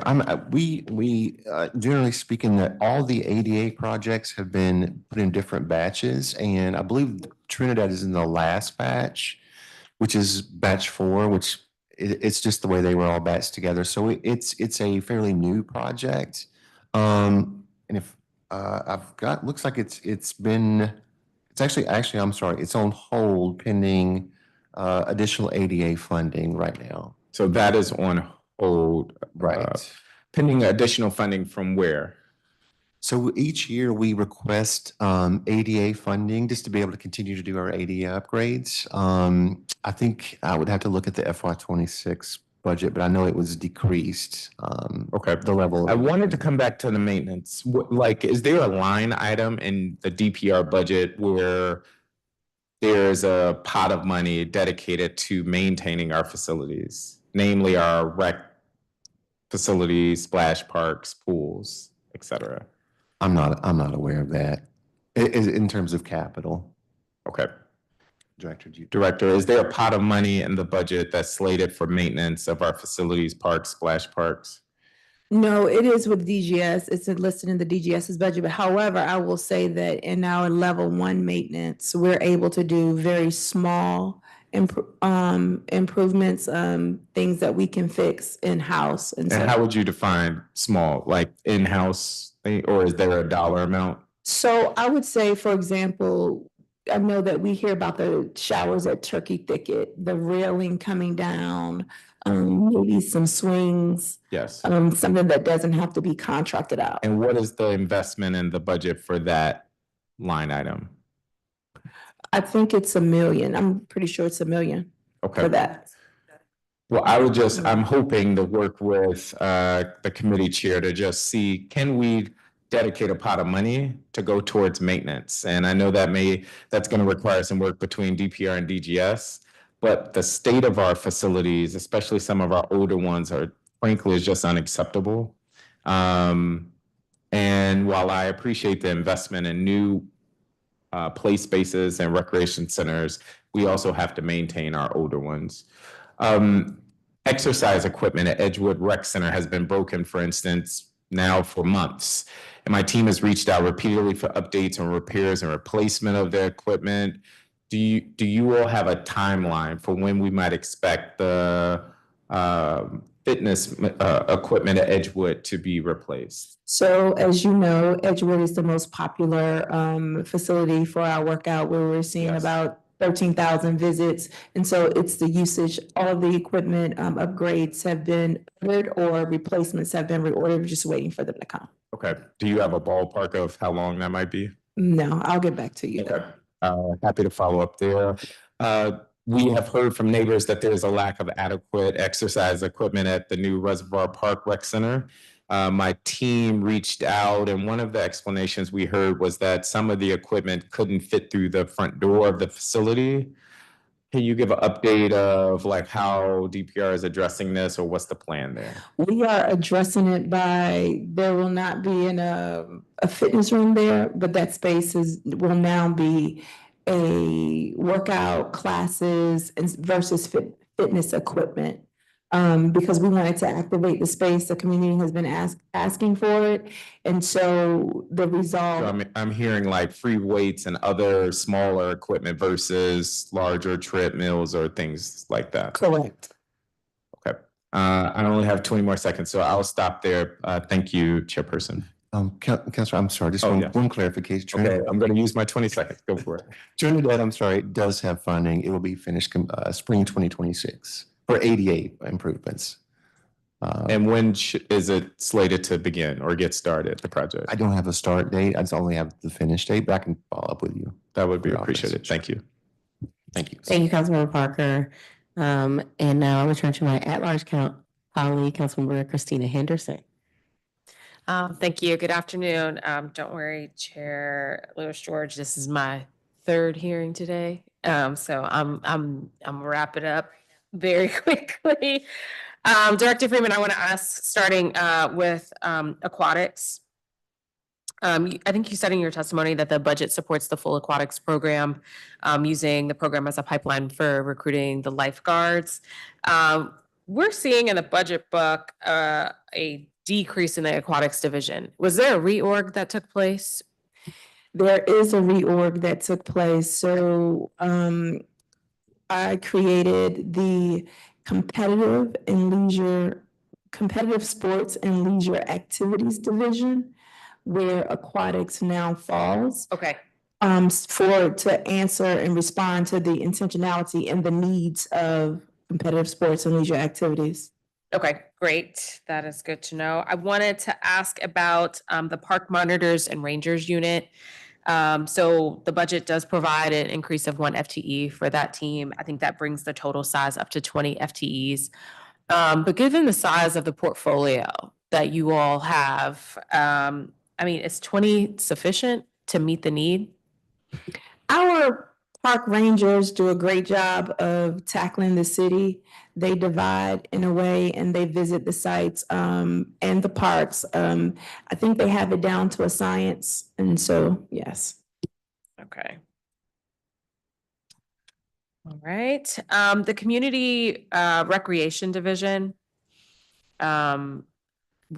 it shows in the book a decrease of 7 FTEs there. Again, is this a reorg or is this something else? Correct.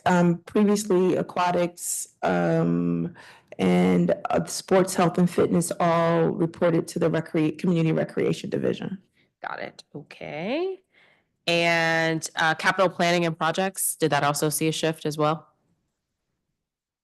I'm seeing a proposed decrease of about $308,000. There was a subsidy reduction and a grant reduction. So good afternoon, council member. Some of the positions that were reported on the operating side transitioned to the capital project side. So it's not that we lost the positions, but that if you're looking at the operating table, I believe it's table 5 or table 4. Okay. They've actually transitioned to the capital project side to be funded by the capital project. Okay, let's talk capital. Okay. So the mayor's proposed FY25 supplemental had a decrease at the Anacostia Rec Center at Ketchum by about 11.5 million. There's only 56,000 left at the line. So I'm assuming this project isn't happening because 56 ain't enough to do. We actually received a grant, and so those funds were supported by a grant that we received. Okay, so. And the project is near completion and should be online. We're shooting for August 2025. Okay, all right, that sounds good. And I'm gonna go through the list. These are particularly a lot of projects in Ward 7 and 8. Just gonna tap in just to see. These are all FY25 supplemental zero out. So I'm just want to check in, make sure that the status of the project or something else. So there was 166,000 that was for Oxen Run Park in Ward 8 that was removed. Yes, ma'am. That was leftover funds from a playground improvement project where we had some savings that was swept. Okay. Hillcrest Rec Center, 196,000. Hillcrest Rec Center. We can come back. Ridge Road Playground, Ward 7. They were they had 155,000 there. Did the playground get done? That playground's been done for a while. I wonder if that was an old project they swept. Okay. From. They did some cleanup. I just want to make sure. Now, I know they didn't do cleanup on the Oxen Run Regional Dog Park because they took 750,000. That's right. So no dog park in Ward 8? Well, exactly, right. So we had that funding for several years. We were looking for an applicant to partner with, but we were unable to get an applicant to submit a dog park application that we could partner with for that. So I think it had been there for a few years. Director Freeman, you know how I feel about the dog parks. I do, but you also know that all dog parks require a sponsor to support with the work. And so if you can find us one, All right. The Walter Reed Pool, Ward 4. I know Councilmember Lewis George probably was going to bring that up. Is it a scrap forever or not today? I'm actually not sure. I know we looked at, I'm really familiar with that site because we looked at the feasibility of building. It's 1.7 million that you took. So I know that it's not happening. I got the feeling it's not. Okay. Okay. Yeah. Okay. There was 1.7 million, 1.75 million that was reduced from fitness and wellness hubs. What are those? Right. That's something that we had asked for during COVID. We were getting so much interest in outdoor spaces for fitness and things like that. Like the fitness equipment that you would put in at a playground? Yes, ma'am. Okay. All right. I mean, people still use them, but I get it. Things were tight, so I understand. All right. The proposed budget decreases the fleet upgrades for DPR between FY26 and FY30. How will this impact your ability to do operations and maintenance? Some of the vehicles we've sunset, and go ahead. Good afternoon again. Can you repeat the question? I want to make sure I provide you with the accurate answer. Sure. So on the line in capital, for the fleet, there are decreases throughout the entire financial plan. So I'm curious how that's going to impact your ability, because there are some, I know you have aging vehicles in your inventory. Correct. Does the budget that is there, will that allow you to replace so that you're not less than what you have today? So there was a review done of the fleet line and a plan put in place to accommodate upgrades to the fleet and sunsetting retirement of some of the older vehicles. And that allowed us to balance out the budget without this extraordinary escalation in cost. Okay. I hope that answered your question. Additionally, I think some of we're moving to some of the EV fleets that do not require the same amount of maintenance. Okay. All right. I also want to do get some status updates on some of the small park improvements that you all had planned for FY25. So these are things we should have been moving to, et cetera. Okay. Book Hill Park. There was $200,000 to upgrade the park amenities to meet the community programming needs. We're still moving forward? Yes, ma'am. We actually added funding to that project and it is moving forward. Yes. Okay.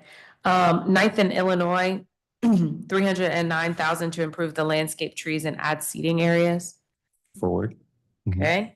When you say moving forward, does that mean you've started construction and have a person, or like you're thinking about moving forward? We actually have a kickoff meeting next week for 9th in Illinois with the design build contractor to start the project. Right. All right. So when we do this, can you just let me know, like, oh, we either have a contractor or something, or we've procured whatever we need to do. Okay. Kenilworth Parkside, $275 to upgrade the park. That's actually internal planning money in anticipation of DPR receiving that land once the TOJ is completed from UBS. Okay. Carver Langston, $400,000 to update the park amenities. Contractor hired, design build team hired, moving forward. Okay. Riggs and South Dakota Park. Same. This is a new park. It's the Chick-fil-A. This is the Chick-fil-A park. It's the Chick-fil-A park. This is how nicknames get started, but I know what you. You know which one it is. Yes, I know where it is. Okay. All right. There was $840,000 that's titled Ward 1 Small Park Upgrades. Let's come back to that because that sounds like a catch-all situation. All right. Walter Pierce Park, $88,000 to do upgrades. That was almost complete. It was a two-parter, signage and a Portland Loo outdoor restroom. It's almost completed. All right. And New Jersey and O. New Jersey and O. Let's talk about New Jersey and O. It's been a minute. It's completed. That project, I think, completed about a month ago. Okay. All right. So you guys have $50,000 in to add lighting. That could be. I'd have to follow up on that. That could be right. Okay. All right. I don't have enough time to get off, but I got through the whole list. So thank you for that. Is this a follow up on the Ward 1? Sure. That's a lot of, it was a lot of money. It was all sort of in one. Right. So that could be in anything, but thank you. Thank you, Councilmember Lewis George. Thank you. Been joined by my colleague, Charles Allen, Ward 6. Thanks. Ready to jump in? Yeah. Oh, all right. Thank you very much. Director Freeman, good to see you and your team. All right. I don't know if I can do it as rapid fire as Councilmember Henderson, but I'll do my best. All right. I know we got a lot of good things happening. Want to check in on a couple. I'm going to actually harken back to FY25 budget for a second. So Eastern Market Metro Park. In the FY25 approved budget, there was $100,000 in recurring, which was added on top of the park activation and management grant to fund a new park manager position. What we are told, though, is that DPR just extended the same grant amount as FY24. So I do not understand why the $100,000 that was approved in the FY25 budget has not gone to this position. Do you know why? So when you and I spoke about that, I think the challenge with an actual FTE is there was no physical space for that person. I think we discussed that about the physicality of having a person man a space. The Eastern Market Metro Plaza. I always had a conversation of physicality. It's an approved budget item to the grantee for a park manager. Oh, to the grantee, that money is still there. Okay, we had several conversations about this, but that funding is still there. It's just in a different location. You want to speak to it? Good afternoon, council member. The funding is still there. I believe that they still need to do a grant call to distribute. The FY25, with everything that we've gone through, there was a freeze, right? So at this point, I believe a portion of the grant call went out And the remainder of the funds, I don't precisely have the amount, but it's over 200,000. So the It still grant needs for to- the park activation has gone out, but we only got a couple months left in the fiscal year, and these Agreed. dollars have not gone out Agreed. for the park manager. Acknowledged. So we will follow up and get that, work with them to submit what they need to submit so that funds can be distributed. And I apologize, I was conflating several conversations that we've had. We are able to communicate so many times. I understand. I love catching up with you. All right. What in the FY26 proposed budget addresses the issue around our turf maintenance? And here's what I'm getting at. We're putting in more and more turf fields, not grass, but turf fields. But I've got a Randall Field, Zimmerman Field, which we signed an MOU that we were going to maintain that thing. And I really don't want Ryan Zimmerman or the Nationals to go walk through it right now because it's just a disaster. It's never once been maintained and it's been there for years. I've got a Watkins Field, which is a turf field, high use field, huge amenity for the community. I get complaints from folks like it's just not maintained. It's not going to be okay to say, hey, DGS does maintenance because these are your fields. What are we doing in the FY26 budget to actually maintain the investments we're making? Because these are really important fields. They're well used. You're permitting them, but they're just getting unusable. We actually, so this is interesting. We actually met with a turf company 2 weeks ago, Shaw Sports Turf. That's done a lot of our turf fields. And one thing we talked about with them, and they've actually agreed to do, is when they install a new turf field, they the company is actually going to be on hook for both annual maintenance as well as periodic maintenance. What we're trying to do is supplement what DGS is able to do. So is that fully funded in the budget that's in front of us? It would be fully funded as part of a field renovation project. For instance, the new Jefferson Field project would have that as part of that project, built-in maintenance, for lack of a better word. Like we're basically at the point with Watkins, for example, we're going to have to replace the turf because we didn't maintain it. Now it's fallen apart. So the plan from DPR is to build that into the contract for turf installation is that you will have the turf maintenance be built in. These are the conversations we're having with these turf companies because it's in their best interest to also ensure that turf lasts. So we are. It may not be because then we have to pay to go build it sooner than we plan to. Yeah. Okay, that's good to hear. I know my time's gonna keep moving, so I'm gonna jump to a couple other items. Our Southwest Town Center, which DPR's done a lot of good work on mapping this out. My understanding is that we've got full funding for the eastern side of 4th Street for that side of the project, but the western side of 4th Street does not have funding. I've heard, but I'm asking you, estimated about $4 million is what's needed to be able to finish that park. Maybe it's 3. Do you know what DPR needs to be able to finish that? This is the Southwest Town Center at 4th Street. 3.5. 3.5. Mm-hmm. And is that requested in the budget? That is actually funded. It looks like it's funded. It's in 2 different fiscal years. It's in, I believe FY26 is, but the budget for FY26. We actually would love to pull that up into this year and go and start the construction for that. But that is funded. Okay, I'm only seeing 1 million in the FY26, so we can follow up after the hearing to make sure we're seeing it in the right spot. Happy to check on that. Okay, all right, so we can mark that as one to follow up after. Lovejoy Park, which is in Northeast Ward 6. It looks like you've got $850,000 to upgrade the playground there. That playground is one of our older ones. What does $850,000 get us? For that, most playgrounds I'm familiar with, we're at the point where a playground's at least $1 million. Oh yeah. What does 850 actually get us?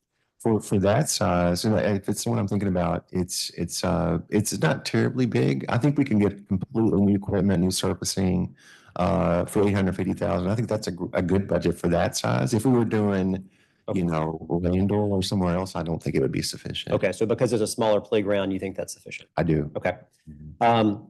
Sherwood Recreation Center, we just made some improvements, and I know we got some issues with the tennis court that we're working with DGS and the contractor on because it's been open 2 weeks and already fallen apart. but that's a different story. That's a DGS issue. But in the budget, we have $4 million. I'm highly suspicious of round numbers. So we've had this 4 million there. What are we doing? What is the plan for $4 million at Sherwood Rec Center? Yeah, we actually talked, I think, in the last meeting, and I can't remember if you or not, we were there with Commissioner Shapiro. We talked about, I think when that funding became available, which I think is going to become available soon, is to do sort of an internal assessment of the facility to determine, do we need to do a new elevator? Do we need a new gym? I think we're going to go through an exercise of a facility assessment to determine how that 4 million should best be spent in collaboration with the community's input. Okay. What I don't hear in that though is we actually have a plan for the 4 million. It sounds like we're parking 4 million. We do need some improvements at that center, so no problem about that. But we don't actually have a plan for what we're going to spend the 4 million on. We do not yet. We know that it's going to go interior towards interior upgrades, but the specific items have yet to be identified, although I have a list from our last visit there. Yeah, got it. All right, on fields, we talked about restoring or replacing fields. The Watkins turf is pretty much torn up at this point. We are making some improvements at Watkins coming up, which is going to be good, but it doesn't include a new turf. What would the cost be to replace the turf at Watkins since it reached the end of its life? I'm trying to think. I think the size of Watkins is a big field. Yeah, it's a big field. I mean, we have a phenomenal football program there. We got a lot going on. Right. We were just talking about Deanwood was recently replaced. I want to say that was around $1.5 to $1.6 million. It's a substantial investment. Yes, it is. Yes, it is. Okay. I can't miss an opportunity to talk about Rumsey, our favorite project. So one of the things I want to ask you about is how you're engaging DGS on the building next door that's not in your portfolio, but it's in DGS's portfolio. So we have energy challenges that we have to solve for with a new Rumsey, but we also have an entirely new HVAC system and other energy things we've got to do at Eastern Market. Obviously, DC government owns both these assets. They're literally, I can not even have to work hard to throw a rock and hit one. It would make sense to me if we're trying to solve for some of our energy efficiency needs of a new Rumsey, and we have this energy use that we've got to solve for at Eastern Market, that there's some shared heating and cooling, there's shared energy, but because we do everything in silos, I don't know if there's an actually conversation happening between that, because both projects are happening at roughly the same time. There's some savings to be had here, which I know we want to find some savings. Director, have you talked with Delano Hunter about could we find some shared energy solutions between those two assets? There may be hurdles because they're two different agencies, but feels like that's an opportunity for us. I have not to answer your question, but I will. And Okay. thank you for that recommendation. All right, I would love to partner with you on that to help do what I can. I'm a big fan of both Director Hunter and Director Freeman. So if I can help make sure that's happening, it feels like a really wonderful opportunity for us to achieve both goals on these two different properties, but be able to find some savings. And of course, we know we need a full second floor at Rumsey, and the community has spoken, and so has the council member. So we're going to keep working to make sure that happens. But the energy piece, I think, was something we can work for as well. I appreciate that. Yeah. Thank you. All right, thank you. I know my time is up, so thank you very much. Thank you, Madam Chair. Literally, I feel like you were always talking about Rumsey. I know that's funny, but like literally when you were like, I'd love to talk about Rumsey, I was like, yeah, actually, I now associate, It's that. I associate the word Rumsey with you. You know, Just so you know, it's too high. that's a compliment. I thought he was going to start with that. You're like me, you're the library. It's all good. We'd spend the next 10 minutes on it. So I wanted to kind of. I understand. This is like me and Kennedy Street Library. Yeah, like you just keep talking about it. I know, but we're going to be breaking ground. We're excited. I'm excited for you. Yeah, I'm going to have you out, and you and I can go through some cannonballs, and then we're going to take a tour of the full second floor, and you're going to see what's possible. Oh yeah, I heard about that. Yeah. I can't wait to see that part. Awesome. Director, here we are again, 50 minutes later. I love my colleagues. It's been very helpful. Okay, I want to get back to asking about the non-personnel services budget. I want to start with security. The fiscal year 26 budget for security costs increased 2.7 million or 182% over fiscal year 25. The 1.9 million for recreation program security appears to be an interagency fund that is going to DGS to fund, and I quote, security at high priority DPR facilities and I guess community access rec space pilot program security. How much of the 1.9 million will go to high priority DPR facilities? And what DPR facilities are considered high priority? King Greenleaf is a high priority center. Brentwood,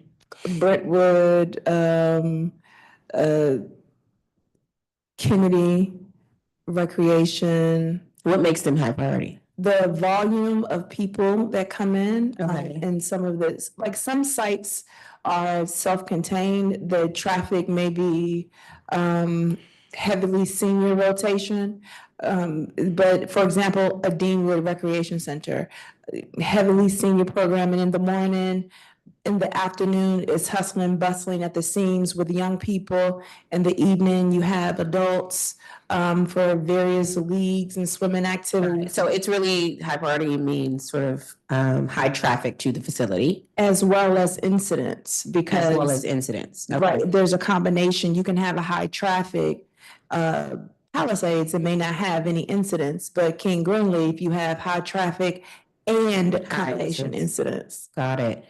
Is Raymond considered high priority? Absolutely. Okay. I just wanted to use it as an example because it has a lot of incidents. It also has a lot of traffic, so that's as a well. great place for security. Okay, so that's where that 1.9 million will go to as sort of high priority DPR. What is this COM access rec space pilot program security? Say that again. I don't know what it is. That's what it says. It just says COM. I don't know what that COM is, communications. I don't know what it access. Pinto, that's Councilmember Pinto. That's who I haven't seen. The Banneker Shaw Garrison pilot. That's for and it's actually going really, really well. She put the money in the budget for community access and trash pickup, and that's what that is. And that's DCPS, DPW, DGS, and DPR. Got it. Okay, I was wondering just what that was. And after all the money is moved, that leaves a 2.7 million increase. You mentioned 13 additional sites will get security from these funds. Is every site getting an SPO? That's the goal. Okay, all right. And how many sites currently have SPOs? 7.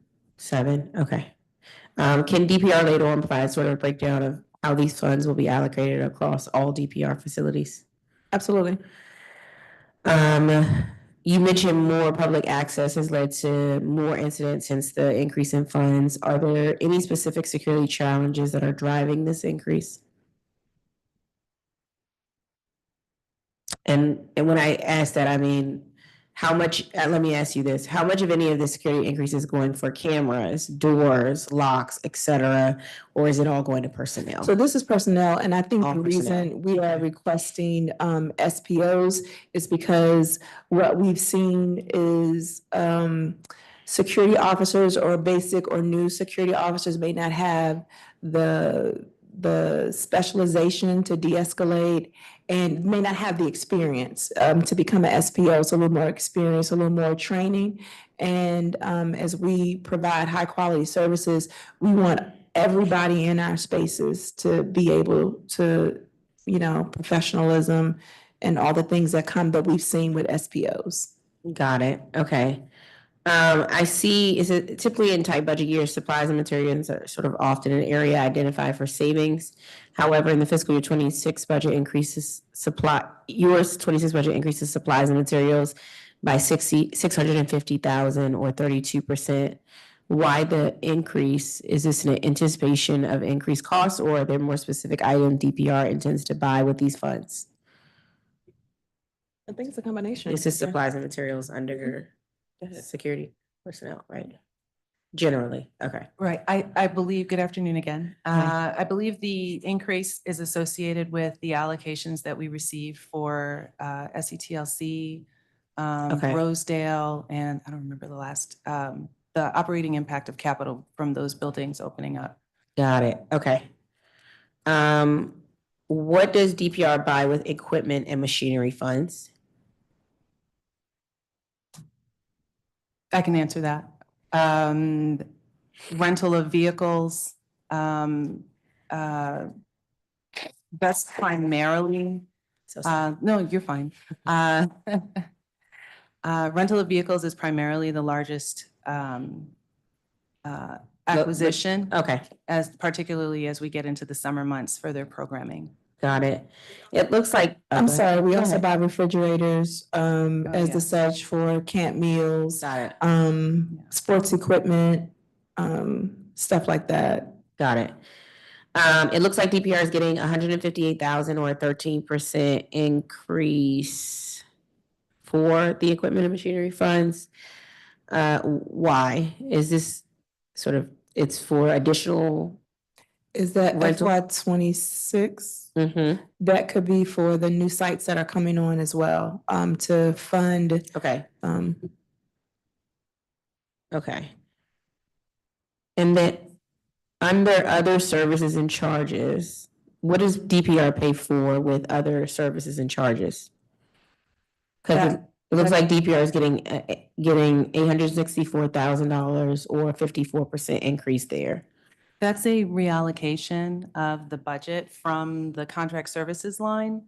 If you look further down to 713-200C, you'll see that there's a reduction of 1.2, and then it's reallocated out to better align the budget with the activities of the agency. So other services and charges is associated with purchase services, professional services. Okay. So a lot of times that's where the contracts for instructors for their camps would go. And in the past, maybe it was charging the contract service line, but it's more so relevant for it to be under a professional service line. So we've restructured. Got it. Okay. Okay. Okay. I wish we got to rename that something else. I was like, what is it? Okay. Now I want to talk about the budget for recreation program and services. So you heard a lot of testimony about out of time schools. You know, that's an emphasis across the council from everywhere. Everyone is interested because everyone wants to support our youth, both in meeting their educational goals, but also for safety and support and growth. I see the out of time school subsidy decreased by $610,000. Why is that, and what programs will be affected? Is my time? That's associated with JELIF. With JELIF will be offline right, for construction. Oh, because JELIF will be offline, that 610,000 was allocated to out of time for JELIF. Understood. Okay. Will any OST providers that receive grants from DPR get a lower grant in fiscal year 26 than in fiscal year 25? So every year grantees are required to apply. And so, yeah, it is It'll year vary. year. We don't have any multi-year grant awards for those services under the. And why, I guess, why is that? Especially for some programs, you know, our legacy programs that actually do good work. Why don't we do multi-year for those? So as you know, DPR in FY23 received grant authority to issue grants. And so it's new. The funding initially was started with opera funds that have since been sunset. But the mayor has, she recognized how vital those funds were to the community and continued them in her budget. Got it. Okay. In addition to out of time, one thing we've heard from out of time school programs is, does DPR provide transportation for all OST participants? And if not, why? DPR does provide transportation for OST participants that are in our care and that are on the DPR authorized and or approved sanctioned events / field trips. There are times when our transportation has been extended as a courtesy, as you heard Councilmember Nadeau say, getting the seniors there. We've partnered with, at a time when Eastern to get the band to a location, but primarily our fleet is reserved for DPR events only. Got it. And do you all provide transportation to OST participants with disabilities? In our care, yes. In your care, got it.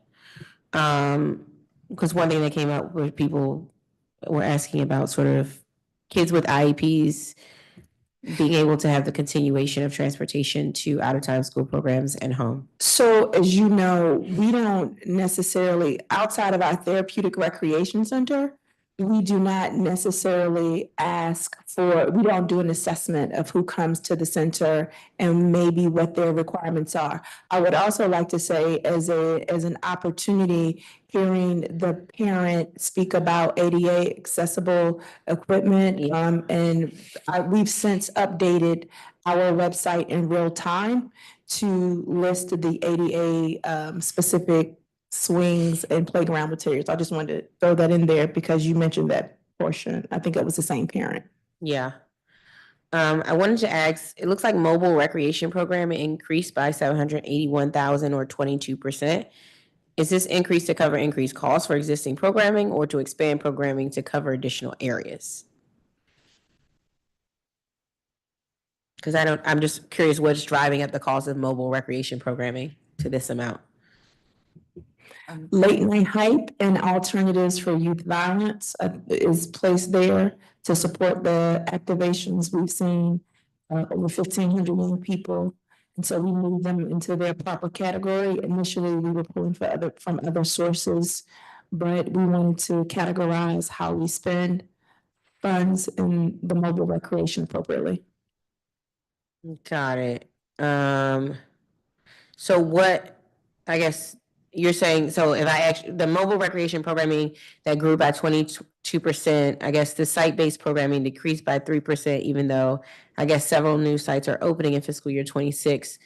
Is this a strategic shift toward community outreach, and how do you measure the relative impact of mobile versus fixed programming? So I think, okay, the response is compounded. So mobile rec includes rec at recess where recreation may pop up. During safe passage, we may pop up with snow cones and popcorn, not only as a way to get young people, but our roving leaders will escort them to and from the metro safely, but have activations so that we have them safely. The skate mobiles, the various activations where now people are requesting permits, and not permits of only supplies, but permits of activations. So we're getting calls from local churches, and other community organizations, and even other government agencies where we can partner and become an extension of services where families will be present. Okay. Councilmember Parker. Thank you. I want to continue in that same vein, just so I'm clear where pots of money exist. So a couple of weeks ago, you made an announcement with the mayor that you were extending the hours of certain recs. I think it was Holiday Hype. When my sense watching that press conference was that that wasn't a planned event, that you were being responsive to what we were seeing happening in the city. When you were doing that, that comes at a cost. What line item are you tapping to pull something like that off? And what is the average cost of a Holiday Hype or a late night drip type of event? So you are correct. But again, recreation is prevention, and we do have an obligation to serve. And if it means coming outside of one of our 80 community centers or recreation centers to serve, we will. We know that young people respond to us. And so creating these avenues for them, the impact is really successful, and we're proud of that. We usually pull from the community recreation funding. The biggest cost, especially of our holiday weekend, is overtime for that. And so what we did, we used our current inventory of our supplies, the trinkets, the toys that young people have. And I will get back to you on the total cost of one of those activations. That would be helpful. And I just would say you have partnered with us and continue to partner on Ward 5 Day, which dates back to Harry Thomas Sr. And it's a tradition.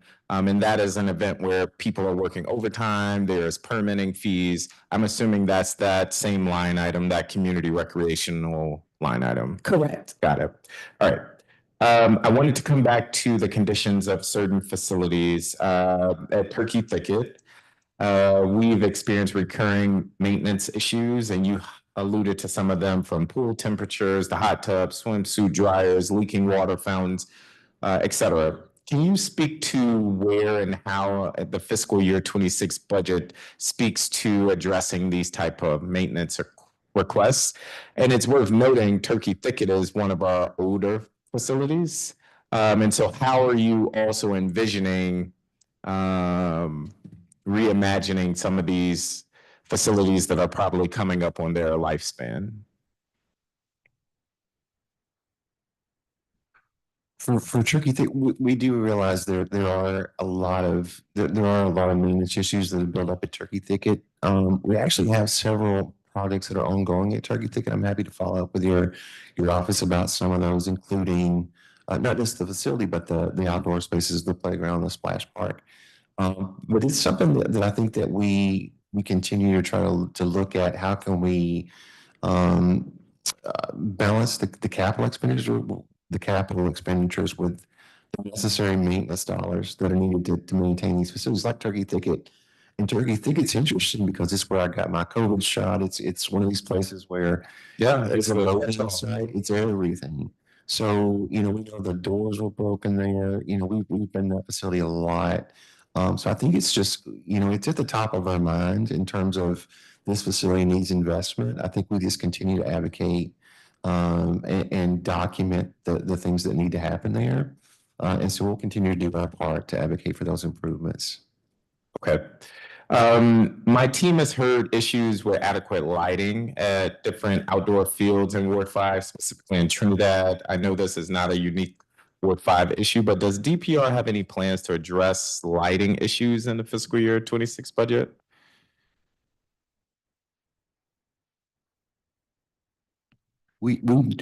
Councilman, to my knowledge, we do not have specific funding for lighting. We may have a catch-all, like in general improvements or access and security, where we could typically do, or we could potentially do a lighting upgrade project, depending on the I forget which field it was. I think east of the river. It was heartbreaking to hear that the lights were out and they actually had to bring in like MPD spotlights just so the kids could play on the field. Again, I know this isn't a unique event. Let me ask this. If this committee were able to find money, and I don't want to get ahead of our chairperson, but to say for lighting repairs or more rapid maintenance requests at facilities, how might you utilize that? Let's say you got a pot of money for lighting maintenance requests at facilities. Because what I heard you say earlier is that the $1 million or so that you already have allocated is for like quick fix repairs like shower heads. But I'm thinking, what if somehow there was a $10 million pot? I do know we actually have funding to put lights at the Oxygen outdoor basketball courts, and it's $700,000. And I was shocked. Wow. Because there's no power there now to bring power in to put our standard athletic lights. I was shocked how incredibly expensive it is. But it is a project that was funded and is going through the process of hiring a contractor right now. But we are putting in lights in different places as part of a capital project. In Ward 7, maybe the field you mentioned, Jackie Robinson athletic fields, will be installing lighting as part of that field upgrade project. Duke Ellington Field is getting new lights. So almost every field that we do, we are looking at if they're old lights, replacing those lights or installing new lights. Got it. And if you could, and your team, follow up about Trinidad, just so we can know what's the status there. DPR has a robust offering of both indoor and outdoor pools. Really excited that it's pool season. We hear, though, that lifeguard staffing issues continues to be an issue. Can you speak to DPR's current staffing levels for lifeguards across the city and/or in Ward 5? So we do not have a shortage of lifeguards. What we do have, and I think this happens everywhere, not just unique to DPR, is staff callouts. And so when we have staffing for the day, we do not anticipate that no one or any person will not, show up. And what happens, because there is, unlike in a term of art in DPR, is the dry side. And so unlike the dry side, which is the recreation centers, where you can staff it with one or two persons, the pool side, the wet side, there are regulations that require how many people have to be there. So if there's a call out on a particular day or a staff member is running late, the staff cannot the facility. That does not then equate to a shortage of lifeguards. You must have gotten those same angry emails after that. Time. Yes. But that is helpful to clarify. Can you speak to any agreements DPR has entered with local friends of groups, athletic leagues, and just speak to how DPR partners with the local community? Something we've heard is that there have been instances where groups may offer DPR investments and money and it's turned down. Yes, something that Councilmember Allen knows all too well. We do not, we take pride in being a public entity that everyone wants or have access to. And I think what we've seen, we have proposals, for lack of better terms, some proposals present a complete privatization of the amenities, meaning I'll give you such amount to do bop, bop, bop, but that means that I control who uses it and when. And in some instances, because we do have situations where there is a public-private partnership, the same amount of emails that you get, the community wants to know, well, when does this expire and why and might not have access? And their agreement says that they should be off the field by 6. Even if there are no strings attached, if they just said, I want to give $1 million. Okay, there's no strings attached, and we have those all the time. Monumental Sports is a great partner in. So it sounds like you're saying you would be open to those. And those exist, just not the privatization. Understood. And my last question, do you have a list of sites that do not have DC net circuit? How many parks are expected to be connected to Wi-Fi in the proposed budget? I think we can get that list. Yes, we should be able to work with Octo to get that list. It goes without saying, especially our neighbors east of the river, but I would also argue in parts of Ward 5, having access to broadband is really critical. So thank you. Thank you. Councilman Allen. Thank you very much, Madam Chair. I want to follow just briefly on the lighting question that my colleague was asking about. My experience has been that most of the light repairs, it's a DGS issue of working with Department of General Services to get the lights done.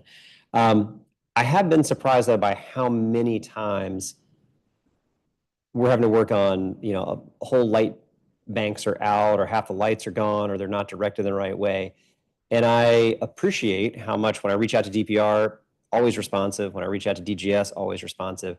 But I guess I'm surprised by how many times it takes a resident to contact me to let me know that all these lights have been out. I just don't think it happened like the day before they contacted me. In what ways are we, from a DPR perspective, maybe it's park managers, maybe it's other site managers, are evaluating this type of thing in real time such that those work orders are getting produced, we're pushing DGS to get those repaired? Because I'm surprised by how many times I have neighbors or I go see it myself and we've reached the tipping point of just one light bulb being out, but it's just whole arrays that we have to get back. And then then I beat up on Director Hunter and DGS to go get the job done. Again, always responsive. It just feels like we're kind of playing catch up.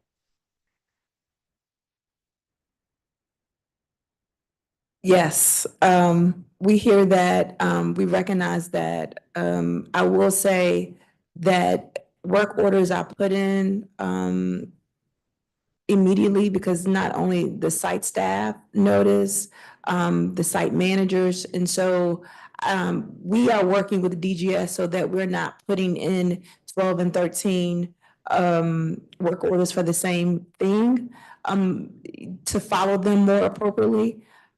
I would also say, for the light, I know that there's a overall city project that's happening with DDOT for lighting as well. And so we're working with our risk management team to identify the light boxes and areas of the sort, and other things of the sort that could attribute to, as you said, lights being facing the wrong way. We've actually gone to the communities at night and did, our own assessment by sitting in the vehicle or asking the resident, can I stand on your porch to see how it's facing or reflecting? And we've made corrections where we can.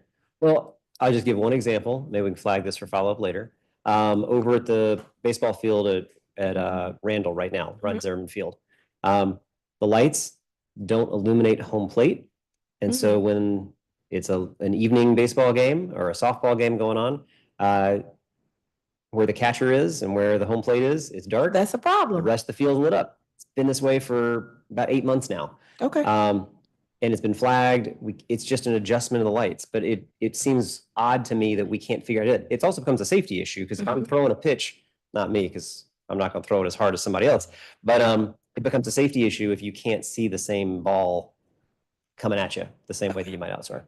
Look into that. Thank you. I'm going to run through a couple other quick projects. Very excited about, and neighbors are very excited about Garfield Park and the new playground and some of the new equipment there. I know the next phase of that is the connector project that's happening underneath. So we start bridging under the underpass. So both sides of the freeway are connected. Is there any funding that's needed for the equipment installation of the recreation equipment that's going to be going as a part of that project? As far as I know, Councilmember, everything is fully funded. I think that's a DDOT project. I've only heard sort of third party that's moving forward, like fully funded. It's going to include, I think, pickleball courts and all the other amenities. I haven't heard a need for any additional funding. All right. I want to make sure I check with DPR. I'll check with DDOT too. I want to make sure everybody's on good on that. All right, jumping back to Randall for a moment. Assuming that we land on a good design, which a lot of hard work's been going into that, the funding that appears to be set up in FY26 and 27 totals about 15 million, give or take. Do we feel that is the full funding that's necessary for that project, for the design that it looks like it's going to be right now? I do. For the I know we can't do everything everybody wants, but for what we are looking at, that's a fully funded project? Yes, sir. Okay. When I look at Walker Jones and the Terrell Rec Center, the plan currently is that DC Public Libraries is going to be moving that library out and building a new library, which is in Eckington or Edgewood. Community certainly is upset about the fact they would be losing a library because you can't just walk over to Eckington from that neighborhood. But what is the vision? And I don't see any funds in the budget. If DCPL is going to be vacating that space, is it going to transition over to DPR so that you have more space? And perhaps that's one of the ways we help meet the community needs and demands if they're losing a library. Is there anything in the budget for that? What's the vision you want for using that space and maybe having it complement the work that's already there at DPR? Go ahead, Brent. Oh, sorry. So there is $1 million for once the library space vacates to expand DPR to expand into that space. So I think the $1 million is for sort of to take that space and convert it into whatever the community might need there. That is funded. I think it's one of the out years, though, in like FY30. Something like that. So it's out there. So that's what I'm asking or trying to get to is what's your vision for that space? So we're FY30 is almost play money at that point because it's pretty far out in the CIP. Do you have a vision of how you want to do it? I'm assuming we don't have the operating dollars yet of what would you run? Because I don't want to ignore the fact that you'd have operating costs if you're adding more programming there.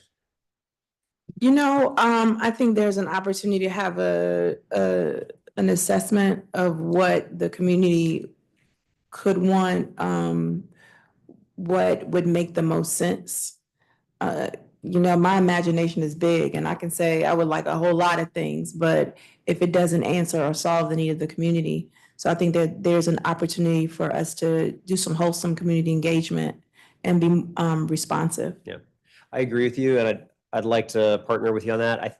I think because we have it, not a lot, but just a year or two lead time on when the DCPL transition would happen, I'm a little nervous about the staging of the money that we'd end up with as the library might move out. We don't have anything to move in, but now is the time to work on that vision and start getting things into the budget to line that up so that I don't want the community to lose out. This is a community that doesn't feel like it's got a lot anyway, and it's about to lose a library. And so if we can't stop the library moving, I need to at least make sure we're being responsive to the community's needs to be bringing more programming and resources in. That makes sense. Yeah, okay. There's been a little bit of talk about a project that's not necessarily in the DPR budget, but there's a stadium that's been talked about. And one of the elements around this has been that there's the mayor committed there'd be a valuation of the RFK site, and then the amount of money that it's valued then be invested in federal National Park Service parks sites. That funding doesn't appear to be in the budget, but more importantly, what I was going to ask you as the DPR director is, what should our expectations be for DPR's role if we're going to be putting a bunch of money into National Park Service park sites, so our playgrounds and our parks around the city? Does DPR or should DPR have a role in helping think through where those dollars could best be met? I'll be honest, I don't trust the National Park Service if these dollars are coming into their parks and playgrounds to always make the best decision for DC's interests. Should we have an expectation or create an expectation that DPR helps inform where those dollars go, how that programming works? I'm thinking about other partnerships that we've created, like with Franklin Park and others, where we've had some pretty constructive and really positive partnerships on federal National Park Service sites. So the conversations have already started through Director Tomas Taliente and Senior Advisor Beverly Perry, where we've been working with National Park Service on all of the parks in their inventory, working with the various superintendents, looking at the best modality, whether it's a TOJ, a CMA, where the district can That's a lot of acronyms. Can you TOJ and CMA? Transfer of jurisdiction Thank you. and cooperative management agreement. Because what you and I both know is that the public doesn't see it as MPS property. Correct. They see it as a park in their city that they should have access to with amenities that serve them. And so we do have an active role, even with President Angie Gates. You know, we are all collaboratively looking at the best model that will yield maximum results for all of us. So what's the input into that? I mean, I think, for example, you're spot on about the neighbors are going to call me about Lincoln Park and Stanton Park and those parks falling apart. And I can't just say, well, that's federal, sorry. Like, we're all going to try to solve the problem, right? What's our input, though, if there's conversations that are happening already to outline that, but there's no funding in the budget for this? I am a little confused about that. But what's the input around which parks, where, and how? So again, we're having consistent conversations with all of the superintendents and getting the support. And I believe that those conversations have yielded positive responses. Has this committee been a part of those conversations? Like, how, the other branch of government, shouldn't we be a part of that?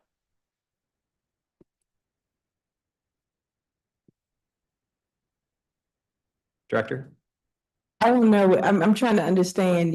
Should you be a part of an executive branch having a conversation with another executive branch? I mean, about direct services. I can't answer that. I can't. I don't think I understand. What I hear you say or ask is, there's a park in this city. How are the residents being served by this park in this city? My response to that is, we are working with the National Park Services to solve issues or provide services through this park in this city. So No, I know over time, but I'll just very briefly. So the legislative body is the one that appropriates money. So if there are funds that are going to be going to National Park Service sites, it has to come through the council for approval. So we'd want to partner with you. But if there's no way to input that, if there's a whole set of meetings happening, I'm glad to hear the conversation started, but it's not a purely executive to executive because appropriating district taxpayer funds comes through the council. And so I'd want to partner with you around where and how we make that be successful. So you are a value partner. I was just answering the question, how do we, because you started with how do we, as in DPR, partner with NPS? So that's what I was responding to because what I heard you regurgitate is you are talking to them, but I'm not. And I'm not saying that those conversations have to be mutually exclusive. You and I have a great relationship. And so I just want to make sure that, that's understood. It is very much understood, but I know that in the same way we just went through, and every council member up here probably has done rapid fire, just like I did with you. Which dollars, which project, let's talk about different pieces. We clearly would have the same type of questions we'd ask about our local tax dollars being used in a federal park. And also, how do we help make that be successful in partnership? So if there's not an avenue by which we are working in collaboration, I'd like to make sure we do. And I think that's probably most appropriate through this committee. And so I'd defer to the chair on that. So that's I'm going to answer that. Based on the agreement that we have, whether it's a TOJ or CMA, then that is, you working with the feds, because if there's a transfer of jurisdiction, then we have the authority, the district has the authority to execute said services, right? So does that make sense? Kinda. I know I'm well over my time, so I apologize, Madam Chair. The funding isn't in the budget now, so I'm not sure what plans are being made, but I do believe there's a clear role for the council in this if we're talking about appropriating district dollars for this. I think we'd all love to see investments in our federal parks. Absolutely. You and I are on the exact same page. The National Park Service park and playground, we're getting the same calls from constituents, and they don't really care who owns it. They just want it to work for them. Correct. And so we all have an interest in that. Thank you, Madam Chair, and thanks for your indulgence. Thank you. Whatever we don't know about, when we move money around, we have plausible deniability, Charles. I'm like, I ain't know, you ain't tell me. I just want to get the job done. Not in disrespect, but in any other way. We're all here to serve. We're all here to serve. I didn't know. That's really what I'm gonna say. I could actually maybe, if it's helpful, I'm sorry, I do serve on this Parks Task Force Committee that Councilmember Freeman helps chair with Deputy Mayor Albert. We're talking about all these issues, and so there's a lot of people in the room talking high level about which parks make sense to transfer to the district and what the different mechanisms are. So he's sort of co-led that conversation and been a big part of that. And that's the committee that's going to value the RFK site and then put dollars in? This is more just big picture, I think. It's just big thing. Yeah, big picture. Just big conversations I about. appreciate that. That's just different than what I'm asking. That's different. I'm sorry. But I appreciate it. Thank you. Awesome. Thank you. Okay, let's get through it. So looking in the budget, there includes, let's talk about coach stipends because that came up in the thing. The budget includes $400,000 for coach stipends at youth sports recreation centers. How many coaches will this serve versus how many coaches does DPR have? So we currently have about 250 volunteer coaches in our inventory. That have gone through our volunteer, have been cleared through it, and that is across the gamut for all sports. So the $400,000 will be dispersed amongst the 250 volunteers? No. Okay. No. What's the plan? So we are currently formulating the plan. Okay. It is not saying, hey, if you are an existing coach, next year you'll get some money. That is not it. We are trying to look at, we've looked at DCPS's, the way they roll out their stipends, in addition to looking at other boys and girls clubs who may offer a stipend, in some other jurisdictions, high schools, how they roll out their stipend. But it's not a guarantee if you coach, you will get. A stipend. Okay, so you all are in the process of trying to create a rubric for what that will look like. Correct. All 250 volunteers are not guaranteed to get a stipend. Correct. But any amount of stipends that will be given out will have to be is capped at the $400,000 that's allocated right now. Correct. And there will be an application process. There will be mandated training. There will be mandated criteria. And I will also say, for example, I heard the cheer coach say in order to be a cheer coach, you have to have a certification from Cheer USA. That's right. So some of the costs will go to reimburse that, right? The boxing, you have to have a licensure. That's right. Does that make sense? It makes sense. So it'll be a pot of money. Some would cover some of the reimbursements that people are doing because of as a result of the coaching, what they have to do within their role as coaching, and then some of it will be direct stipends. So next year, I'll probably be able to get a better sense of sort of what the average stipend is and sort of who's receiving them. Correct. Once that rubric is rolled out. Understood. Okay, Rangers. During my recent DPR tours, and I agree the Ranger program is great. I think Councilmember Henderson noted the number of Rangers we have and whether that's enough. I have that same questions because during my recent DPR tours, I spoke with frequent park visitors who informed me that the time that Rangers come to open the park and specifically like the outdoor bathrooms vary significantly. And I think what it is that one Ranger might be responsible for a number of places. And so, for example, when I was at Chevy Chase, literally all of the what do you call them? All the nannies and childcare workers were like, we need the bathroom open at this time because they're out there early. And then we just have to wait for the Ranger. And I'm like, you're probably the Ranger came and she opened it, she was great, but she's on her schedule of where she needs to be and around. So that goes back to the question of what Councilmember Henderson was asking, do we have enough Rangers?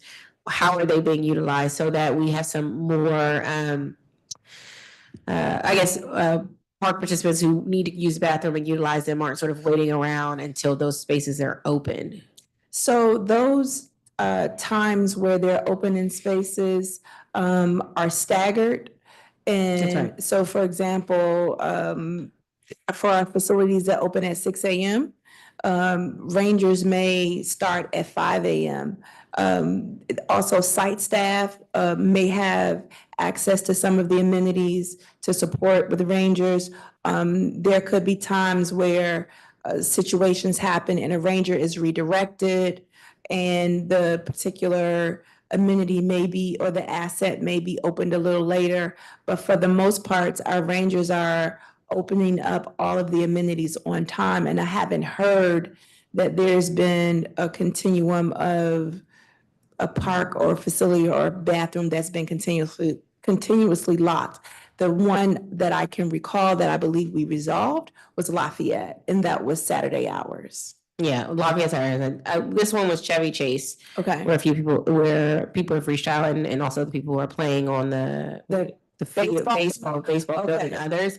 And so what they were saying is sometimes their grandparents and other people are not coming to the games because the bathroom may or may not be open. So what I will tell you, and that's a good one to flag, because I believe that bathroom had some repairs recently and may have been offline, correct? It did receive some ADA upgrades, Yeah. so that may have been part of that. Okay. So back to the original question, the number of Rangers we have, do we have enough to really attack the portfolio that we have, especially for what the assignments they're assigned, the multiple assignments Rangers are given? Yes. Okay. I want to ask about, I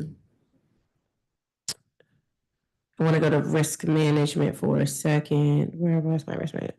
The fiscal year 26 budget for risk management.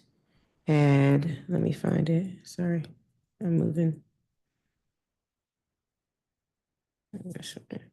Okay, help me find risk management. But while I wait for that, let me go to roving leader since I talked about Rangers.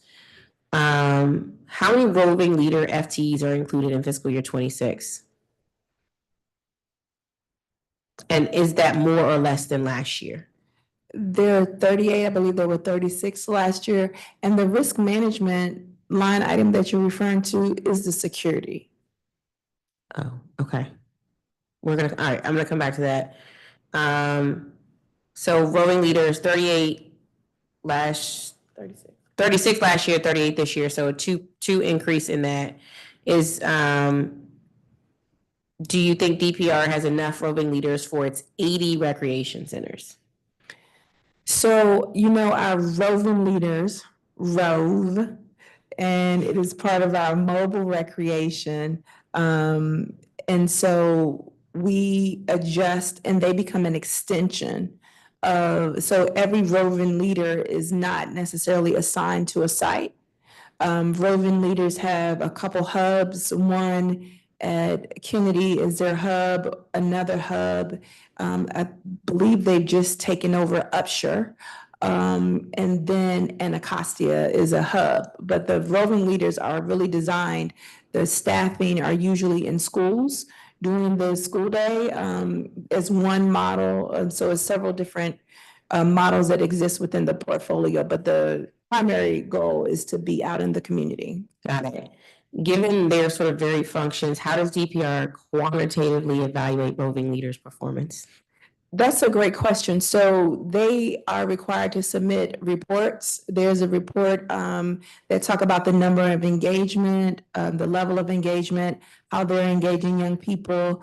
I can think of situations where our juveniles may be doing some things that they shouldn't be doing, and our roving leaders get wind of it. They will then do mediation circles, peer mediation with the groups. They have activations to take them to different places where it is a ball game, different things to help remove any barriers for them, young people to be, work together.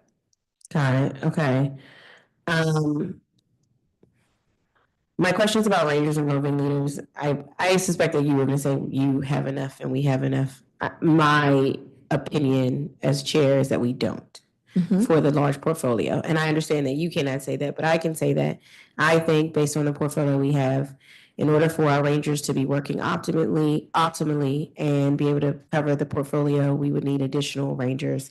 And I think in order for our roving leaders to be most effective, I think we would need more given how large the portfolio is. But that's just a declarative statement, so it's not a question that you have to respond to.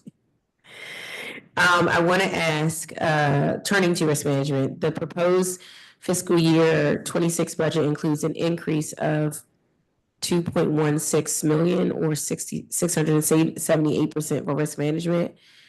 As we discussed, 2.1 million is for security. Before security is added, what does DPR pay for from this budget? The equipment, that's the equipment. I think there's some $600,000, or no, there's AEDs, if I'm not mistaken. We had a Save Station event today with FEMS and DGS for life-saving equipment. There's other equipment, I believe, that are at the sites. I know one big fight is always security cameras, and so I'm just, those are usually in our capital budget, the security cameras, the actual installation of the cameras. Okay. I guess I'm wondering what specific risks or incidents prompted an increase for risk management then? I think, so risk management is the proactive approach. And so we want to be proactive to, again, situations that happen. And so. Yeah. I guess, so did any projected higher cost to insurance contribute to this increase? Well, security cost overall increase, even with the contractors, the management, the cost of security increased overall. Right.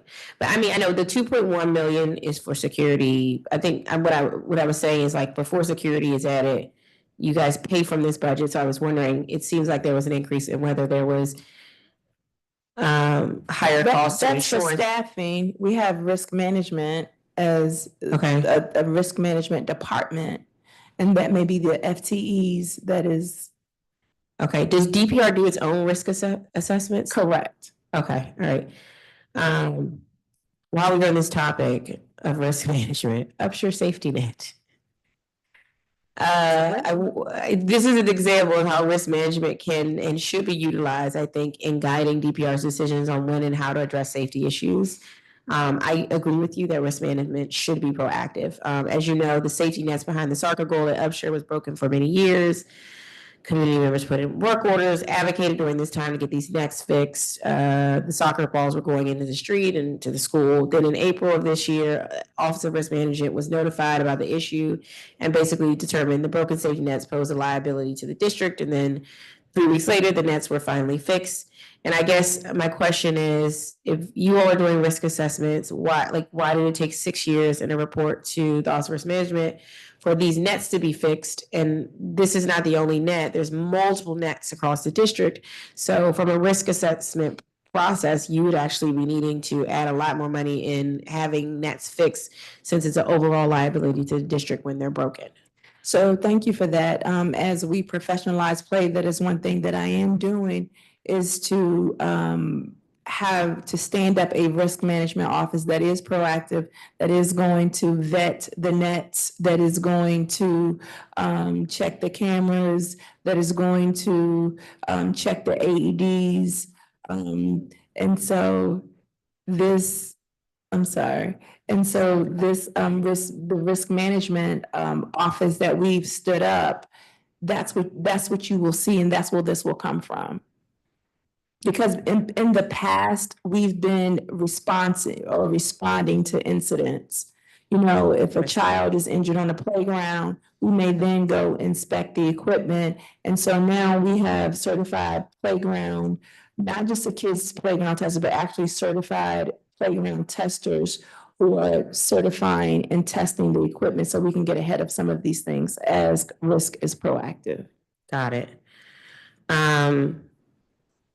Can you keep me updated on, I guess, those risk assessments and what you all are thinking? Because I think if we do risk assessments, we'll see some things like lighting, some things like that, you know, other colleagues have talked about lighting and nets that are a consistent issue are also a consistent risk assessment that may call for us to make some changes to how we handle these issues. I want to ask about fiscal year 26 includes a 294,000 or 43% decrease from fiscal year 25, as well as a loss of 1 FTE for agency budgeting and financial management. How will this reduction impact DPR's financial oversight capabilities, especially given the overall budget increase? Good afternoon again. Afternoon. The FTE was actually, it landed in another operation, and we've since pulled it back. So there's Okay. going to be a correction. A correction there. Okay, Correct. got it, Arata. DPR Special Purpose Revenue Fund received 946,000 or 46% increase in fiscal year 26. What are the sources of this additional revenue? And what is the Special Purpose Revenue Fund used for? Could you repeat that question? I'm sorry. The Special Purpose Revenue Fund received $946,000 or a 46% increase in fiscal year 26. And so I'm curious, what are the sources of this additional revenue? And what is the Special Revenue Fund used for? Sure. Special purpose revenues are primarily generated from the agency's programming across the district. And once those revenues come in, the approved budget is set at a certain amount. So it may be that they've generated more revenues than they're authorized to spend. So in this case where it increased, it was probably from a prior year where they've generated revenues and they're pulling from that to increase their fiscal year budget. Now, where you're asking, I believe the second portion of your question was asking What is it used for? It's going back into supporting the programs that generated the revenues. Give me an example of a program. Out of school time program. So I'll give you an example, Boost Camp or camps, right? And so from camp, we can then, the OST field trips or the, again, having, because again, Boost Camp was ARPA funded initially. And so now we're able to support it with enterprise funding. Got it. Do field fees contribute to the revenue fund? The special revenue fund? Okay, and has DPR increased any of its fees for fiscal year 26? No, our fees are regulated. Yep. No, our fees are very nominal. So our fees as, I'm sorry, my thinking cap went on. Go ahead. While you responded, go ahead. Yes. yes. So the amount that we charge comes, as I said, is legislated. And I believe it's $5 for the gymnasium per hour for youth and $7 for the fields. Got it. Yeah. Is DPR open to raising or lowering any fees? And if so, which ones and why? So there are models that exist in other jurisdictions.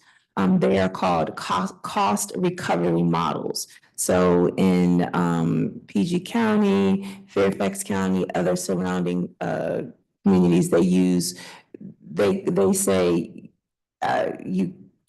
whatever you eat, the term, that one. And so their budget is how the revenue that they generate from their fees is their total budget. We have a totally different model. Got it. Okay. I want to turn to the capital budget. I'm going to do this at the end. I want to start with agency-wide capital projects. Like other agencies, DPR's proposed capital budget defunds agency-wide project in the out years. For example, in both fiscal year 29 and 30, $250,000 was cut from access and security infrastructure, $100,000 was cut from ADA compliance, and $750,000 was cut for general improvements. Why were these projects cut in the out years, and how do these cuts affect the debt caps? It's good. We asked for it every year. We asked for it to re-up the funding in those. I can't really answer why they were cut for this particular year. But we do request those every year. I'm sorry, I don't know if I can answer the second part of that question about the debt caps. Debt caps. I'm sorry, I don't know how that impacts. Basically the CFO, we use our capital funds, but the CFO also, it burdens our debt cap. And every time we burden our debt cap, we then have to make up for funds previously because our CFO is sort of stringent on that. So that's what I was asking. So that affects, and so these affect the debt ratios, basically, essentially. Were any specific projects that were previously planned for those years moved up, delayed, or zeroed out? No, I don't believe any. Besides Walter, the Walter. We're gonna get to that. That's gonna be at the end. That's besides that one, I can't think of any other. At the end. Any other ones, right? So I'm gonna say, can you give any assurances that these cuts will be restored in the future years? I'm sure your answer will be hopefully yes. So I'll move on. I noticed a concerning plan with DPR's capital improvement plan. So for the following 8 DPR capital projects, the list of related projects in the fiscal year 26 CIP is exactly the same as fiscal year 25. So access and security infrastructure, 5 projects, ADA compliance with 7 projects, small park improvements, 8 projects, athletic field and park improvements were 9 projects, playground equipment, 15, HVAC, 4, roof replacement, 2, and swimming pool replacement, 1. Why are the lists the same? Why are the list of projects? Yeah, why are the list of projects the same from 26 CIP? Looks like exactly the same as fiscal year 25. And then, I just want to know why the lists are the same, because when some of my colleagues asked about specific projects, DPR said some of those were complete. So why are completed projects included on the fiscal year 26 CIP? I did notice that as well on the individual budget pages. Yeah. I think they just didn't update the spend plan information. Every year we submit a new spend plan for how we plan to spend the funds, and I noticed that the old FY25 information for whatever reason stayed. Okay, Yeah. that's okay. What would be helpful is, I guess, if you all could provide the list of all the sub-projects for all the agency-wide projects that were completed in fiscal year 25 or will be completed by the end of fiscal year 25. Does DPR have the list of the projects planned for fiscal year 26? And if so, can DPR share it with the committee? We do. Mhm. Okay. I'm only asking because those are the questions that I'm getting from my colleagues.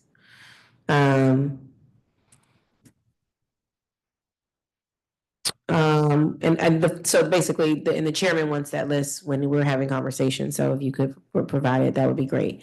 I did want to briefly talk about ADA compliance. The proposed budget includes 2.8 million in fiscal year 26 for ADA compliance upgrades. I'm glad to see that it's a 200,000 increase from fiscal year 25. There's currently about 1 million left for ADA compliance for fiscal year 25. Have those funds been allocated for specific projects yet? And if so, which projects? They have been. We actually have a list of every single remaining ADA project until we're in full compliance. I have Okay. that list, happy to share it with you. Thank you. I'll just say overall accessibility and ADA compliance is a huge priority for me. Having DGS and the Office of Disability Rights under my committee for the second time, and now in DPR, I'm eager to improve the level of accessibility at many of our DPR sites. And so I think during the last council period, one of the things I was able to do is get DGS and ODR to work more closely together on ADA compliance issues. This has gone so well that there is now even an ADA work order category in Salesforce. So the work is going on, and we're really excited about that. I'm going to go to my colleague, Ward 3, Councilmember Matthew Freeman, for a round. Thank you very much, Director Freeman. I know you just perked up when I came, then you thought, yeah, more council members to ask you questions. We've been popular today. Yeah, DPR is popular. Return to work is real. I'm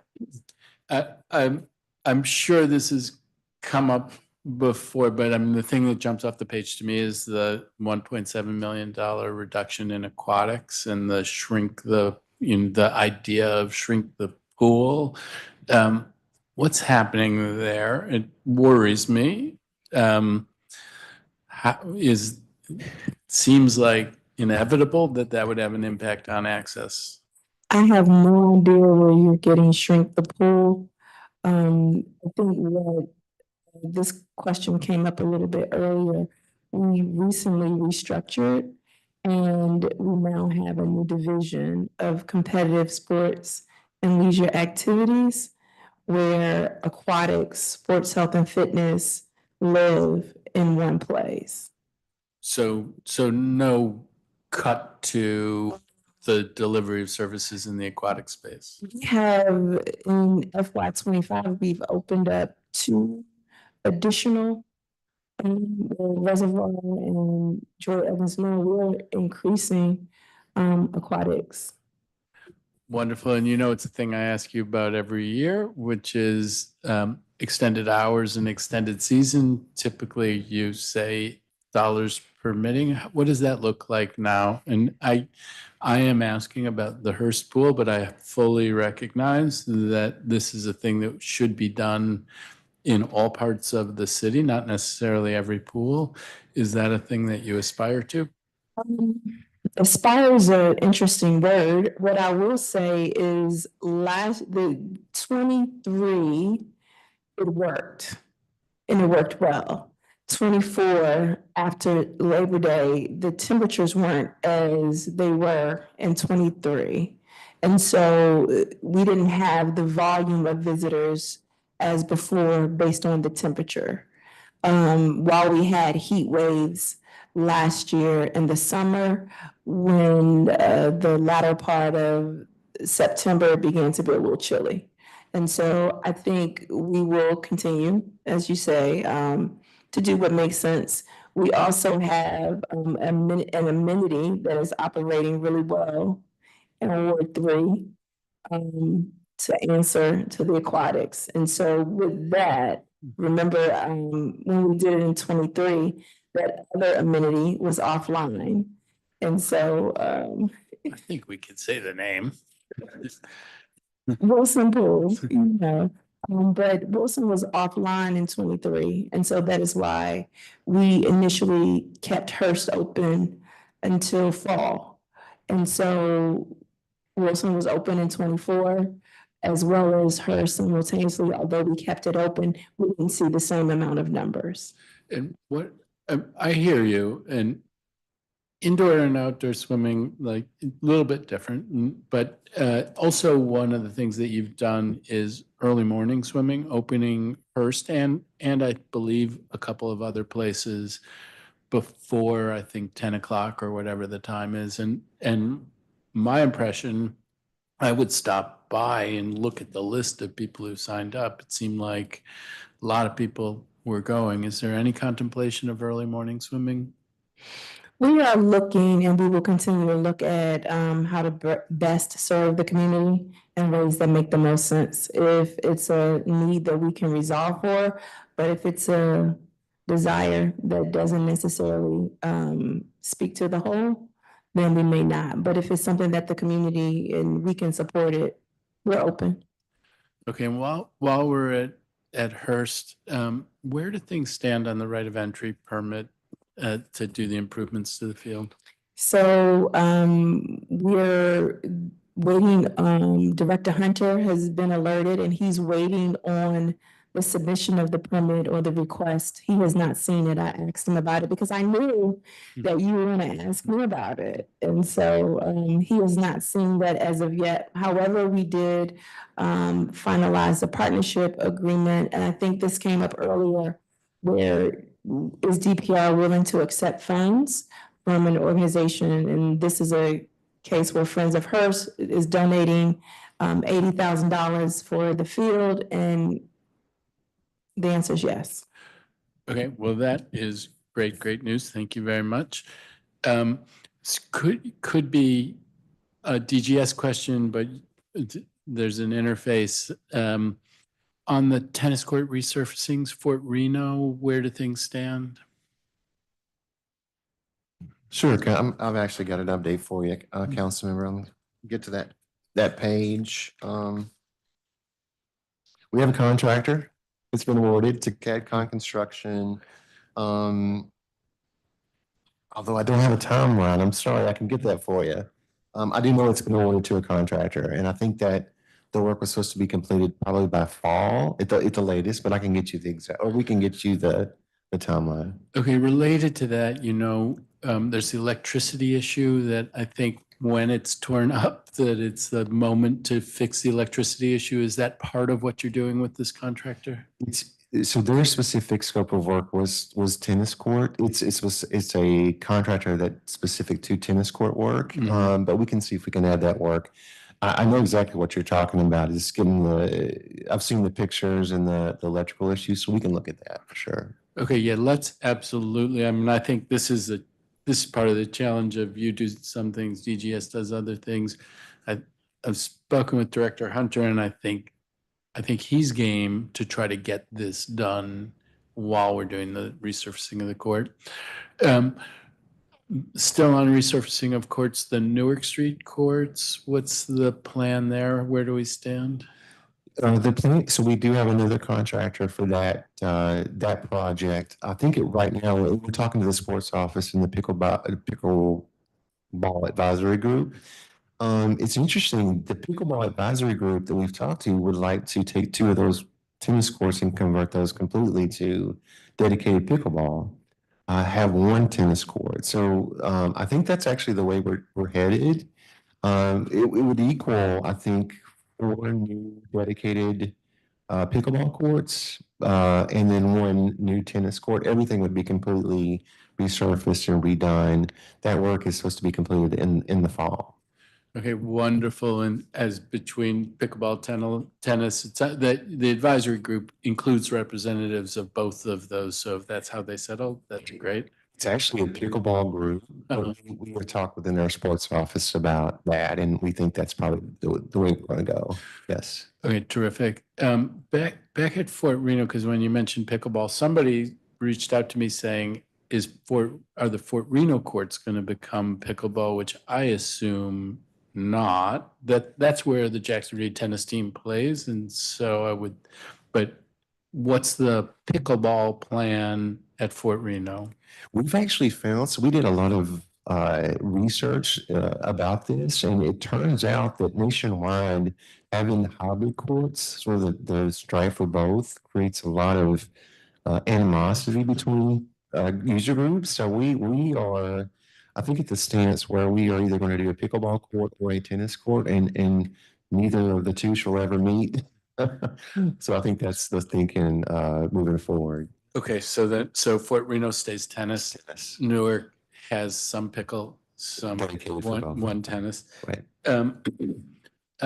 Turtle Park and the erosion issues around the sandbox and playground, where do we stand on that? There's a very active friends group there. They have ideas, or landscape architects who are part of it. Are you talking with them? Do you have a plan of how you're going to address this short, medium, and long term?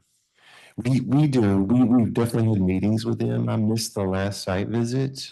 This is one thing in the budget that did not get funded in FY26 was we have typically the past couple of years received what we call erosion control funding, erosion remediation funding at $5 million a year. That was not continued in FY26. And we were sort of, that's the money we were planning to use at that location. So, unless that changes, that's sort of thrown a monkey wrench in our long-term sort of plans for remediation of those issues. That's long-term, but what about short-term and medium-term? Do you still have an ambition to do something short and medium-term? I think we do. And I can follow up with DGS about that. Right. Okay, I mean, you've seen it and becomes a kind of swimming.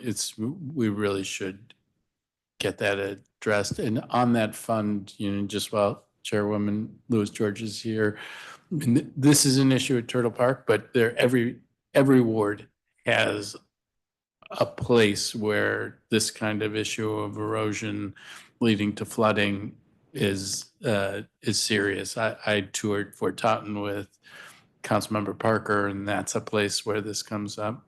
So I'm sorry to hear that it's been cut in this budget, but I'm over my time. Thank you.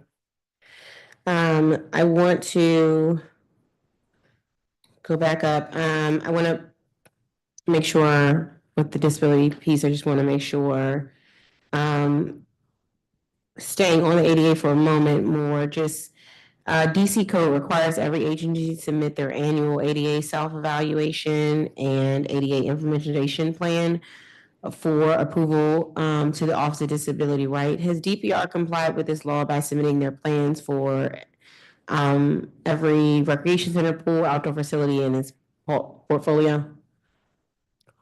I know that we do have an ADA transition plan that was just updated this year. I'm happy to follow up on if it's been submitted to ODR. Yeah, by code it's required, and I've told ODR, my goal for ODR is to make sure they get them from the agencies that actually have the most accessibility, which is DPR, DCPS. So I just want to make sure that we are working across the board in tandem to make sure that's done. So if you can check to see if you all have complied or have sent that over. My expectation is now that I have both DPR, ODR, as well, that these all they can become more accessible places. And so that, I'm going to ask the ODRs like next week, so they're going to get the same question about did DPR submit this plan. So just touching base and checking base so that can be confirmed by their budget oversight hearing. The proposed budget includes $250,000 in fiscal year 26 for access and security infrastructure. This is a large decrease from the $2.6 million in fiscal year 25. Further, the project has an existing balance of $1.5 million. What access and security infrastructure projects were completed in fiscal year 25? And what access and security infrastructure projects are planned in fiscal year 26? I'm happy to get you the 26 spend plan. I'm sorry, I don't have that in front of me, but in FY25, we completed security upgrades at 3 outdoor parks. And I can get you all this information as well as Deanwood Recreation Center security upgrades. Okay. And to confirm, this is the budget area where cameras and locks would be located? It does include, yes. This is where cameras, camera equipment, those type of security upgrades, yes. Okay. And the decreases because the projects have already been completed? That's right. Yes, ma'am. Okay. The proposed budget includes 250,000 in fiscal year 26 for small park improvements. This is a stark decrease from the 2 million allocated for fiscal year 25. The project also has an available balance of 2.44 million in fiscal year 25. Why was so little spent on small park improvements in fiscal year 25?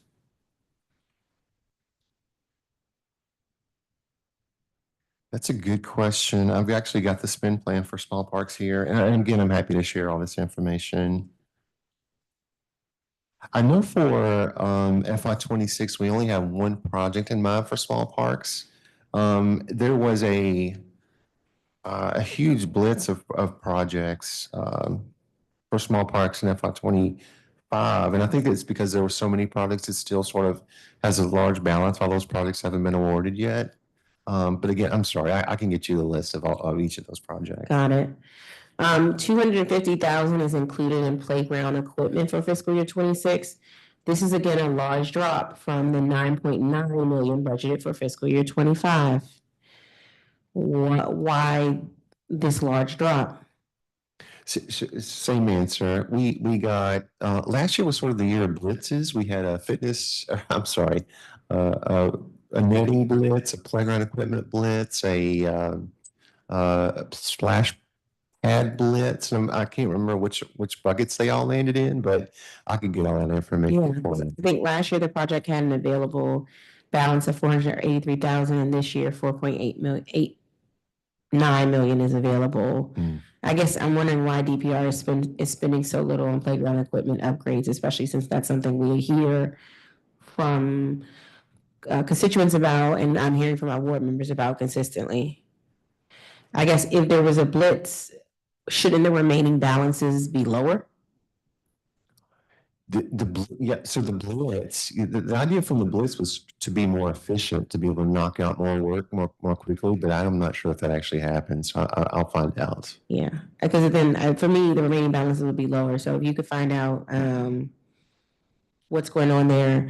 During my 2025 outdoor aquatics readiness tours, which you all sadly missed, we missed you.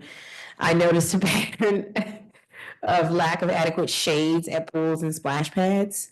So I was glad to see 750,000 for shade pavilions is included in the fiscal year 26 for shade pavilions, which we hear from every ward and every pool about wanting these, especially given the heat waves DC goes through during the summer.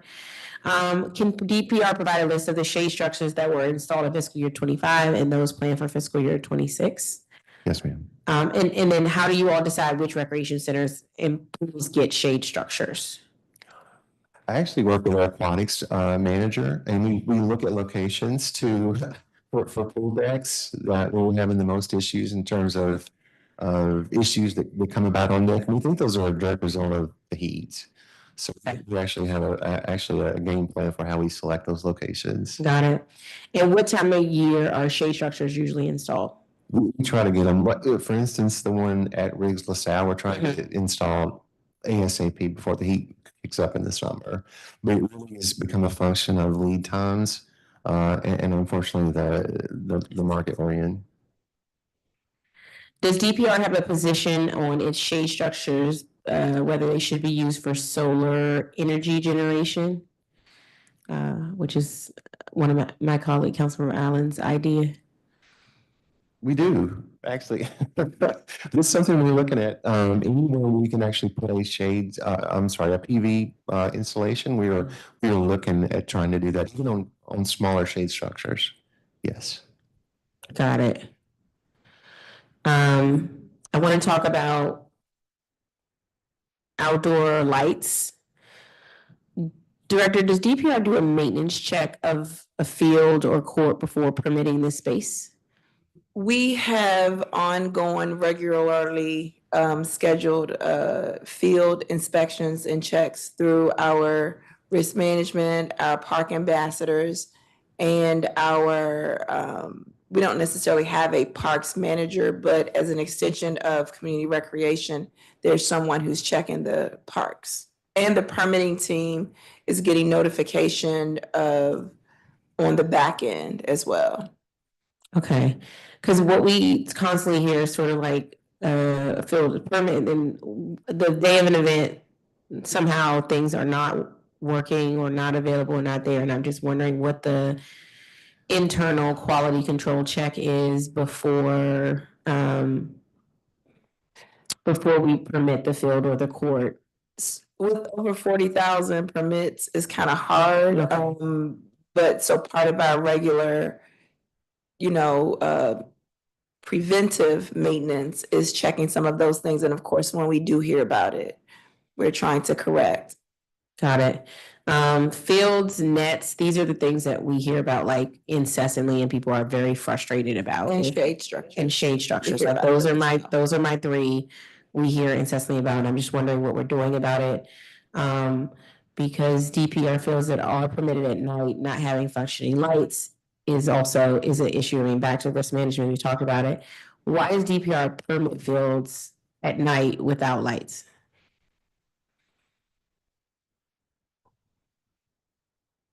Or is it unintentional? So, I'm just hearing about the lights, the light adjustment that might be necessary at, Randall Field. I've been to the field at night. It seems bright, but again, to Councilmember Allen's, the light needs to be positioned or could be positioned differently at home plate. Those are things that we can look at. While in here, I did check with my team to see if that was something that we had heard about, just to make sure that we're on top of it, considering we're in season. Got it. How many outdoor fields and courts had lights? Lights are budgeted to be fixed or replaced in fiscal year 26. I know that Mamie Johnson. We could find out. I could find out. Okay.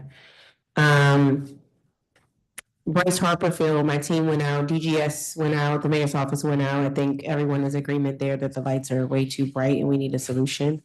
Even though other people are excited about the brightness of the lights and it being on, the neighbors are not as excited. So I'm just gonna ask that we take steps to lessen the brightness on the residential streets in general. Has DPR ever used field and court lights to increase light coverage of DPR properties for security purposes? I'm sorry, say that again. One thing we were told is that like sometimes field and court lights are increase light coverage at DPR properties for security purposes. I've heard that, but our lights are on a timer for the most part, and we try to be responsive and respectful for the neighbors.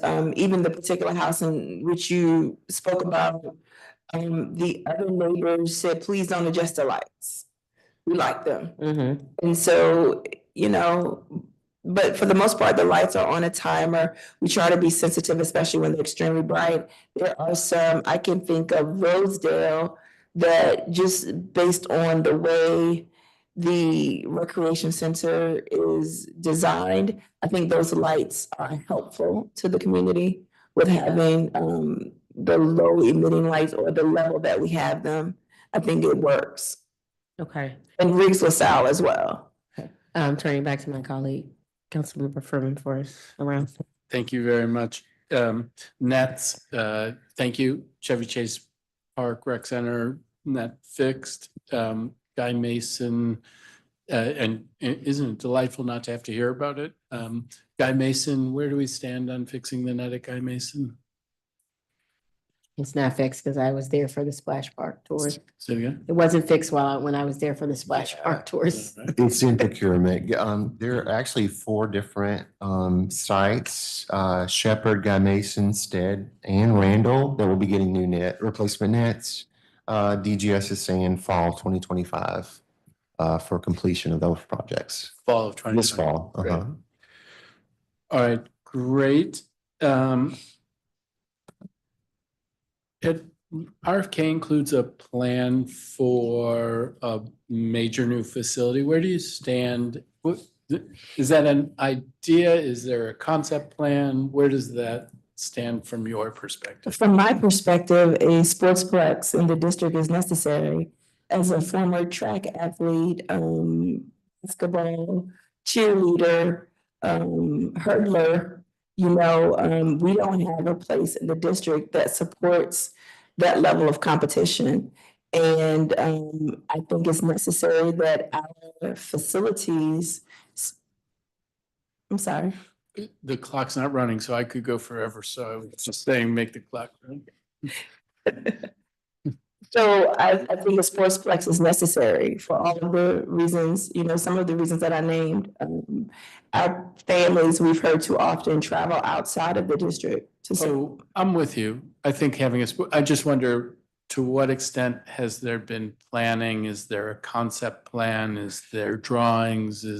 Where are we in that process? I too want indoor track meets here in the district. I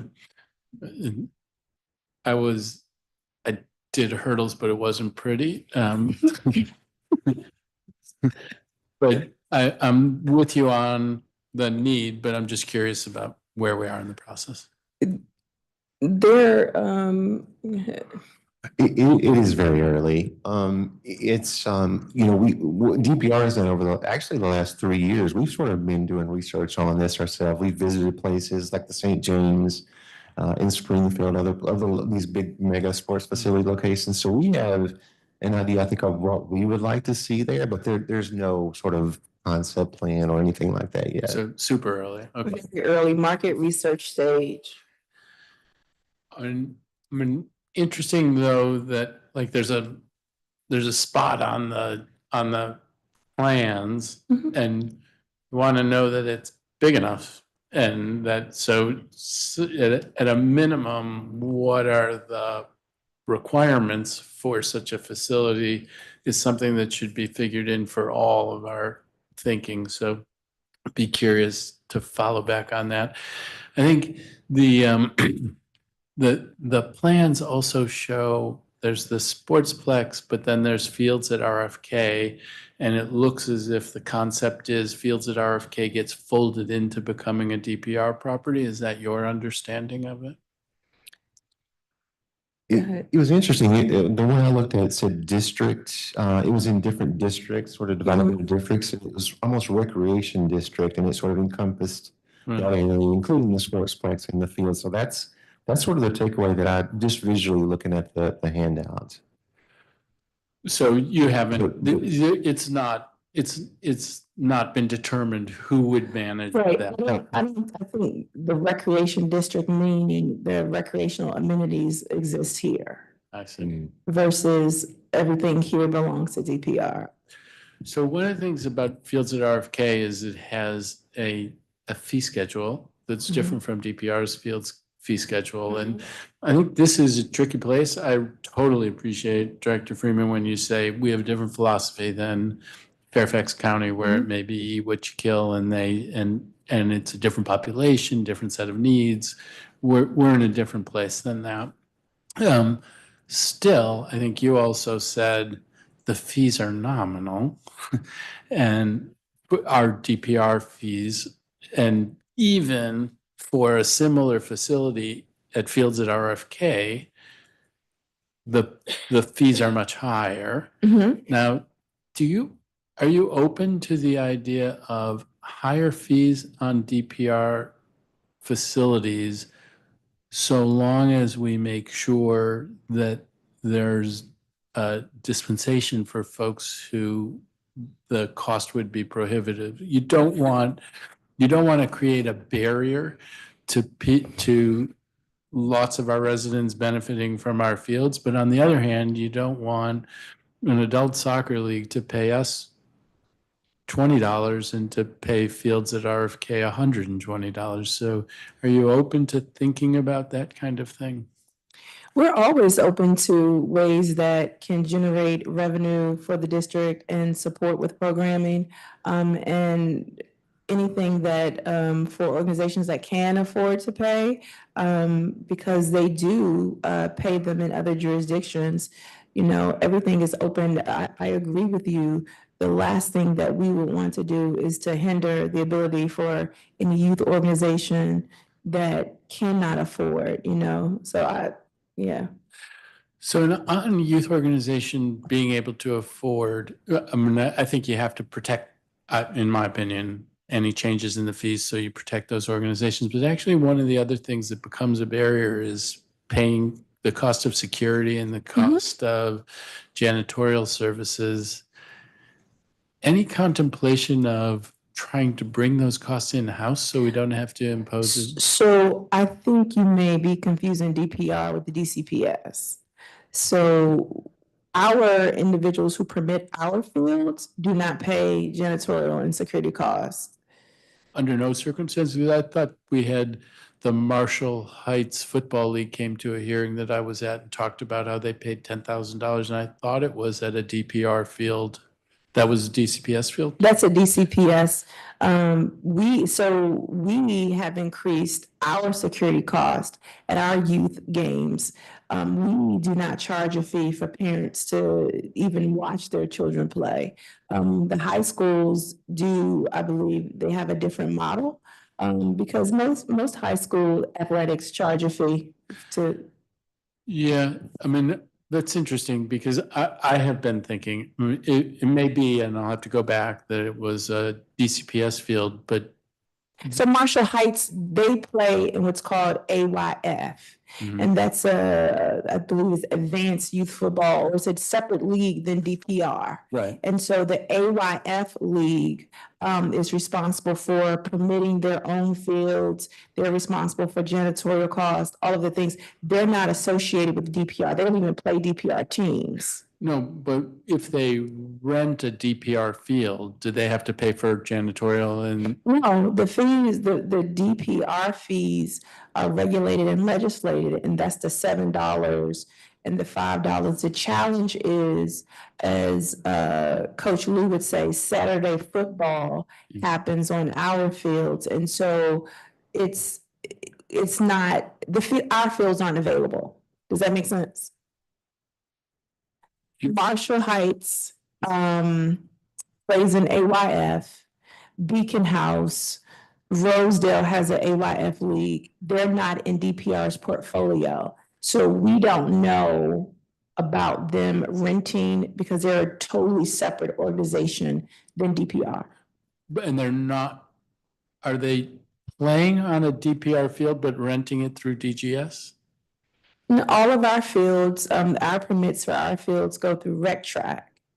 And so they're permitted. The cost that they were speaking of, I believe, if I'm not mistaken, they play at H.D. Woodson Senior High School. Oh, okay. So it's a DCPS issue. It's not a DPR issue, which is interesting because both are the treatment of janitorial and security costs are different at DPR and DCPS. Also, DCPS is usually not open on the weekends where we are. So there's an additional cost with bringing the staffing in a janitorial. And I don't want to speak to that. I also know just nationwide, not only in DC, there has been, unfortunately, nationwide, an increase in violence surrounding youth sporting activities. Oh, I 100% get it, and I'm not trying to be critical of DCPS. It's not built into their budget to pay for that. The thing is, I don't want it to be imposed on the Marshall Heights Football League. And so should we as a city be providing that security and janitorial to make sure that they're able to do what they do, or should it be or should it be part of the cost? So one thing that we do as a city, we support through our Rec for All grants. We have travel, engagement, C grants, travel, engagement, and support grants. Thank you. And through those grants, Marshall Heights has received funding the last 3 fiscal years. And so while it does not answer your question of security and janitorial costs, it's additional funding to support their programming overall. Does that make sense? Got you. Another one that the mayor rolled out, and Councilmember Lewis George probably has, maybe she's asked about this or will, but I'm going to leave in a second. This idea of an outdoor heated Olympic swimming pool at Carter Barron, I think bounced a lot of eyebrows. And I mean, for me, it's exciting to me, but where does that idea stand? I think there's a need. You think about, we had East Potomac Park, a heated outdoor pool. You yourself, one who advocates for Hearst to stay open in the winter. And so Well, I am 110% for this. I used to swim at East Potomac in November, 110% for it. Curious where, I mean, is this a twinkle in the eye? Is this a concept? the community, No, it did not come from Ward 4. so has avid swimmers. You know that because if Tacoma opens a minute late, you're getting a call. And so, right? And so our pool saw over 600,000 swimmers last year. I think it's an amenity that would be a great addition and a great asset to the district. Okay, I'm gonna go. One of the things where there are pools, there need to be lifeguards. I want to do everything I can to make sure you have enough lifeguards now and forever, including training programs, et cetera. I appreciate you. Thank you for your advocacy, especially in the world of aquatics. Awesome. Thank you. Wrapping the bow on field lights real quick. Rosedale was another one that came to me as a location that there have been no lights at Rosedale since 1.5 years.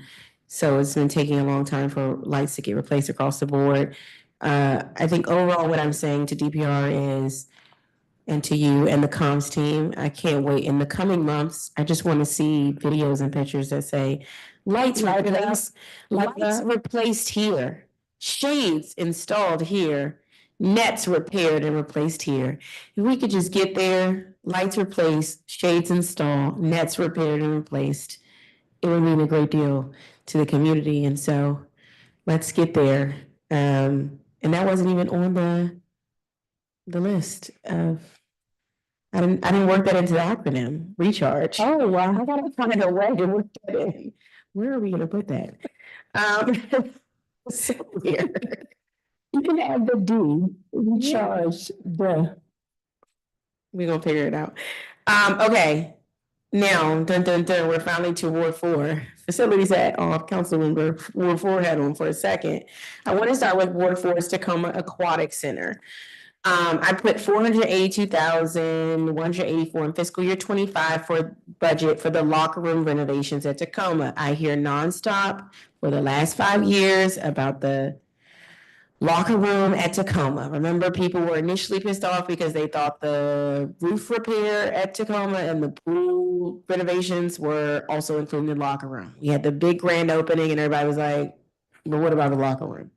Now, every morning, my seniors who love the Aquatic Center go to the locker room, and every day that the locker room is not renovated, I am getting an email saying, when are we getting renovations to this outdated locker room? I'm like, I put the money in. I don't know. Let me ask DPR. What's your answer to my seniors? Okay, so it has been awarded to a contractor, which is great. The construction, looks like the construction kickoff meeting has been scheduled, but the completion date that I have from DGS is December. I'm not sure if that's a long lead issue or not, but I can dig into that and find out more about why that is 6 months into the future for completion. But it has been awarded to a contractor. Wonderful. This is great news.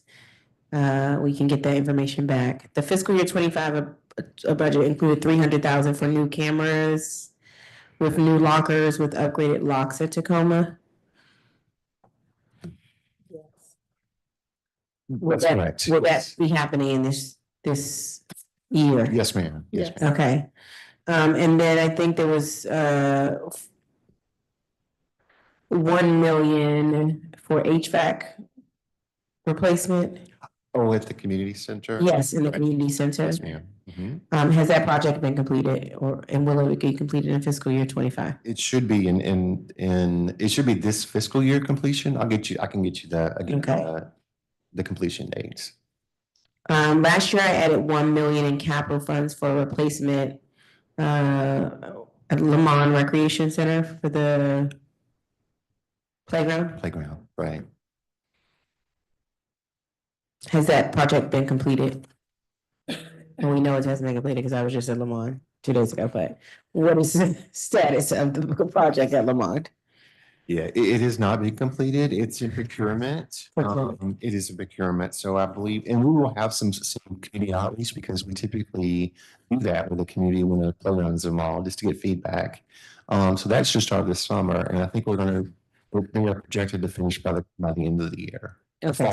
Fall, winter. So will be some community outreach this Yes. summer? Okay, because the ANC commissioner there has been asking me consistently, so please reach out to them and have a plan for that, please. Triangle Park, I see 250,000 in the proposed budget for 9th and Illinois Triangle Park. Is this for a dog park? This 9th in Illinois, this is actually just some small park improvements that we worked with former Commissioner Zach Israel on. The project kickoff meeting is next week, meaning there's been a design build contractor that's been hired, so it is moving forward. It's moving forward, okay. Emory Heights, the proposed added 5 million for the modernization of Emory Heights Community Center, bringing the total budget to 18 million. What is the schedule for Emory Heights modernization? Not just the field, which we talked about earlier, but the overall project for Emory. So I believe that it's in procurement. The RFP is under review currently. Okay. And so the project is on board, and it's moving along. Okay. Have you all done community already for, no, that wasn't. One meeting, we had one meeting. Oh, we only have one We meeting. had several unofficial and official, I guess. So there was maybe one that would maybe be, and then we had another in December, and then we recently met with the community and the stakeholders regarding the Emory Heights field, and that was maybe a week ago. Okay. And included in those improvements will be sort of I guess it's a full modernization. So that will include what my seniors are worried about, which is the ever-breaking elevator. Oh, yeah. Elevator, HVAC, windows. Roof. Okay, great. Just wanted to make sure that was scoped. Chevy Chase. During public testimony, we heard about the concerns of large fluctuation in capital funding for the Chevy Chase Recreation Center over the last several years. I guess a witness noted over the last 4 years, the approved funding from 17.5 million went down to 11 million, up to 18.5, and now down to 14.8 million in the fiscal year 26 budget. Why this project specifically is having such large changes each year, especially now because there's now 8 or 9 proposals that we've done, and DMPED and everyone is closing in on the final decision around the recreation center, library, and whether or not it will have housing on it. I heard Mr. Speck mention that there's been no change to DPR's budget for the Chevy Chase facility. So I'm not sure if that's a DMPED change or potentially a library project change, but DPR's project budget has not changed. It's still at 19.5. Got it. And so basically it's DPR position that the sort of one thing the community members are worried about for Chevy Chase is that they won't, their rec center framework will be reduced in any way, which is they're adamantly against. This is their recreation center for a number of neighborhoods. Is your position that the current funding levels is enough to make sure that there's no reduction in DPR's footprint at Chevy Chase Community Center?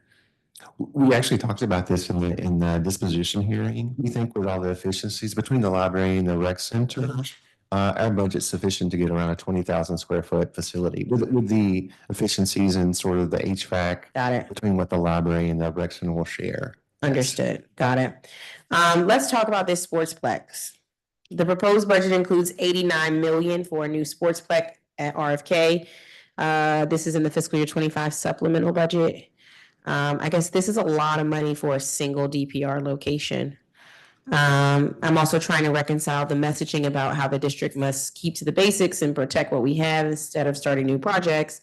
While I'm sure there will be many benefits to the sportplex, I guess it's difficult to deny the money would be better spent investing in DPR's current portfolio. That is also what we hear from residents who use DPR spaces as well. About the improvements in ward members who all have a long list of things that they want to happen. So I guess this large amount of $89 million for a new facility, how does DPR sort of justify that large amount? It's an amenity that we don't have. And when you think about our facilities, we don't have a facility for indoor track. We've turned Langdon Recreation Center into a gymnastics hub. And I would love for you to visit. But we took a gym offline to create gymnastics because there was a need. And that's another program or programs that fill up as soon as our registrations open. And so there is a need for our families to have gymnastics in the district at a nominal cost. There is a need for indoor track. There is a need for an indoor sportsplex. We have world-class high school athletes who have to train outside the district. And so this is our opportunity to be responsive to the needs of not just our youth, but our families as well. Now, the sportsplex will be completely DPR's, under DPR's ownership in your portfolio. Correct. And does DPR have an estimate on how much it would cost DPR to operate and maintain this new facility? And if so, how much? We're currently doing market research at other jurisdictions who have facilities at the size as to what the cost to operate and maintain. Okay. Because right now, I mean, I guess everyone's looking at it and wondering sort of what's the plan for it, and sort of our question is sort of why would we spend 89 billion on a building we don't even know sort of we'll be able to afford to run it by the time it's finished. Oh, I definitely believe even with the revenue generated from having competitions, whether it's, if you think about the St. James, whether it's concessions or because when you think about a facility that size, then the amenities change, the offerings change, the requirements of the space change. And so I'll use, for example, our Black History Month swim meet at Tacoma, as you've attended in the past, right? And so over a weekend, we see thousands of athletes and thousands of families, and those events pay for themselves, whether there's registration fees for teams, that are competing, again, concessions, incidental sales. When you think about PG Sports Complex or some of the other ones that we viewed, they really pay for themselves. Got it. Why is the price so high? Why is it 89 million? Like, why is it that much? I think that for what we'll be getting, I don't think that the amenities that it will offer, I believe the price is comparable. Got it. And guess, does this go against, I guess that's the question. Does it go against our debt cap? Like, does this 89 million get factored in what the CFO says to us goes against our debt cap? For that, I have to refer you to our Okay. central CFO for that response. Okay. The chairman and my colleagues have a lot of questions about this $89 million. So I got to do my diligence here, and I need y'all to give me some more information if you want $89 million protected in this budget. So I'm just saying that to you now, so you know that you're aware. Just because everybody has all these other asks for their awards and for other things, so you got to be able to justify it. Especially when the chairman is like literally looking at everybody's budget, being like, "Was this why it costs as much? What justify keeping it here?" So I'm just saying that to you all as your partner here. We need to come up with some justifications for the chairman, and my colleagues, but the chairman mostly. Let's talk about Walter Reed real quick. Most of these going to be declarative statements because you can't really respond to them. But the proposed budget cut. 11.7 million in fiscal year 25, and then 5 million in fiscal year 26 from the Walter Reed Pool project. What's the reason we are abandoning this project? And am I correct that we've already spent $500,000 on this project? Like we've already expended $500,000 on this project. Which project? Walter Reed Pool.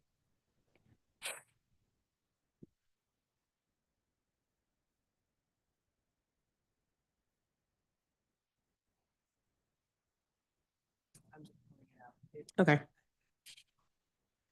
So, I mean, and you all know with the Walter Reed development, one of the things that were advertised to everybody who's moved to Walter Reed is, oh, this campus is going to have a pool. Outside of the pool that is available at the Vale, which is one of the buildings, which is only used by the residents of the Vale, sort of everybody else who's moving in to the Hartley and to the parks and whatever. The big thing was also there's going to be a DPR pool. So now to those residents who have moved into Walter Reed, who were excited that they were going to be on a campus that was so close to a pool, it sort of feels like they were sort of duped into purchasing at the parks under the guise of having a pool, and now no longer having said pool on their property. So I guess, it would be helpful to have a reasoning to them about why we are abandoning, because I'm clear we are, based on the cuts, abandoning this project. And then the other thing is to the taxpayers, we've already put $500,000 in. So, we've already made such an investment in it. I can speak sort of high level, because I was one of the project managers originally, and I think that site was sort of pre-identified as this is where the pool is going to go, but it turned out it's literally probably the worst location you could put an outdoor pool because of the historic underground utilities in the site. Okay. And I think a lot of there was a feasibility study that I'm sure costs money to identify all these underground utilities and locations. And I can't speak to why it was ultimately removed, but I would imagine it's because the feasibility of building an outdoor pool there just wasn't, it was going to cost significantly more than I think people expected. Got it. That's my assumption. And so that initially $500,000 was spent on the feasibility study? Yes, I know there was one. I don't know the exact amount, but there was a feasibility study, yes. Okay, if you could just find out, because I'm getting lots of questions from the community, the ANC commission over there, and they want answers, because some people are like, I bought this thinking it was gonna be a pool here. So I have to give them some solid answers. In addition to that, the mayor included $2.9 million for a new heated pool at Carter Perrin. None of the 4E commissioners were aware of this new request. None of the Ward 4 council member was not aware of this request. None of the community members, and there's a ton, the 16th Street Heights Community Association, the 16th Street Heights Neighborhood Association. There's a new one, the CBNA, which is the Carter Barron East Civic Association, because everybody loves to create civic and citizen associations, particularly in this area where you guys have said you want to put a heated pool. And not only that, this is also MPS land. So I guess my question is sort of several questions. One, why put this new, we've been told this is a tight budget, no new shiny items, like no new shiny things, et cetera, and all growth things. So I guess why put this new heated pool at Carter Barron without community input, without association input, without elected officials input? And why spend this much money on putting it on National Park Service land, which also limits things that we can do because it's on National Park Service land? So we have the district, of course, as we spoke earlier, has begun engagement with NPS on this plan. We know that there's a lot of green space at Carter Barron, and having additional amenities only support the community. And so we do not have a heated pool in the district, and we hear about it. And so the mayor responded by proposing the design of a heated pool at Carter Barron. Got it. MPS has usually given all of us, I'm sorry. MPS usually does not like us continuing to put things on MPS land. They love the trees and they love the animals and the nature and all of the wonderful things there. And I mean this before councilman, but every time I'm asking for them to replace a playground at Grand Circle, like I get a lot of pushback from National Park Service. So I'm wondering if National Park Service has agreed to this as well. So I think the National Park Service has heard from the community about the desire for a heated pool, especially after the East Potomac closed, which was a NPS. And so again, there is conversation, and I do understand all of the things, but the district had a heated pool. And so offering to provide an amenity that we had and that we lost. Are there no other district-owned places that are suitable? For an Olympic size outdoor pool, I think Carter Barron would be ideal location based on the spacing, the parking, and all of the things. Because you would think with an Olympic size outdoor pool that you're talking about competition and other things that we do not have the ability to do right now. And again, ways to potentially generate revenue for the district, not just being an additional amenity, but one that, we all grow to love and use. Yeah. I know, so Carter Barron, there's a lot of stuff been going on. I've been working with neighbors around the amphitheater. So there's an effort amongst the community to bring back Carter Barron Amphitheater. The community wants it activated. Mark Ein is doing a lot of work around the city open and the repairs we need to make to the city open. Even within all those conversations, we always have MPS sort of thinking about sort of what the impact could be on the nature around the park, et cetera. I don't know that putting these dollars here right now when MPS really has not agreed to the project would be the best use of these dollars currently until we have agreement from MPS that this is actuality. And that's a tall task to get done when working with our federal partners around this. So I'll just say that. Other questions I had? We're almost done, y'all. We're getting there. I had some questions about just custodial stuff across the network. We've heard from staff and also from patrons that every DPR building has significant mouse issues within the building. And we all hold camps and we hold programs and different things. What's in this budget to mitigate the sort of rodent issues that are present across our portfolio? That's typically, Councilor, the rodent abatement usually comes from different agencies. I don't know if that's a function of DPR unless I'm wrong. I think it's typically through DGS, Oh, God. a division of DGS, or Sorry. DPW. Yeah. Pest man, another agency, DPW, I forget the exact one, but it's through that budget, not DPR's. Okay. But that is an issue. That is an issue. Okay, we'll follow up. I mean, this is sort of in taking care of our staff, but also taking care of the students and people we serve. DPR getting better attention as it relates to rodent abatement is something that sounds like a critical need across what we're hearing across the board. And it sounds like that's not a part of level 1 maintenance for DPR. No, with the Department of Health as well, for mitigating situations or where we see, we do try to work where we know that there are issues in particular areas.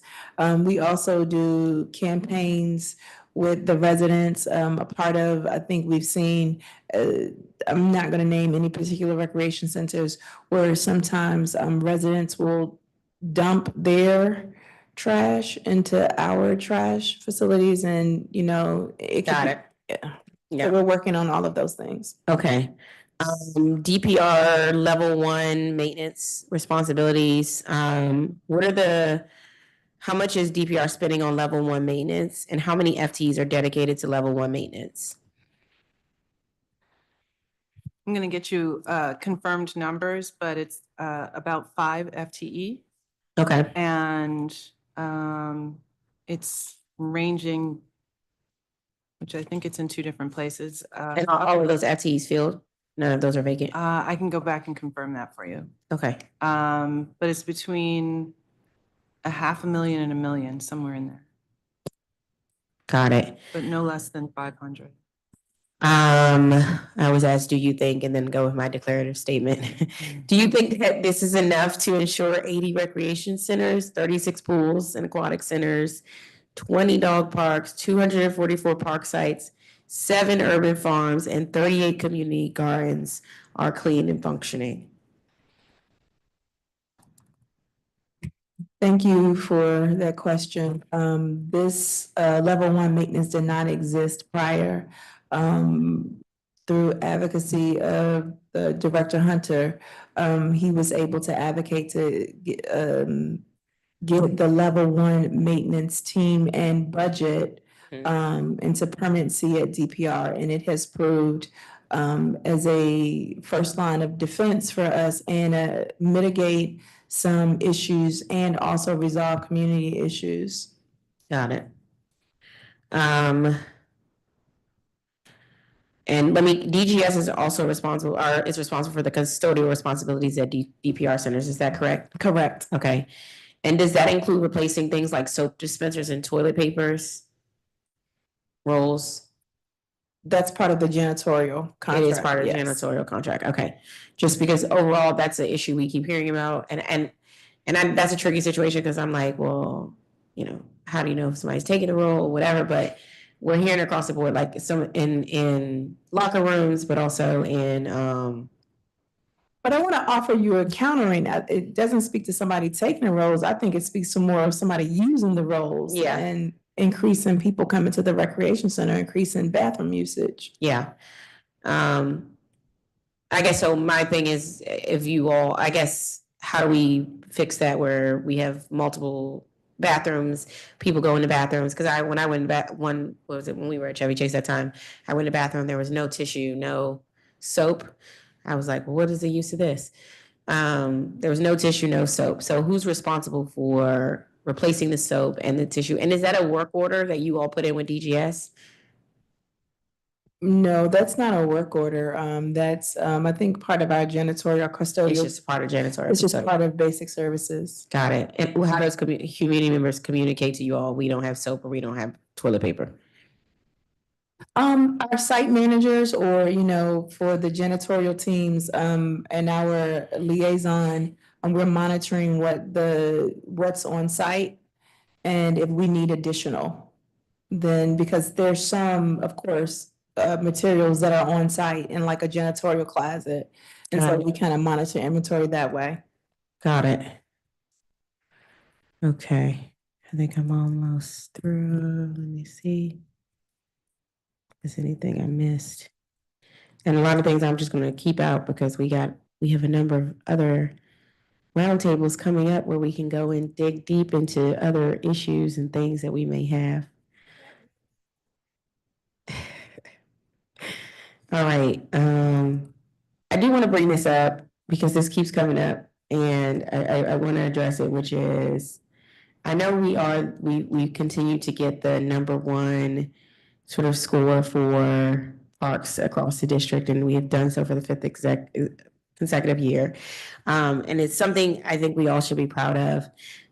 What I looked into was like, okay, who does this? And the trust methodology considers all the categories, which is like acreage, access, investment, amenities, equity across the board. I think equity, we knock it out the park, obviously, in equity. I think one thing that gets lost in messaging around this ranking is that sort of it's based on all the parkland in the jurisdiction, meaning it also includes our massive footprint investment in national park services.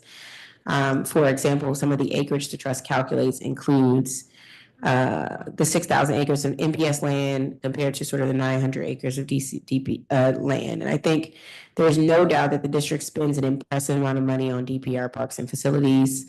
I think, however, the investment category also includes, a number of other things. And so as we look to sort of making improvements, I think this park score tells us a number of things about sort of where we are as a district. I think, but as we look at it, I hope that we can also, instead of just focusing on sort of being the #1 ranking, that we look at the other areas on there that, we can have growth and improvement and look to make those improvements as well. So it's not that we are excited about it, but on the same note, we got to let district residents know, yes, we're #1 ranked, but that also means, but there are still categories that we can grow in. So, okay, I hear you. Mhm. When you get your report card and, right, and you have a 3.9 GPA, you don't say, okay, I have a 3.9 GPA, I'm an A student, but I need to improve my science. What you do is you know that you need to improve your science, right? So you work hard to do that. I think that what we've done well, if we have a strengths-based approach, we do focus on our strengths and double down. And our mayor has put investments, in addition with the council, has supported investments that our park structure has grown. To say that, okay, this is good, but the reason it is because bop, would mean we would have scored this years ago. And actually, while we say 5 consecutive years, the truth of the matter is actually 6 of the last 7 years, which goes to equity, access, increase in services. You can look at other jurisdictions and they pour into certain areas and then other areas are completely forgotten about. That's not our testimony. And so I hear you. I'm going to please say that we are the #1 park system in America. And I look forward to you telling me in areas which we can improve. I just don't know that there's a campaign for when that we will say that. Awesome. The last thing is your vacancy percentage, sort of vacancy savings. What is DPR's vacancy percentage and as a result, vacancy savings? For the FY26 Correct, yes. budget, it's 21%. 21%? Yes. Is that considered, do you all consider that to be high vacancy? The way the DPR operates, in their budget, there are filled positions, vacant positions, and some are seasonal Right. hires, right? We hold a set of positions back to make sure they're maintaining not exceeding budget. Gotcha. And the positions but we keep the FTE count significantly high to give them the flexibility to hire seasonal employees. So that FTE count coupled with the budget is why the rate is so high. Got it. Does that make sense? It makes sense. It's a dance. Yeah, understood. And I was trying to get to also, that's why when I was getting to the overtime amount and overtime spending and what that looks like, because all of this is going to be affected, especially, I don't know where you are in hiring freeze, unfreeze situation. Every agency is like, we need to be unfrozen. And I'm sure that every agency will say that. My concern is DPR staff, I guess, instead of being given overtime and having to be offered tons of comp time to make up, to deal with the expanded demand on DPR whenever whenever anyone asks, DPR sort of meets the need. That's not a knock on you. That's like, people know that your programs work, your services work, your people work. But as we start doing that, we don't want to overwork the people. And so looking at vacancy savings, comp time, and overtime spending, I just want to make sure we right size that in the budget in a way that makes sure our workers and the retention and overall levels are where they need to be. Thank you. Okay. Okay, I think that is all I have for this hearing. I will make one final note. Ward 4 really misses Rob Nickens, and we would love to have him back in the Ward 4 area, roving in our area uptown. Just want to note that for the record. And with that, Thank you so much. I want to take the time to thank the team, the executive team, Gina Toppin, Hakeem Rogers, Ashley Williams, Marcus Coates, Hannah, Nolan Treadway, who stepped up, and Danielle Evelyn, who since transitioned but did support in preparation for this, Aisha Tony, Terrence James, again, I want to thank Rosemary Chulo, Brent Cisco, and the many DPR staff who make the magic happen. We have 38 Reverend leaders all over the city. We're excited about the work that they do. We have staff in community recreation centers and aquatics. And I think Coach Lou even said today that he was a DPR employee. he did in fact say that. On the record. And Yes, so, on the record. but I think it speaks to the work. Every community center, every recreation center has its own personality. And so we appreciate you. Again, I want to thank Mayor Bowser for her bold Grow DC agenda. I want to thank Paul Kine for his advocacy and leadership. And I want to thank you for your continuation. You are DC's own, as you say. And I know we missed an opportunity to walk together, but I look forward to many more walks that we will have as we make sure that we remain the #1 park system in America, and we're looking at 6 years in a row. Awesome. Thank you so much to the team, to the DPR employees who are present, but the DPR employees who work every day in the district. Thank you all very much. Let's please stay in contact during budget. As you know, this is one of the hardest budgets. Everybody's looking at everybody else's pots. There's needs to fill. And so it's important for us to be in constant communication as we evaluate as a council how we're going to move money around. So let's stay in conversation as well and get through this budget season well. So thank you so much, and a special thank you to Sebastian Wyman, our committee director, for all his hard work in preparing for this hearing. Thanks so much. Thank you. With that, it is 4:33, and this hearing is adjourned.